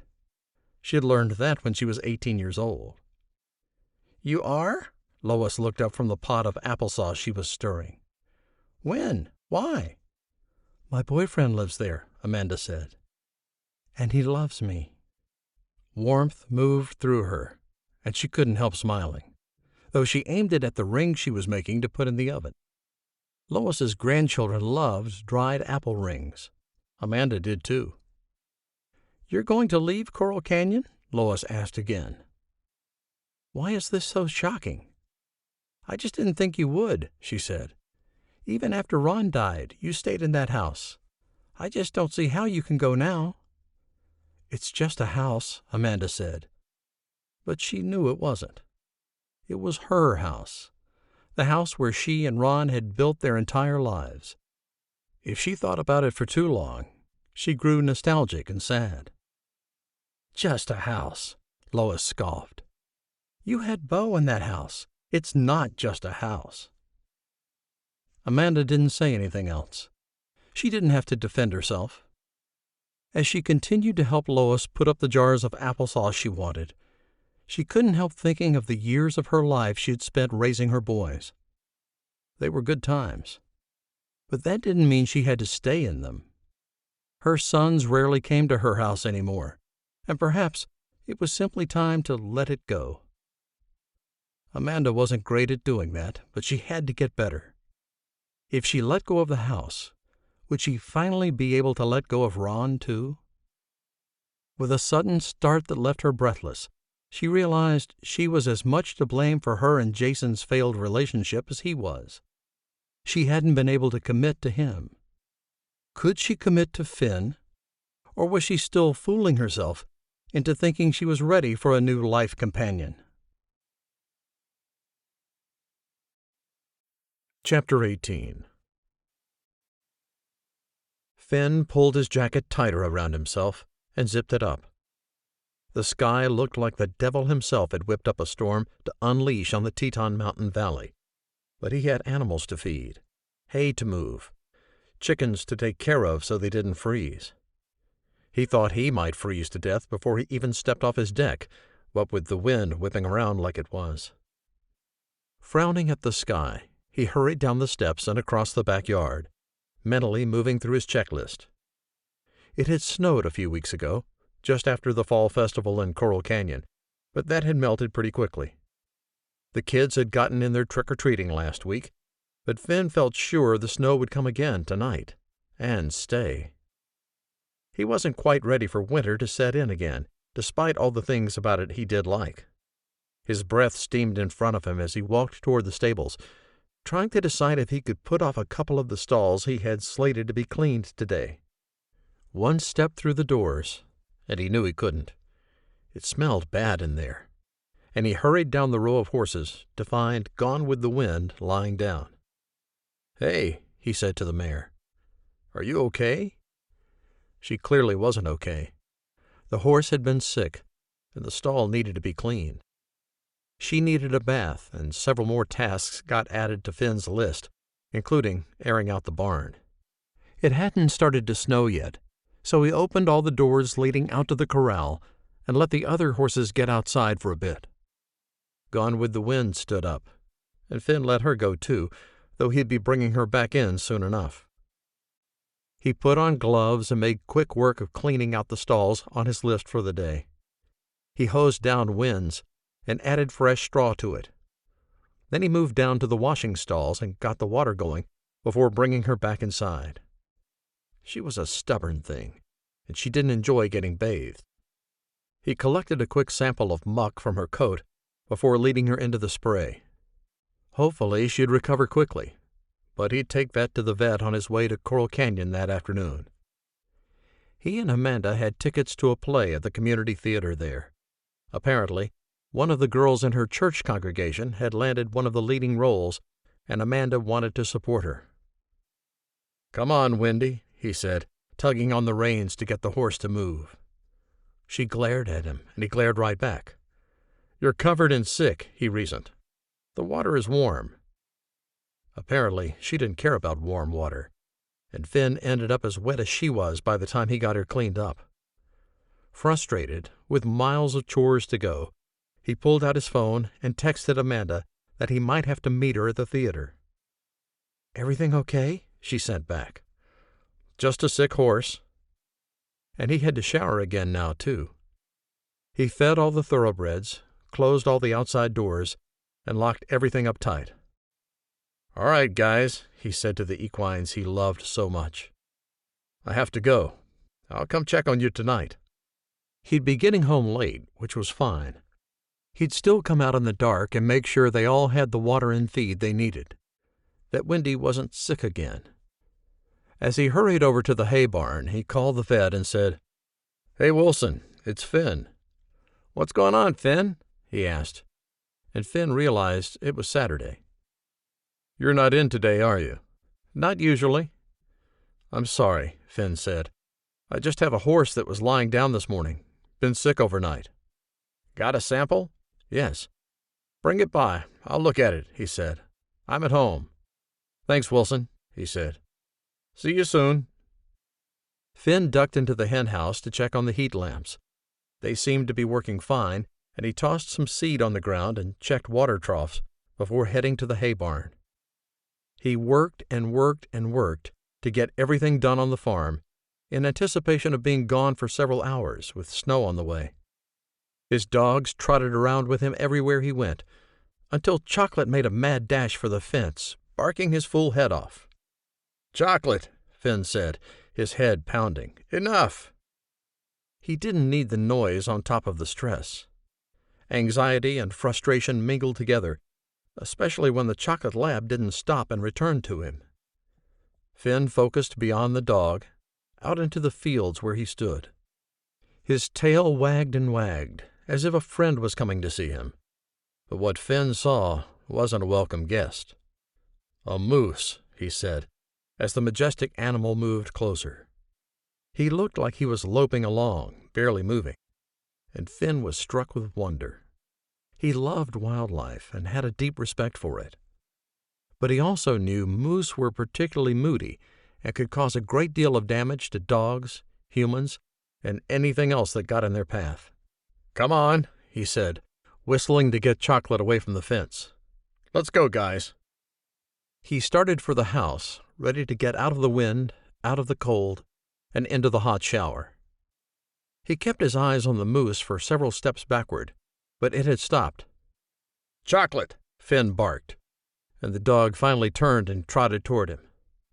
"Good boy," he said, twisting and walking forward now. "Let's get inside." Relief filled him as he climbed the steps to the deck and held the door open for his canines. Once everyone was safely inside, Finn peered through the window to find the moose had disappeared. He had high fences to keep the deer and moose off his property, as he didn't spend hours in his yard pruning and tending to his roses to have them all eaten for breakfast. He didn't think the moose had wandered onto his property, but he didn't want to lose a goat or a chicken to the wild animal. He didn't want to hit it with his truck, that was for sure. He showered and got on the road toward Coral Canyon in time to pick up Amanda. He texted her, but she didn't respond. He went to her house anyway, hoping she had received his message and would be ready. The snow started to fall as he pulled into her circle drive, and he dashed through the white stuff to ring the doorbell. She didn't come, and Finn suddenly just wanted to go home, get some dinner and sit on his couch, something playing on the TV in front of him. He still hadn't eaten, and he hoped the theater had concessions of some kind. But Amanda wouldn't come to the door. He pulled out his phone and called her, turning toward his truck as if he might hurry back to it and get over to the theater. She obviously wasn't here. Her phone rang, and he tilted his head as he heard it in two places, one through his phone and one inside her house. So she had to be here. He hung up and tried the doorknob. "Amanda?" he called, scanning the house the way he had the stables earlier that day. He didn't notice anything out of the ordinary, but there was definitely something not right here. She wasn't in the study off the foyer, nor the living room, dining room, or kitchen. Her phone sat on the kitchen counter, and surely she wouldn't have left it to go out in this weather. He stepped through the mudroom and checked the garage. Her car was here. She had to be here. "Amanda?" he called again, louder this time. Maybe she'd fallen and been hurt. Couldn't get to her phone. His pulse accelerated, and he turned his attention to the steps. Could she be upstairs? Her bedroom was on the main floor, and he knew she didn't use those upstairs bedrooms very often. So he detoured over to the hallway that led deeper into the house, and the distinct sound of someone crying met his ears. "Amanda?" he said softly, pushing open her ajar bedroom door.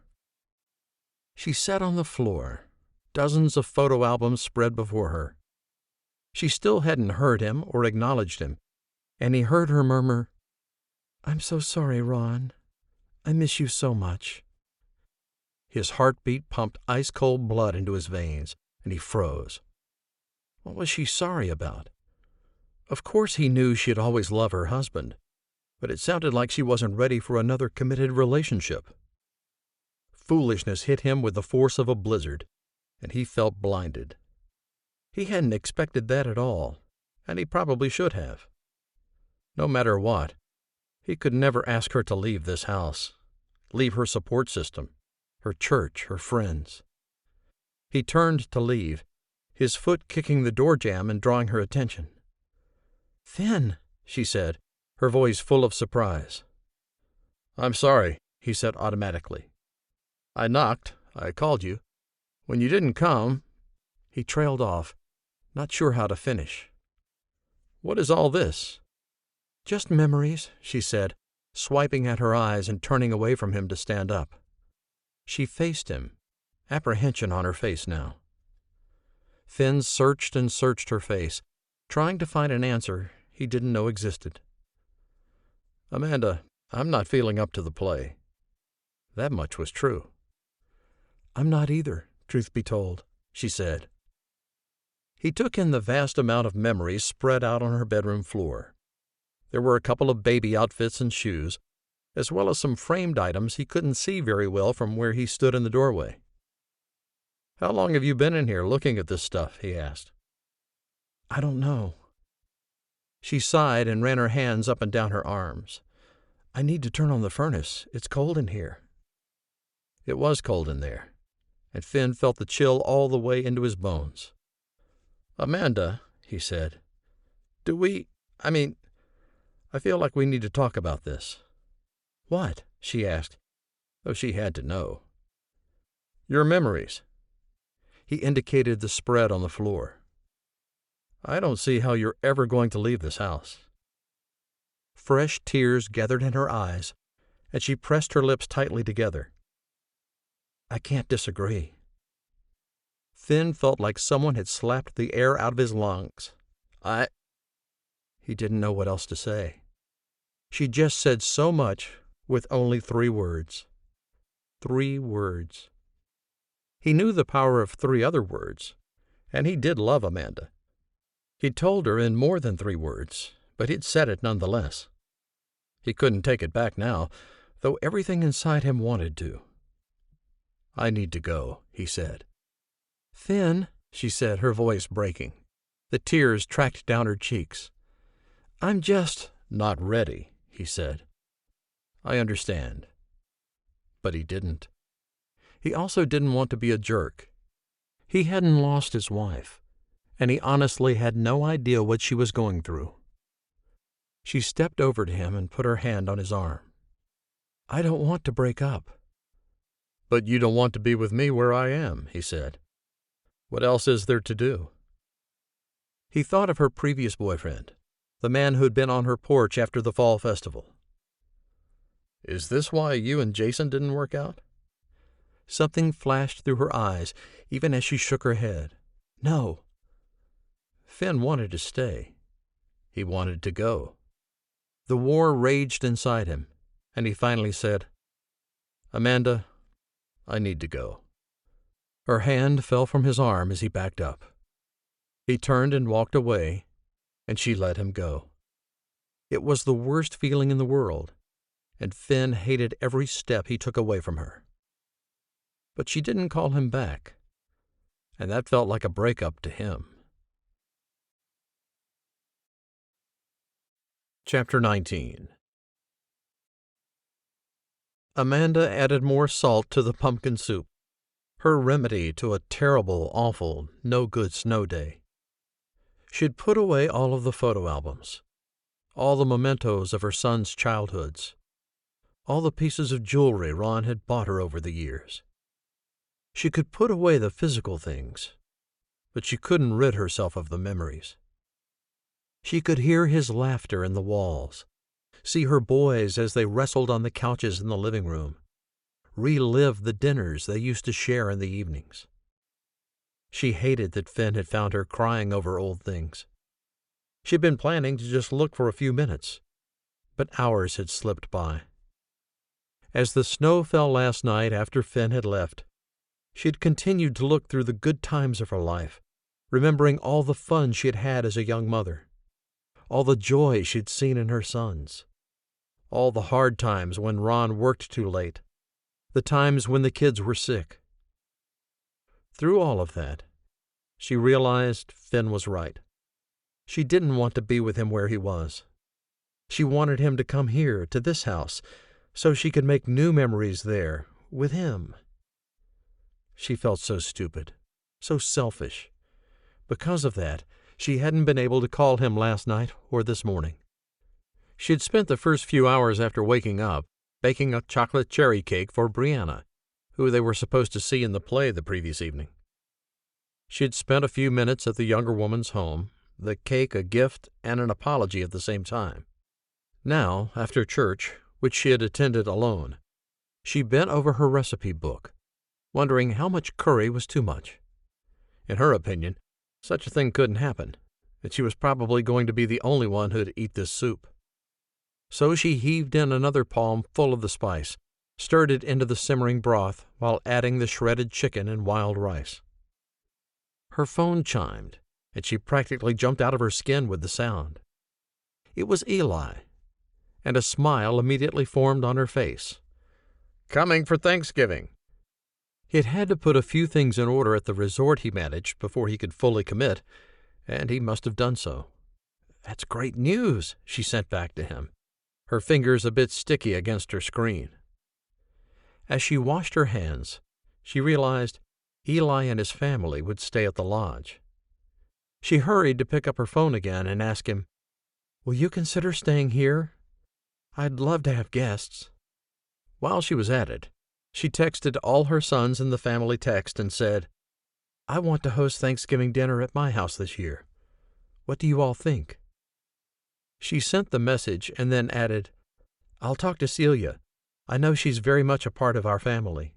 And the Everetts and Bree and Annie and anyone else who wants to come. We'll just do it here instead of at the lodge. There's plenty of space." And there was. She and Ron had specifically built this house to be able to host everyone who ever wanted to come through the door. And she wanted them here this year. It would be the first time since Ron had died, and it was time. "Sure," Bo said. "Of course," Graham texted. "We'll stay with you, Mom," Eli said. Only Andrew didn't answer right away, but Chrissy had been sick that day, and Becca wasn't feeling well either. He was probably attending to his family, and he'd respond when he finally got back his phone. "Is this you wanting to show off your culinary skills for Finn?" Bo asked, a wink following the question. Amanda almost scoffed, but the sound morphed into a sob right there in her throat. Finn. How could she go through the holidays without him? She'd been so excited to share the Christmas traditions at the lodge with him, and now she wouldn't be able to. "We broke up." She stared at the words before sending them zipping to all of her son's devices. Not surprisingly, Graham called 10 seconds later. "Mom," he said, "what happened?" "I don't know," Amanda said, though she knew perfectly well. She just didn't want to admit that it was her fault. Her throat tightened, and she couldn't say anything else. "I thought you guys were getting along so great," he said, as another call beeped in her ear. "Beau's calling," she said. "Of course he is," Graham said. "He can wait. Mom." She didn't like the way he said "Mom," but she did appreciate the concern she heard in his voice. "Graham, I'm not sure I'm ready to get remarried." "Really?" he asked. "You've been dating for years. Finn's not the first guy you've been out with. Heck, you dated Jason forever." "Yeah," she said. Dated. There was no commitment there, and she knew it. "What happened?" Graham asked. "I thought he was a great fit for you." "He was," she said. "He is." "I'm so confused," Graham said. Amanda took a deep breath and blew it out. "It's not that confusing, Graham. He lives in Dog Valley. I live here." "He can't move?" "He has a very successful farm there, and he's not ready to give it up." "Then why can't you—" "Beau's calling again," she said. "I'm going to switch over. I'll talk to you later, Graham." "I can set you up with someone else," he yelled into the phone. But Amanda ended the call without answering him. No, thank you. She would not be going on another blind date. She didn't want to date anyone, period. Because you're in love with Finn Barber. "Hello, Beau," she said, wishing she'd said nothing. She had known her sons would call, and she'd have to explain things she didn't fully understand herself. "Mom," he said, his voice filled with compassion, "why did you break up with Finn?" "Actually," she said, a fresh wave of agony rolling through her, "he broke up with me." Amanda pulled the pecan pie from the oven as the sun lit Thanksgiving Day. Eli and Meg and their kids had arrived yesterday afternoon, and she had enjoyed having their laughter and presence in her house so much. She'd finished a couple of chocolate pies while her grandson Stockton told her all about his surfing lessons in California. She'd chopped up the bread cubes for the stuffing and left them out to dry. A soft knock sounded on the front door, and she hurried toward it to let Celia in. "Morning," she said, getting blasted with the chill of the day. There had been snow on the ground for weeks now, and Amanda still didn't know how to enjoy it the way Finn had suggested. Frustration pulled through her as she hugged Celia, because Finn still seemed to be stuck in the center of her mind.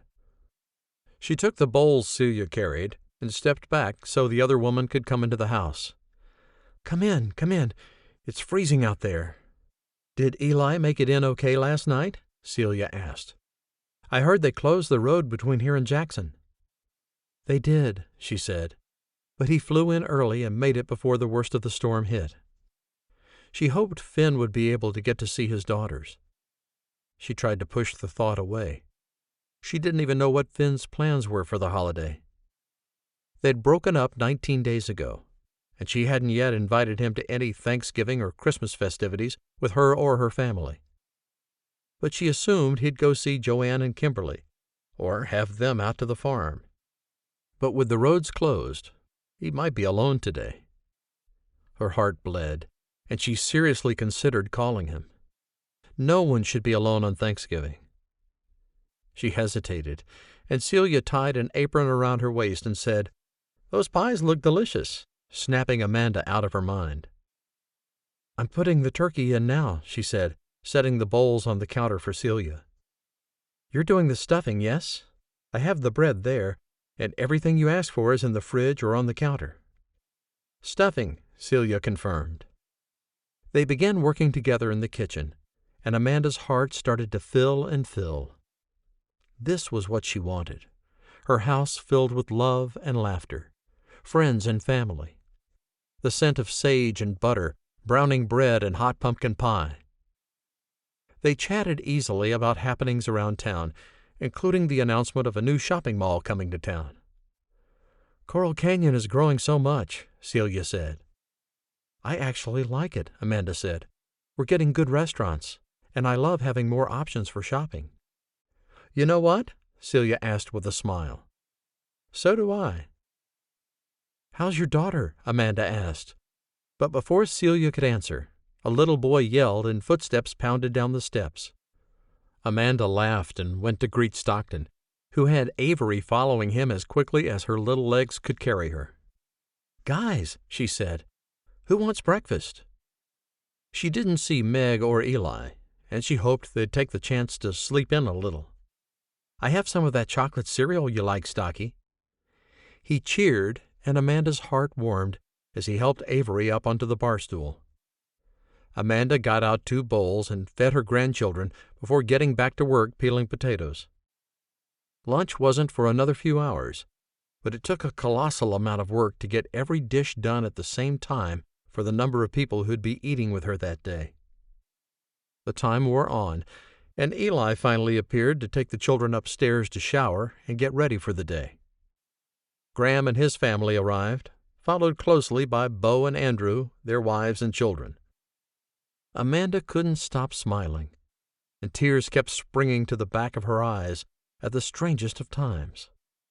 She couldn't shake Finn from her mind, though no one asked her about him. He probably wouldn't even be able to drive here if the roads were really that bad. Vi and Todd arrived, saying the snow had finally stopped and the sun was shining. Rose, Liam, and Jack and Fran Everett came bearing freshly baked rolls. Amanda took them and put them on the counter before giving hugs around to everyone. Then she quickly ducked into the mudroom and tapped out a text to Finn. Are you alone today? You're welcome at my house for Thanksgiving dinner. We're eating in about an hour. She stared at the letters, making sure they were all right.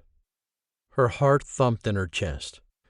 She wasn't sure if she should send this message. Would he find her overbearing, maddening? Would he simply be annoyed by it?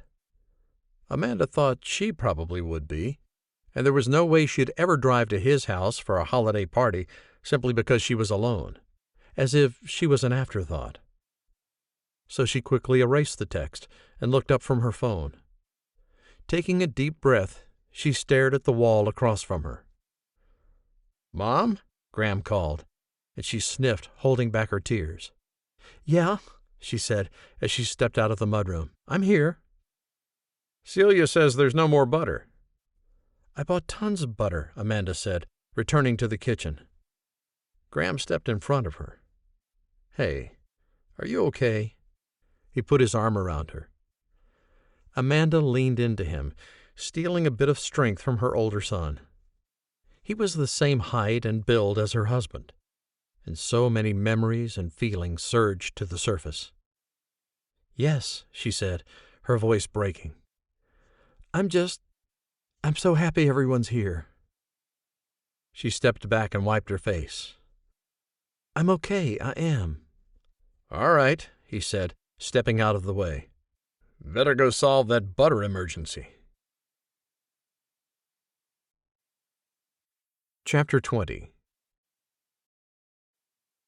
Finn kept the news on as he put the finishing touches on the dips he'd been asked to bring to Thanksgiving dinner. Kim had called last night to say the roads had been closed, and they could postpone their noon start time to 4 o'clock. Jackson Hole sat an hour and a half away, and he needed to leave soon in order to make it on time. He knew he could make it to Coral Canyon, and the road between there and Jackson was usually plowed first. So he listened, hoping he'd be able to make it to the celebration at his daughter's house. He enjoyed the silence inside his own home, too, but he didn't want to give thanks alone. Not today. Not after the last few weeks where he had had his fill of silence, of being alone, of wondering why he'd thought opening himself up to a relationship was a good idea. He finally learned that the roads were open, but 4-wheel drive and chains were recommended. Another storm was expected overnight, and Finn loaded up his dips and boxes of crackers and headed out. Along the way, he called a hotel he'd stayed at several times in Jackson Hole and booked a room for that night. As soon as that was finished, he called Zach, his best friend in Dog Valley. They worked together in the spring to get their farms back in shape after a long winter. "Are you in town?" he asked, as Zach had as much money as him and traveled sometimes. "Yeah," Zach said. "Need help in all the snow?" "Yes," Finn said, squinting as the sun made an appearance and started glinting off all the fresh snowfall. "I'm headed to my daughter's house in Jackson right now. I'm going to stay the night. Wondering if you can get over to the farm tonight and check on everyone. Let the dogs out. Go back in the morning, or you can just stay at my place." "Sure," Zach said. "I'll take care of it." "Thanks," Finn said, relief filling him. "I'll be back by noon, I would think. I'll let you know if I'm not." With another storm coming in, he had no idea what the weather or road conditions would be like in the morning. "Sounds good," Zach said. "Thanks." Finn hung up, glad he had a few things taken care of. He didn't want to admit it, but he was also glad he could think about something besides the farm for the next 24 hours. He absolutely loved his farm, and normally he didn't mind the work the animals and land required. But it would be nice to go on vacation every once in a while and not have to make special arrangements, worry that his diva horses wouldn't eat, or that a chicken would freeze to death because the heat lamps had to be adjusted just so. With the radio on loud, he continued toward Jackson Hole, ready to see his daughters and be with people. The last few weeks without Amanda had been extremely difficult, and Finn had cut himself off from others completely. He hadn't been to church, and had been relying on grocery delivery service, so he didn't even have to go shopping. It wasn't healthy, and he didn't like how he felt, but he didn't know what to do about it. "You sure know how to pick 'em," he muttered to himself, knowing he wasn't being entirely fair. Maybe with Tiffany, who had only wanted to inherit his money. But how was he to know Amanda wasn't truly ready to move on? She had been dating for years, which was more than he had done. She had seemed ready, and he once again considered selling his farm. He could sell the horses to other breeders, pack up everything he owned, and show up on her doorstep. He'd beg her to take him back, and tell her he'd live wherever she wanted as long as they were together. But he was too proud to do such a thing. At least the long drive passed quickly with thoughts of Amanda in his mind. Kim dashed out to help him bring in the food he had brought, all smiles and hellos. His spirits lifted at the sight of family, at the warmth that spilled from the front door as he went inside her house. "Dad," she said just inside the door, "my boyfriend is here." "No ring yet?" Finn whispered, glancing around. "Not yet, Dad."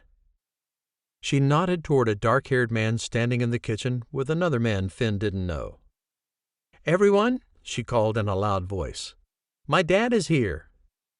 She stepped toward the kitchen with the armful of crackers, a wide smile on her face. "His name's Finn, and he's the best horse trainer in the world." Smiling faces turned toward him, and he lifted his hand in a general hello. Kim had invited anyone from her church group that didn't have somewhere else to go, and 7 people had gathered besides Kim, Joanne, and Kim's boyfriend. She linked her arm through his and guided him over to Finn, who set down the 2 bowls of dips he had prepared. "Dad," she said, "this is Josiah Crawley. Joss, my dad." "It's great to meet you, sir," Joss said, extending his hand for Finn to shake. He had a good air about him, and Finn smiled at him. "I've heard a lot about you." He shook the man's hand. "Own a deli, is that right?"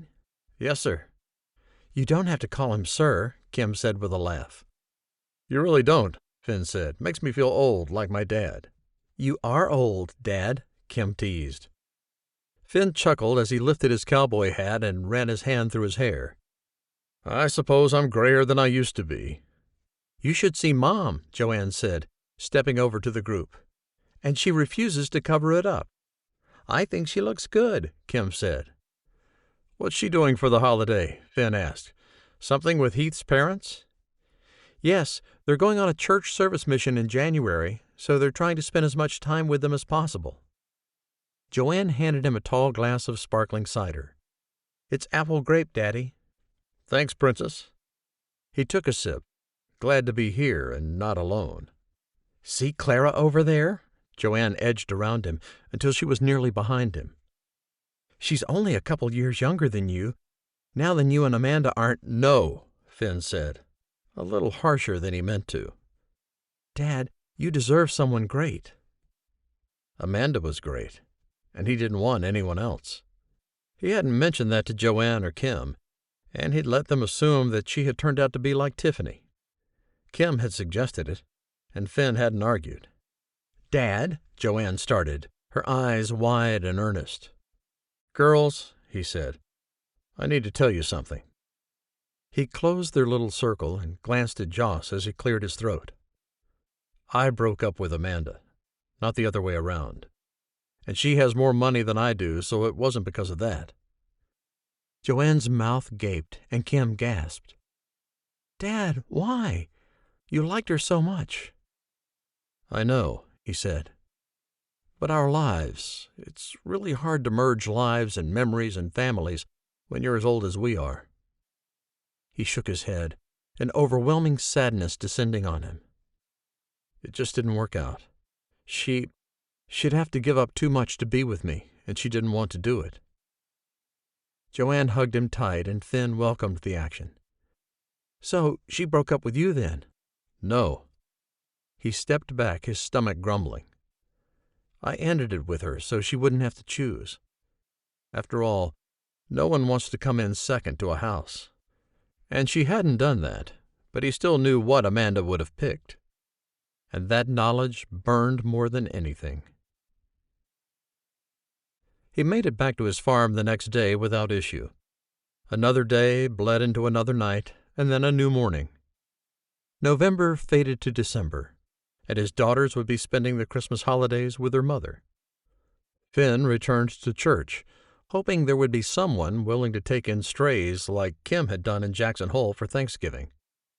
He often attended a function like that, taking the Goodman sisters with him. With only a couple of weeks left, he hadn't heard of anything this year. His other option was to return to Kentucky and visit his parents. They were getting older, but his mother had assured him that his father was just as stubborn and just as invested in his horses. He knew if he called his mother and asked if he could come, she'd probably faint. Then she'd pick herself up and buy his plane ticket for him. She'd invited him to come visit dozens of times, and he hadn't been home in 20 years. Not since he'd retired from the software industry, his billions already in the bank, and started his farm here in Dog Valley. The phone rang, and then his mother said, "Finn, it's good to hear from you." "Hello, Mother," he said. "How are the horses?"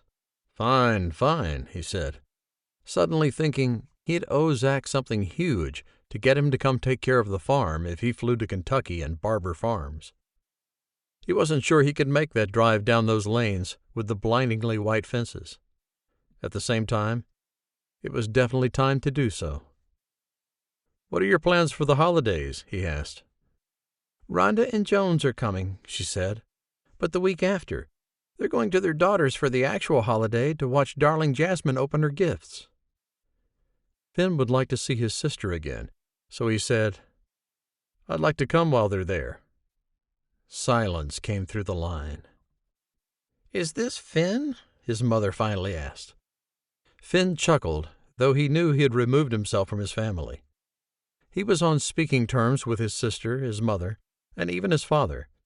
He knew about his nieces and nephews as well as their children. He just didn't go to much, anything. He didn't go to anything. "They're coming the 27th, she said. "There's plenty of room for you here. Is it still just you?" He knew she didn't mean for the words to cut him, but they did. Sliced right down to the bone and kept going. "Yes," he managed to say. "Still just me."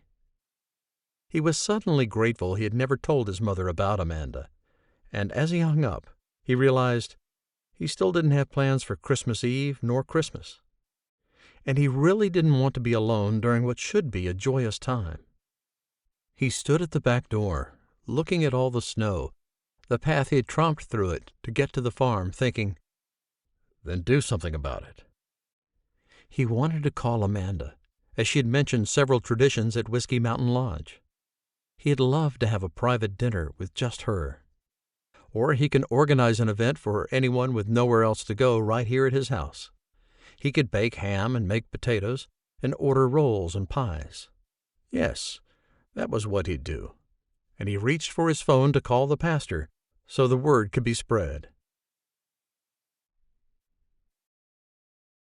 Chapter 21. "I do not want to be set up again," Amanda said, loading her breakfast dishes into the dishwasher. "Fine," Graham said. "You're still coming to the tree lighting, though, right?" "Of course," she said. "I've attended alone before, believe it or not." "Mom, I think you should call Finn." Amanda straightened, her thoughts already tangled. "I can't do that." "Why not?" Graham asked. "He was down here yesterday, you know. He looked miserable. And I heard him talking to Laney about the saddles. He said he probably won't need any more for a while." "Why is that significant?" she asked. She knew Finn bought saddles from Laney, but she wasn't entirely sure why. "He said he's selling a lot of his horses, not getting new ones. No horses, no saddles." Amanda moved over to the door, trying to riddle out what it all meant. "I miss him," she whispered. "I know you do, Mom," Graham said, and she suddenly remembered she was on the phone with him. "Why don't you just tell me what happened?" "I don't know what happened." "You won't tell Bo either, and it's obvious to everyone you're in love with him." Amanda shook her head. "He doesn't live here," she said, "and I can't give up the house." There, she'd said it. "He wanted me to move to Dog Valley with him, and I can't." Graham sighed into the phone. "Mom, I'm sorry, but that's just ridiculous." "What?" she asked, her pulse skipping. "You don't need to sell your house." Graham started laughing, but Amanda couldn't figure out what was so funny. "So keep the house, Mom. I don't see why you can't have the house and Finn." She opened her mouth to say something, but nothing came to mind. Eventually she said, "And what? The house sits empty?" "No," Graham said slowly. "I know someone who could use it while you're away. Fill it with family and have celebrations there. Just the kind you want, like the one you had at Thanksgiving." "Graham," she said, a sigh following, "I know you bought the lodge. I know you didn't buy the lodge to take those times from me." "I really didn't, Mother," he said. "I didn't even know that's what had happened. I'm sorry." It wasn't the first time he'd apologized since Thanksgiving, and Amanda hated that she'd caused him turmoil. She lifted her head. "Who needs the house?" "Eli," he said. "He wants to come home." Her eyebrows went up. "He does? Why hasn't he said anything?" "Oh, he's still making up his mind. But the resort bores him, and Meg wants to be closer to family." Graham chuckled, but Amanda's hopes soared. "I want the house to stay in the family," she said. "Give it to Eli, then," Graham said. "Or Andrew. Heaven knows he and Becca are going to have the most children." "You think so?" "Mom, the rest of us are done." "What?" She spun from the winter landscape beyond the window. "You are?" "Laney says she's too old to have more babies, and her last pregnancy was very difficult. We have Bailey and Ronnie. That's who we're getting." "Bo?" "Lily's older than Laney, Mom." "And Meg can't have kids." Amanda nodded, unsure of how she hadn't thought about this before. "They could adopt more children." "I think they will," Graham said. "But it's Andrew who'll give you all the grandbabies. And they live in that tiny house in town. Give your place to him, or have him buy it. You know we're all billionaires, right?" Amanda smiled, but he was right. She didn't need to sell her house. She just wanted to keep it. Wanted to be able to feel the love she'd felt there so often. "And Mom, call Finn. Call him and invite him to the tree lighting and Christmas celebrations at the lodge." Something crashed on his end, and he said, "I have to go. Love you, Mom." The line went dead, and Amanda let her hand fall to her side. Call Finn. She had no idea how to do that. Would he even answer? She busied her hands with wiping down an already clean countertop, her mind spinning and spinning around Finn. Before she knew it, she was behind the wheel of her SUV, pointing it toward Dog Valley. Her fingers gripped the wheel too tightly as she drove, and she had no idea what to say to Finn once she arrived. But she knew the way, and she pulled into his driveway to see a thin trail of smoke coming from the chimney. So he was home, or he had been. Not going to see him sitting out here, she muttered to herself, but she couldn't seem to get out of the vehicle. She had no words to say to him, and she couldn't imagine he would welcome her here. After all, hadn't she turned Jason away in a situation similar to this one? Before she could get out or back away from the house, his truck pulled in beside her. As if in slow motion, she turned to look at him, and their eyes met across the space and through the window separating them. All she could do was look at him, and then she jumped out of her SUV and started around the front of his truck, winter's cold bite not nearly as savage as she remembered it being. "Finn," she said as he got out of the truck. "I'm so sorry, Finn." She didn't have anything for him. She should have brought cookies or soup or something. All she had was herself, and she was suddenly not good enough. "What are you doing here?" he asked, as if she hadn't spoken. He moved to the back of the truck and let the tailgate down so his dogs could get out. They jumped down, except for the black lab, and Finn helped Licorice to the ground. "What happened to him?" she asked, noticing the wrapped paw and the way the dog limped. "He got stuck in a fence," Finn said, barely looking at her again. He started for the house and opened the door for the canines who ran inside. He turned back, but Amanda had paused at the bottom of the steps, so unsure. "Do you want to come in?" he asked.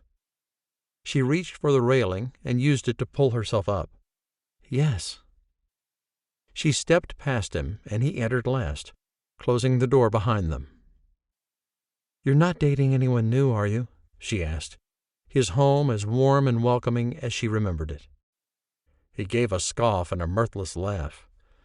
"I think that's a question for you, Amanda." He moved past her, once again barely looking at her. She detected only coldness from him, but she reminded herself that he had invited her in. He hadn't demanded she leave, the way she had when Jason had come back, begging for a second chance. Her mind seized on those words. "I want a second chance," she said. "Finn." She followed him into the kitchen, where he stood at the back door, letting the dogs outside again. "Finn," she said again, almost desperate for him to understand. She had had plenty of time to find the right words to say to him, and yet they still weren't there. "I want you more than the house," she blurted. "Will you please look at me?" He turned from the door as it drifted closed, his bright ocean-colored eyes sparking. She swallowed. "I love you, and I love my house, and I want both things. I don't need to sell my house. One of my sons is going to live in it. I want to be here at the farm with you." Amanda took a step forward and paused. "Graham seems to think you won't have horses soon." "I've sold almost all of them," Finn confirmed, straightening his cowboy hat.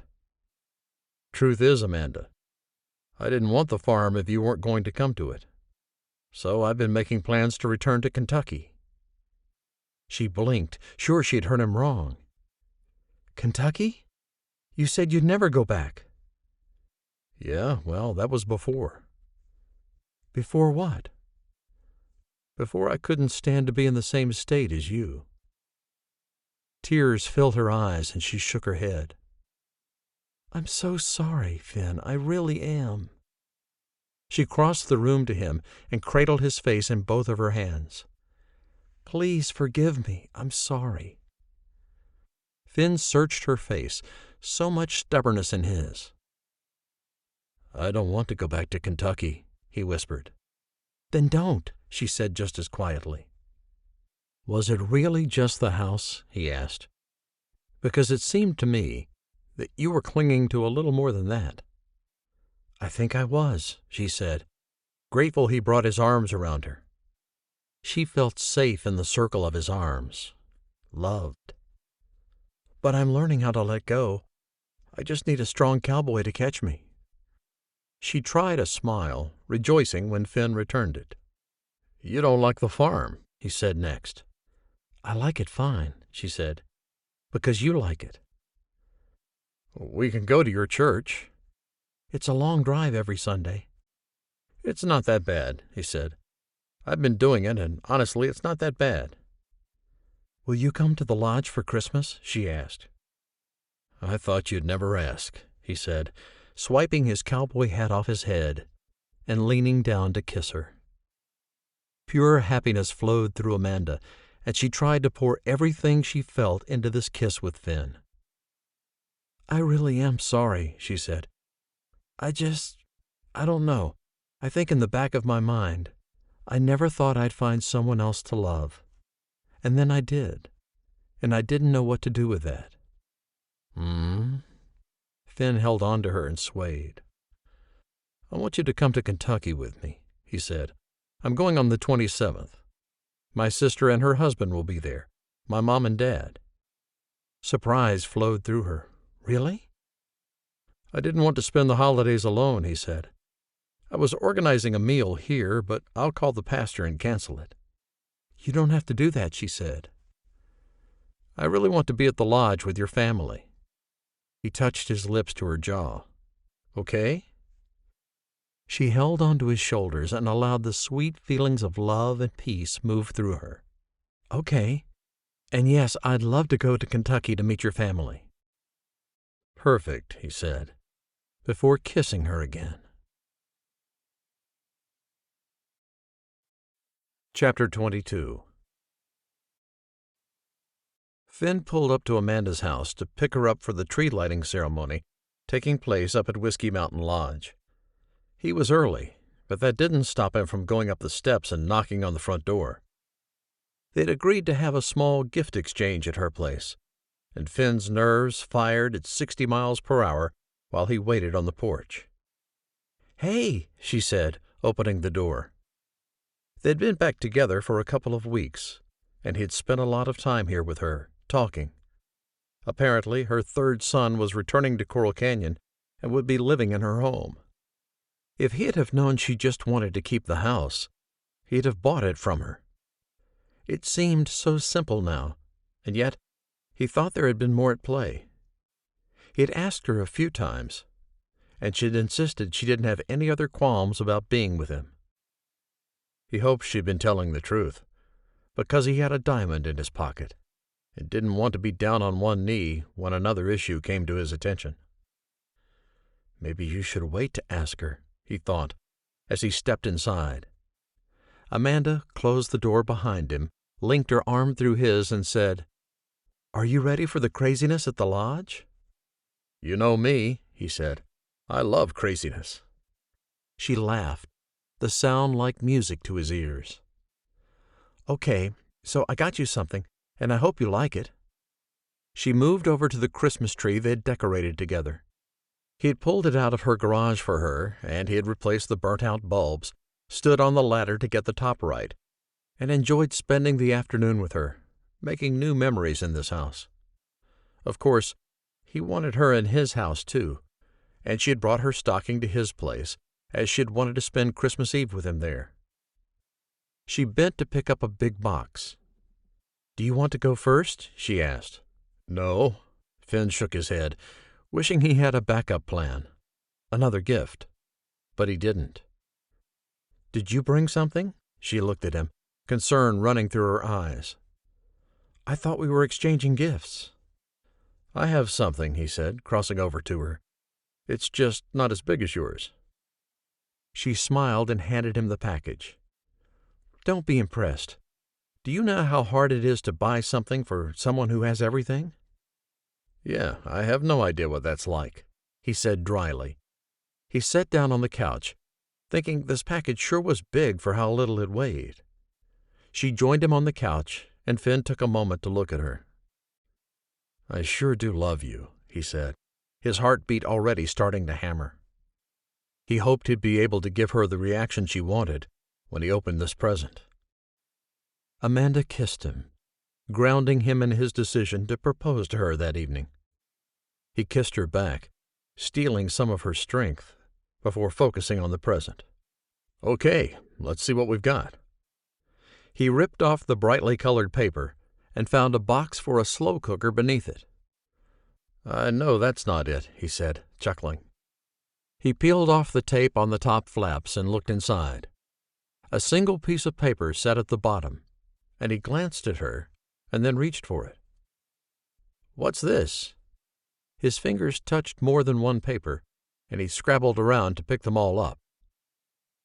"Okay, so it's a Bacon of the Month club," she started. "I haven't even looked at them yet," he said. "Sorry." She grinned at him, and Finn smiled back at her. "Bacon of the Month club," he said, reading the top one. "Sounds delicious." He flipped to the next one. "Harvest Bounty, a cooking box delivered weekly." "I'm going to come make you dinner every week with that one. They send out seasonal vegetables and all kinds of proteins. It looked really good." Warmth spread through Finn. "You're going to come cook for me?" "Yes." He cradled her face and kissed her again. "Thank you." "You didn't even look at all of them." "Right." He moved Harvest Bounty to the back. "Jerky of the Month." "I know you love that stuff, and you can take it with you out on the farm." "Both true." Another flip. "Chocolate of the Month, a dessert package filled with delicious sweets." "That's another cooking box," she said, "but with desserts. I'm going to make those, too." He made it back to the bacon certificate, his heart full. "It's a long drive to make brownies," he said. "I know," she said, "but I'm going to be doing it anyway." "I can come to you," he said, ducking his head. If he got his way with the diamond, though, they'd be married before next Christmas. In fact, he couldn't imagine not being married before next Christmas. "Finn, it won't be a long drive for very long. Eli and Meg are moving into the house at the end of January." His heart leapt. "Maybe you can move to Dog Valley then." "That's what I was thinking. Surely there are places to rent there." "Actually," he said, pulling his Christmas gift for her from his pocket, "maybe you won't need to rent." He revealed the silver-wrapped box, the navy blue bow a little crushed, and handed it to her. "Finn Barber," she said, her voice mostly air. "Open it." He needed a few seconds to gather his thoughts anyway. She delicately pulled on the bow, releasing it. The lid came off easily then, and she cracked open the black velvet box where the diamond lay next. She stared at the ring, her chin wobbling the slightest bit. When she lifted her eyes to his, they were filled with tears. "Don't cry, beautiful," he said. "I'm in love with you. And I figured we're both getting older, and there's no need to wait to get married. I mean, I will wait if that's what you want. But I want you beside me in our house in Dog Valley as soon as possible." He gently pushed her hair off her face and kissed her carefully. "What do you think? Will you marry me?" She nodded, her forehead bumping his. "Yes, Finn, I'll marry you." He kissed her again, this time with more passion and abandon. "Merry Christmas, Amanda." "Merry Christmas, Finn." An hour later she led him into the lodge, a wall of noise hitting him squarely in the chest. He had been there before, of course, but now the living room boasted a gigantic tree that stretched all the way toward the vaulted two-story ceiling. Someone had done a masterful job decorating it, and he could only gaze at the tree in wonder. Though it wasn't lit yet, it was still majestic and beautiful. Laughter rang out from the kitchen, and Amanda went that way. Finn stuck close to her, wondering if she'd make a big announcement for their engagement or not. They hadn't talked about it, instead taking the time to choose a date. February 20th, only 2 months from now. She said she could live here at the lodge or stay in her house even after Eli and Meg moved in until then. Finn hadn't argued with her. He just wanted her with him on the farm. "Hey, Mom," Graham said, and Finn let go of Amanda's hand so she could embrace her son. She went around and said hello to everyone, and Finn followed her lead once again. Shaking hands and smiling, he truly felt welcome and loved in this lodge. "What in the world is this?" Lainey asked, her voice much too loud. "Amanda!" Finn turned to find Lainey had gripped Amanda's left hand. With wide eyes, she kept looking back and forth from her hand to her face. "Graham, look at what your mother is wearing."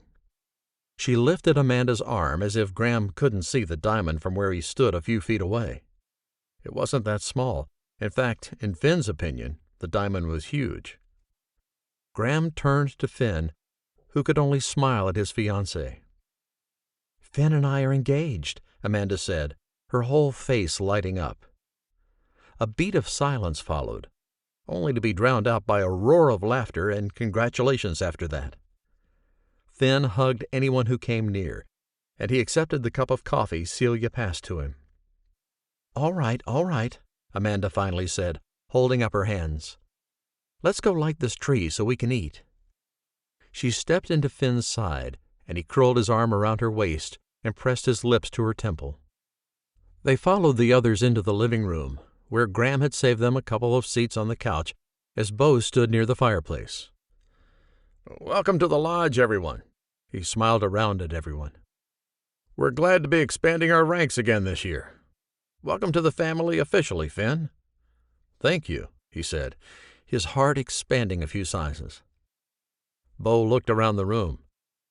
"Any other announcements? We know Andrew and Becca have a new baby coming. Fran and Jack are going to Egypt in March." "Eli and Meg are moving into my house at the end of January," Amanda said. Bo nodded and said, "That's right." "We have news," Vi Christopherson said, looking at her husband. "And so does Rose." Finn had heard all the stories of how the two Everett sisters were married on the same day, and how even though they weren't Amanda's blood daughters-in-law, she loved them like they were. "I'm having 2 girls," Vi said. Lily gasped, her eyes round. "You found out? You said nothing." "Mom knew." "Mom?" Lily asked. Fran Everett nodded and wiped her tears. "And Rose?" "Mom!" Rose practically yelled, looking at her and then her husband Liam. "Do you want to tell them?" Liam looked supremely uncomfortable, but he cleared his throat. "Rose is having triplets." "Triplets? Oh, my goodness," Amanda said, getting up and going over to Rose to give her a hug. Finn just basked in the family atmosphere in the lodge. He'd never felt anything like it, and he suddenly understood what Amanda had meant about the magic here. "Okay," Bo said several minutes later. "I think it's time to light the tree." He looked at Lily, who couldn't seem to stop crying. "And I think we'll change up who we're going to ask. Lily?" She stood, her baby perched on her hip. "Rose, you win the day. Triplets." She shook her head. "Get yourself up here and flip this switch." The blonde woman laughed as she moved to the front of the room. She positioned her hand on the switch and said, "Ready?" "Ready," everyone chorused back. Everyone except Finn. But he'd be ready next year. She flipped the switch, and the Christmas tree burst into white light. The sight of it took his breath away, and Finn could only sit and experience the happiness and joy Amanda's family had brought into his life. She leaned into his side, and he kneaded her closer. "Best tradition ever," she sighed, and Finn couldn't agree more. Chapter 23. Finn's nervous energy infiltrated Amanda's senses, and she wanted to reassure him that he'd be fine. But she wasn't the one who'd left home and never returned. She'd taken the boys and Ron back to Dallas every year for a long time. Now only her father was still alive, and he lived with her younger sister. She'd called and invited them all to the wedding in February, but the weather wouldn't be great then. Wendy had said she'd bring their dad, though, and Amanda had made arrangements for them to stay at the lodge. In fact, she was getting married at the lodge.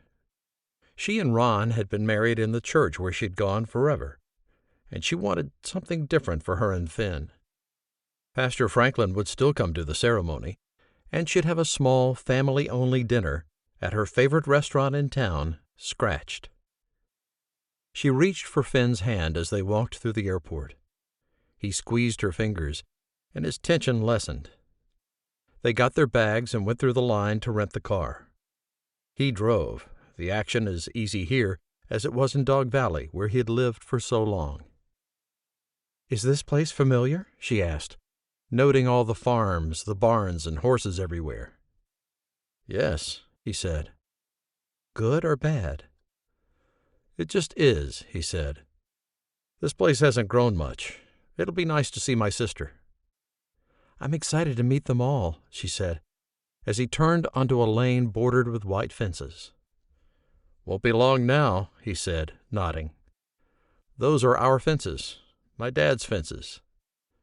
"They have bees on them," she said. "Yep." Finn didn't say anything else, and she wasn't sure if the monogrammed fences bothered him or not. He had always followed her lead with her family, and she was determined to do the same for him. "She's going to try to feed us all the time," Finn said. "That's how my mother shows she cares. Food." "Well, I am hungry," Amanda said. "Good," he said. "She'll probably have a 7-course meal ready. Well, not her, but the chef. She has a chef. Gram pays Celia to cook for our family." To Amanda, that wasn't that big of a deal. Finn just nodded, his eyes trained out the windshield. Several minutes later, he pulled up to a sprawling house that made hers look like a child's dollhouse. "Holy cow, Finn!" She gazed at it, sure she'd be getting lost there. "I told you," he said. "You were supposed to Google it." "I wanted to be surprised." And she was. A woman came out of the front doors, gliding between the pillars, wearing a beautiful red dress. "My mother," he said. "She likes to dress up. I don't think I mentioned that." "It looks like she's ready to welcome a king," Amanda said, drawing in a sharp breath. "You also didn't tell me to dress up." "That's because you don't need to." He indicated his own clothes. "I'm wearing jeans, Amanda. You're fine. More than fine." She didn't feel fine. She felt very out of place, and she wondered if Finn felt like this with her sons and grandchildren. She was definitely going to ask him the first chance she got. "Stay here," he said. "At least let me show my mother I have some Southern manners left, okay?" He grinned at her and got out of the car, circling around the front to open her door for her. Amanda took his hand to get out, and then she hooked her arm through his. "I'm going to fall down." "It's a flat surface," he said. "Look who's nervous now." "I'm sorry," she said. "I just wasn't expecting the dress." "Hey, Mom," he said, as they climbed the steps.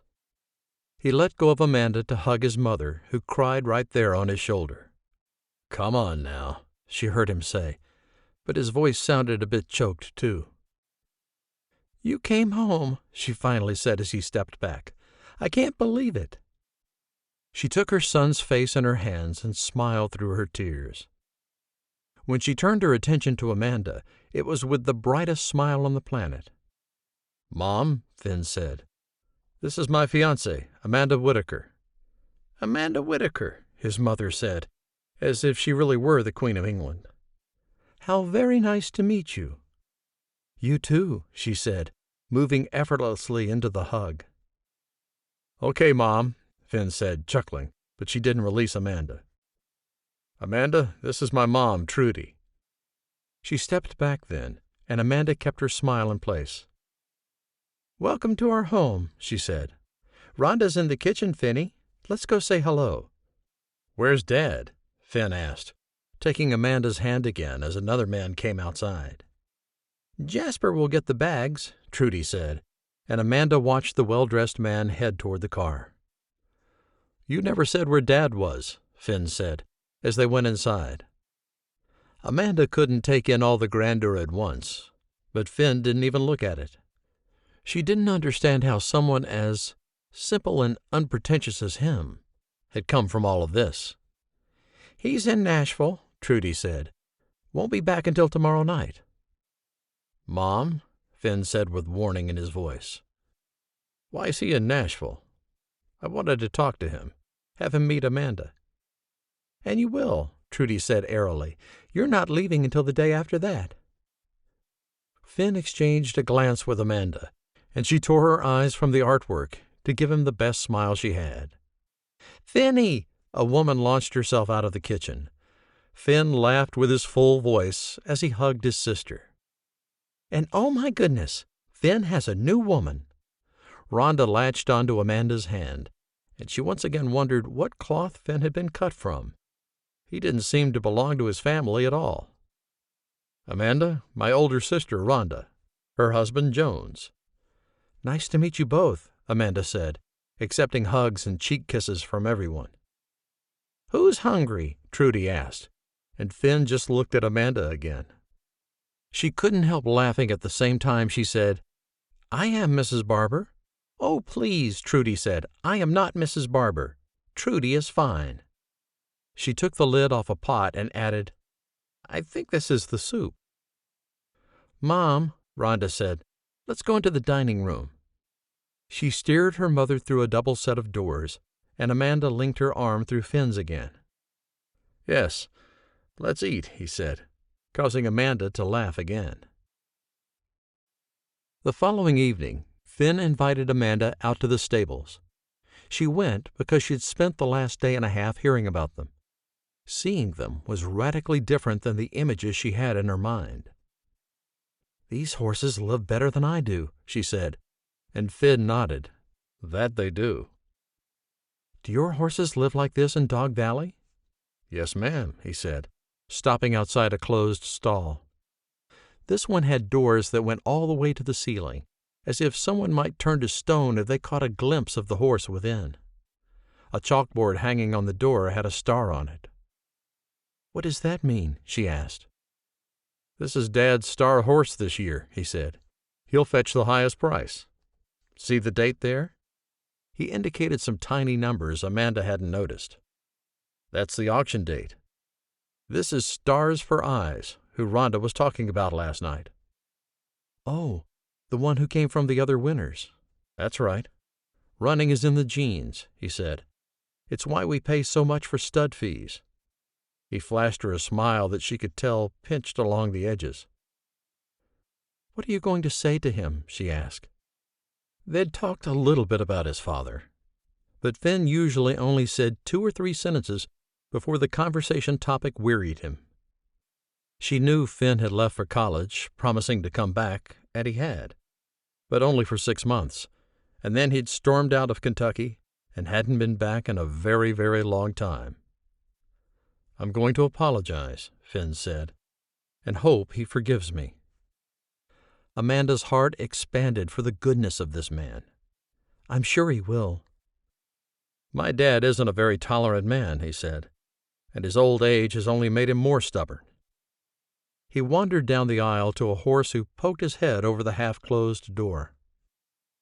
Even Amanda found comfort in the horses now, and she ran her fingers down the side of this one's face. He easily stood a couple of feet taller than her, and she could see him flying around the racetrack. "If there's one thing I know about getting older," she said, "it's that I might be set in my ways, but I'm more open to love, too." She gave him a smile, and Finn put his arm around her and leaned his face against her shoulder. "Thank you for coming here with me." "Of course." "It was not easy for me to come." "But you did." "Yeah," he said. "I guess even old dogs can learn new tricks." Amanda kissed him, hoping he'd take some of her calmness for his own. "He should be here by now, shouldn't he?" "Yes," Finn said. "Let's go see if he's arrived." He had taken 3 steps toward the door, just securing her hand in his, when he froze. Dad. A big bear of a man stood in the doorway, a cowboy hat obscuring most of his face. Amanda couldn't tell if he was smiling or frowning, and all the oxygen felt like it had been removed from the air. Finn strode toward his father, the speed of his steps increasing the closer he got. He threw his arms around her and said, "I'm sorry, Dad. I'm so sorry." Amanda pressed one palm over her heart as it beat wildly beneath her breastbone. She knew exactly what that apology felt like as it came out of her mouth, knew the desperation behind every word, every letter. And the best part was that Finn's father put his arms around his son and embraced him. "It's okay, son," he said. "It's okay." February 20. Finn stamped the snow from his boots as he reached the deck.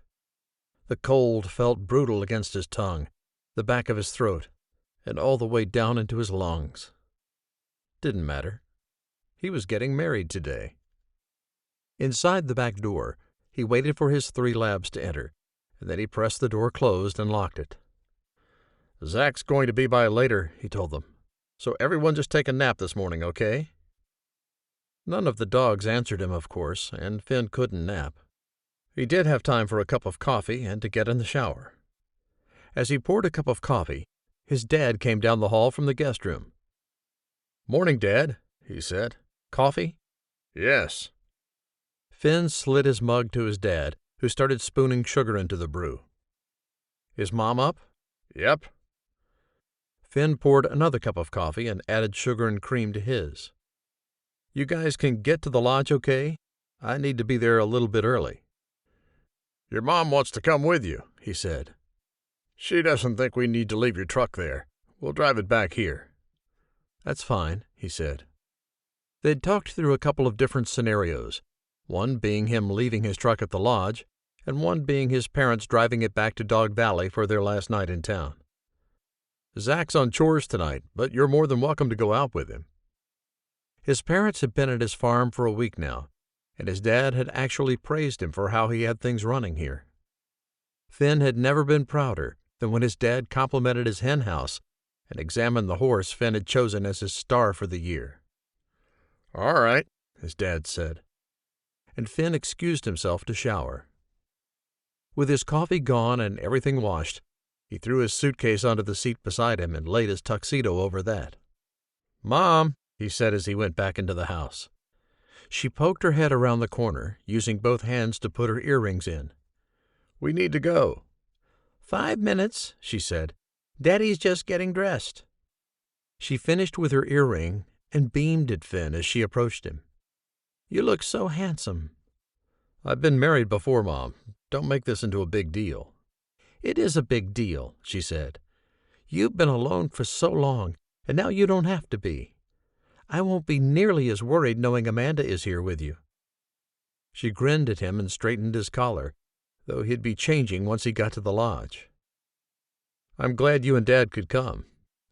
His sister was staying at a hotel in Coral Canyon, and she had to rush out after the wedding, as her son's wife was about to give birth to her second grandchild. Finn was about to get 6 grandchildren the moment he said, "I do," and he couldn't wait. His father finally came around the corner, tugging on his shirt sleeves. "They're too short," he grumbled. "That's what you get when you won't go to the tailor," his mother said, her nose practically 10 stories up. Finn ducked his head and said nothing, remembering his dress hat at the very last moment, and only because it sat on the back of the couch, right where Amanda had put it. "Let me move my stuff to the back," he said. "I forgot you were riding with me." Nerves dodged through him as he threw his suitcase and tuxedo in the back seat. "Okay, get in." The drive to Whiskey Mountain Lodge took a few extra minutes, simply because Mother Nature had decided yesterday would be a great day to drop 13 inches of snow on the state of Wyoming. Flights had been delayed, but everyone Amanda wanted at the wedding had made it to town. Now Finn just needed to get there. The parking lot seemed abnormally full when he arrived, and he pulled under the overhang in the Circle Drive. If he thought he had seen chaos at the lodge before, and he had, it was nothing like today. "Ma," Bo yelled, "your groom is here." He took the garment bag from Finn and added in a much quieter voice, "Hello, Finn. Good to see you." He glanced at Finn's parents. "Welcome to Whiskey Mountain Lodge, Barbers. I'm Bo." He grinned and took their coats. "They might be able to put you to work in the kitchen." His mother led his father in that direction, but Finn stayed at the front door as Amanda came around the corner. She hugged his mom and tipped up on her toes to give his father a kiss on the cheek, and then she beelined for him. "What's wrong?" he asked, noting the anxious look on her face. "I didn't want to say anything," she said, "but I feel so stupid." "What?" Finn received her into his arms, not really worried about what the problem was. She was here. He was here. No matter what it was, they could still get married. "I ordered your ring from the jeweler, and he promised me it would be here on time, but the storm kept it from getting delivered." She pulled back and looked into his face, pure concern in her pretty eyes. "I'm so sorry." Finn smiled at her and bent down to kiss her. "I don't care about a ring," he said, brushing his lips against hers.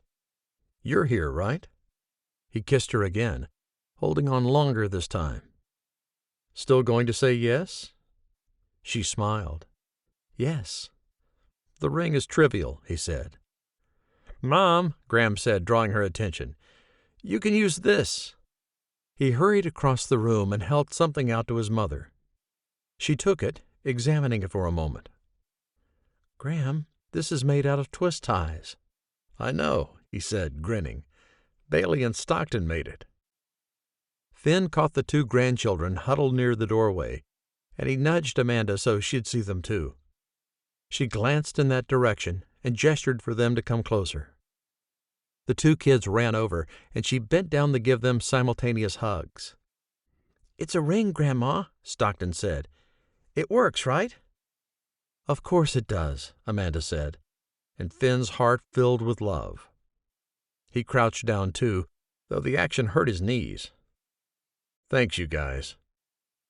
The two kids hugged him too, and he closed his eyes in a moment of pure joy. Stockton pulled back. "Can I call you Grandpa now?" "No," Amanda said, swatting at him. "Not until after the wedding." She laughed and nudged Stockton and Bailey away from Finn. "Now, go find your mothers. You're not even ready for the wedding yet."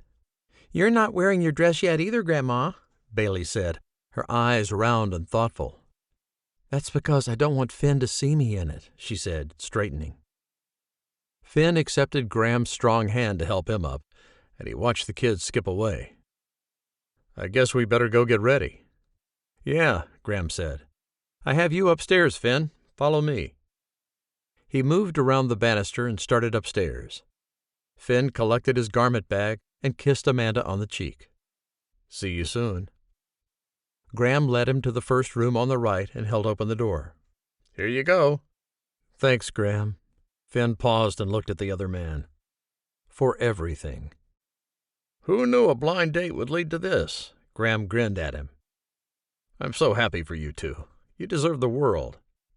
He shook Finn's hand, quickly pulling him into a hug. "Welcome to the family, Finn." Graham left, and Finn took a moment to just appreciate the moment. "Thank you," he whispered to the Lord. He dressed quickly and stayed in the room until Graham returned for him. The living room had been transformed, and he stood next to the pastor on the step right beside the front door. He'd barely taken his position when Amanda appeared, her dress simple and beautiful, a bunch of pink and yellow roses in her hand. Everything fell away after that. The fussy babies, the oohs and ahs, the tears and sniffling. All he could see and hear was Amanda. And when she slid that ring of twist ties on his finger, gratitude and love exploded through him. "I love you," she whispered.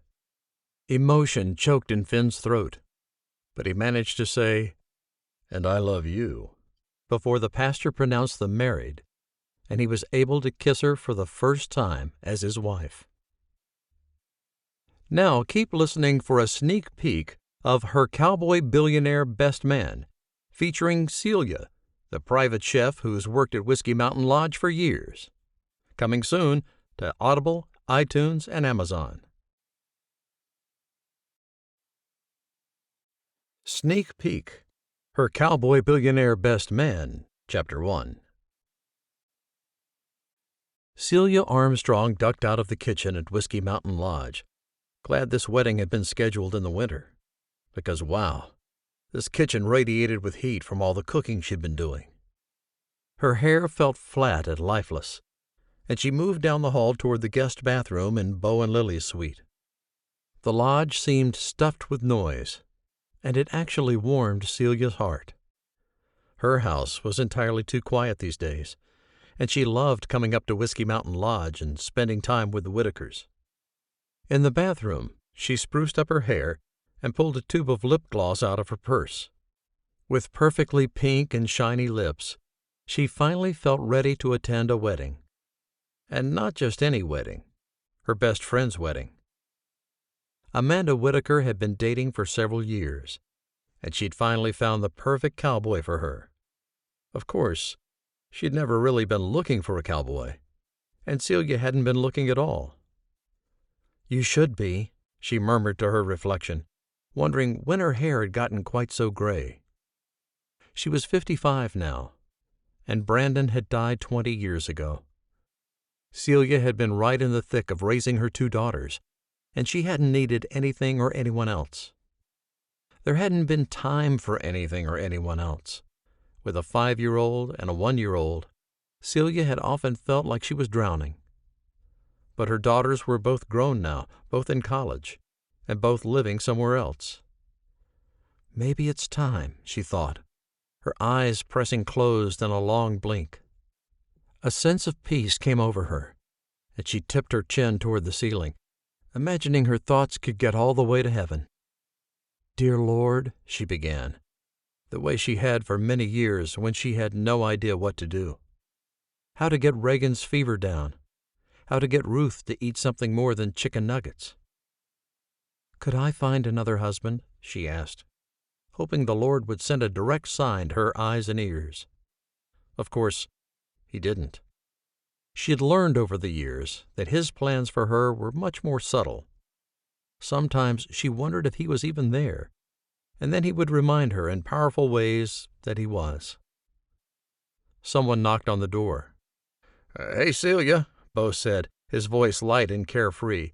There's a problem in the kitchen." "What did you boys touch?" she asked, giving him a smile as she stepped past him into the hall. "Nothing, I swear," he said. "Someone asked for coffee, and I've seen Graham pour coffee before, but the mug cracked, and now there's some sort of problem." Celia heard the commotion coming from the kitchen, and she wondered what had possessed Amanda to choose the lodge to get married. It was a huge building, sure. Many bedrooms upstairs, a few downstairs, and a theater room.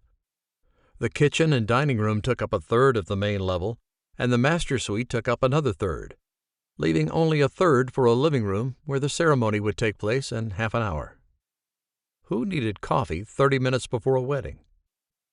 She rounded the corner into the kitchen to find Graham and Laney there, each holding a towel. "It's fine," Graham said when he saw her. "We didn't touch the food, and nothing got damaged." Celia's eyes still swept the trays and trays of appetizers she'd spent many hours prepping. Nothing seemed out of the ordinary, and she finally looked back at Graham. "Why'd you go get her?" Graham asked Beau, taking off his hat and running his hands through his hair. He wore a tuxedo, and he didn't seem super happy about it. But he'd do anything for his mother, Celia knew that. He threw the coffee-stained towel in the kitchen sink, and Celia moved to get it. She took the one from Laney, too, and said, "It's fine, Graham. Is everything ready for the wedding?" "It better be," Laney said with a grateful smile. "Everything looks great, Celia." "Thanks. I'm just going to put these in the washing machine." Celia slipped out of the kitchen again, unsure as to why all these people here were causing so much anxiety to trip through her. She loved having a house full of people, and she'd thrived on the Christmas Eve meals here for the past 8 years. Why she felt so lonely today, she wasn't sure. A sigh leaked from her mouth as she tossed the towels in the washing machine and stayed in the quiet laundry room. The sound of the back door opening and a couple of male voices indicated 2 men had just come in from outside. One man chuckled.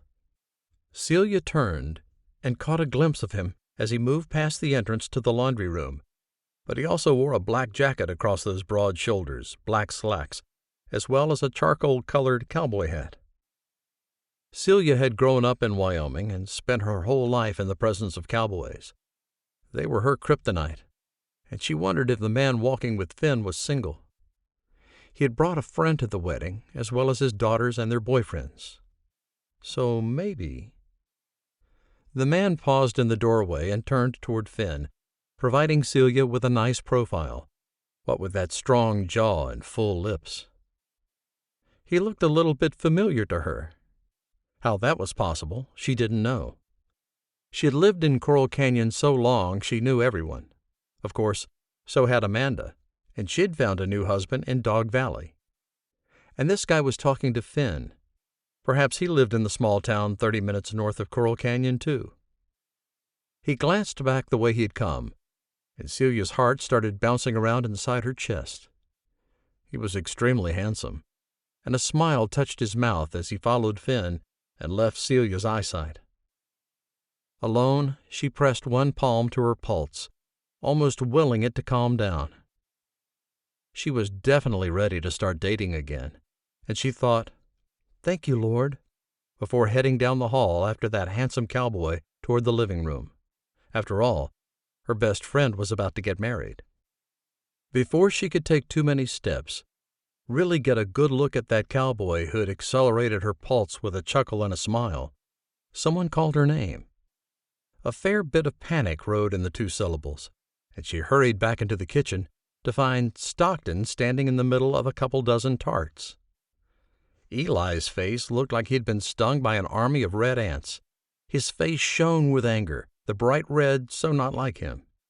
"Stockton," he barked, "I told you not to come in here." "It's fine," Celia said, though she had no time to make more tarts. It was fine.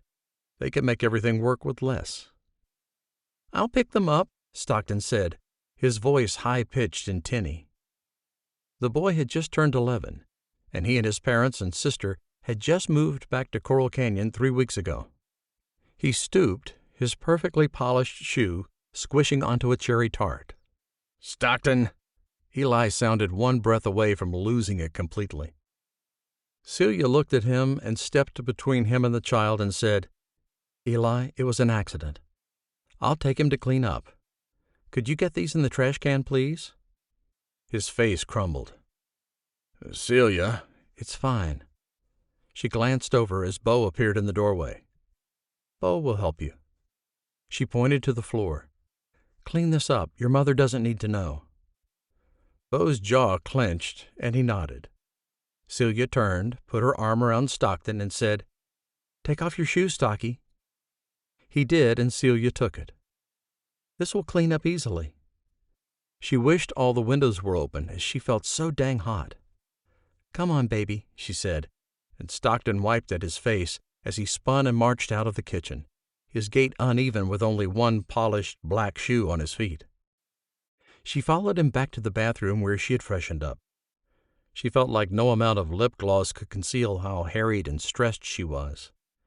"I'm sorry, Celia," Stockton said, his tears still brimming in those innocent eyes. "It's fine," she said. "They're tarts, no big deal." She glanced at him as she bent to get a washcloth out of the vanity. "Did your dad tell you to stay out of the kitchen?" "Yeah." Stockton looked miserable. "But me and Bailey just wanted to run down to the barn real quick."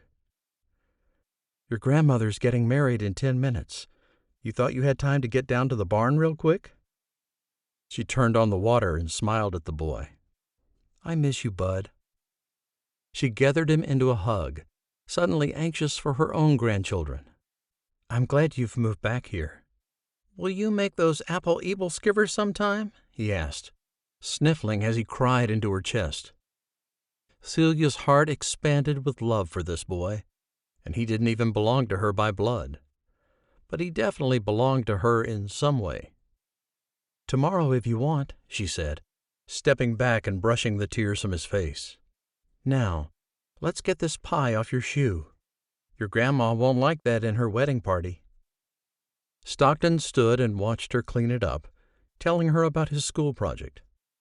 She got his shoe back on, and she hugged him again. "You should apologize to your dad." "I know, I will." Stockton squeezed her tight and then left the bathroom. She sighed, one more trip to the laundry room and her future. She caught sight of that charcoal-colored hat as she passed the living room entrance, and somehow the cowboy felt the weight of her gaze, and their eyes met again. Something familiar struck her in the chest. She knew him. "Time to line up," someone said, and Celia increased her pace. Even though it only took a few seconds to get the cherry pie washcloth in the washing machine, by the time she returned to the hallway, it seemed everyone had a partner, except her. Her breath caught in her throat, and she felt at a loss for what to do. This was a familiar feeling for Celia, as the moment Brandon had died, she had been left adrift with 2 small children. Everything became except her. Everyone had someone to sit by at church, except her. Everyone had a date on Valentine's Day, except her. Everyone had someone to watch their children for ladies' night at the rec center, except her. She had had to figure things out as she went, find babysitters, sit by the pastor's wife, make cakes and bacon bouquets for her and Reagan and Ruth on Valentine's Day. As if Moses himself had arrived to part the Red Sea, the crowd shifted, showing her the cowboy in the charcoal-colored hat. "Need a partner?" he asked, that delicious smile on his face.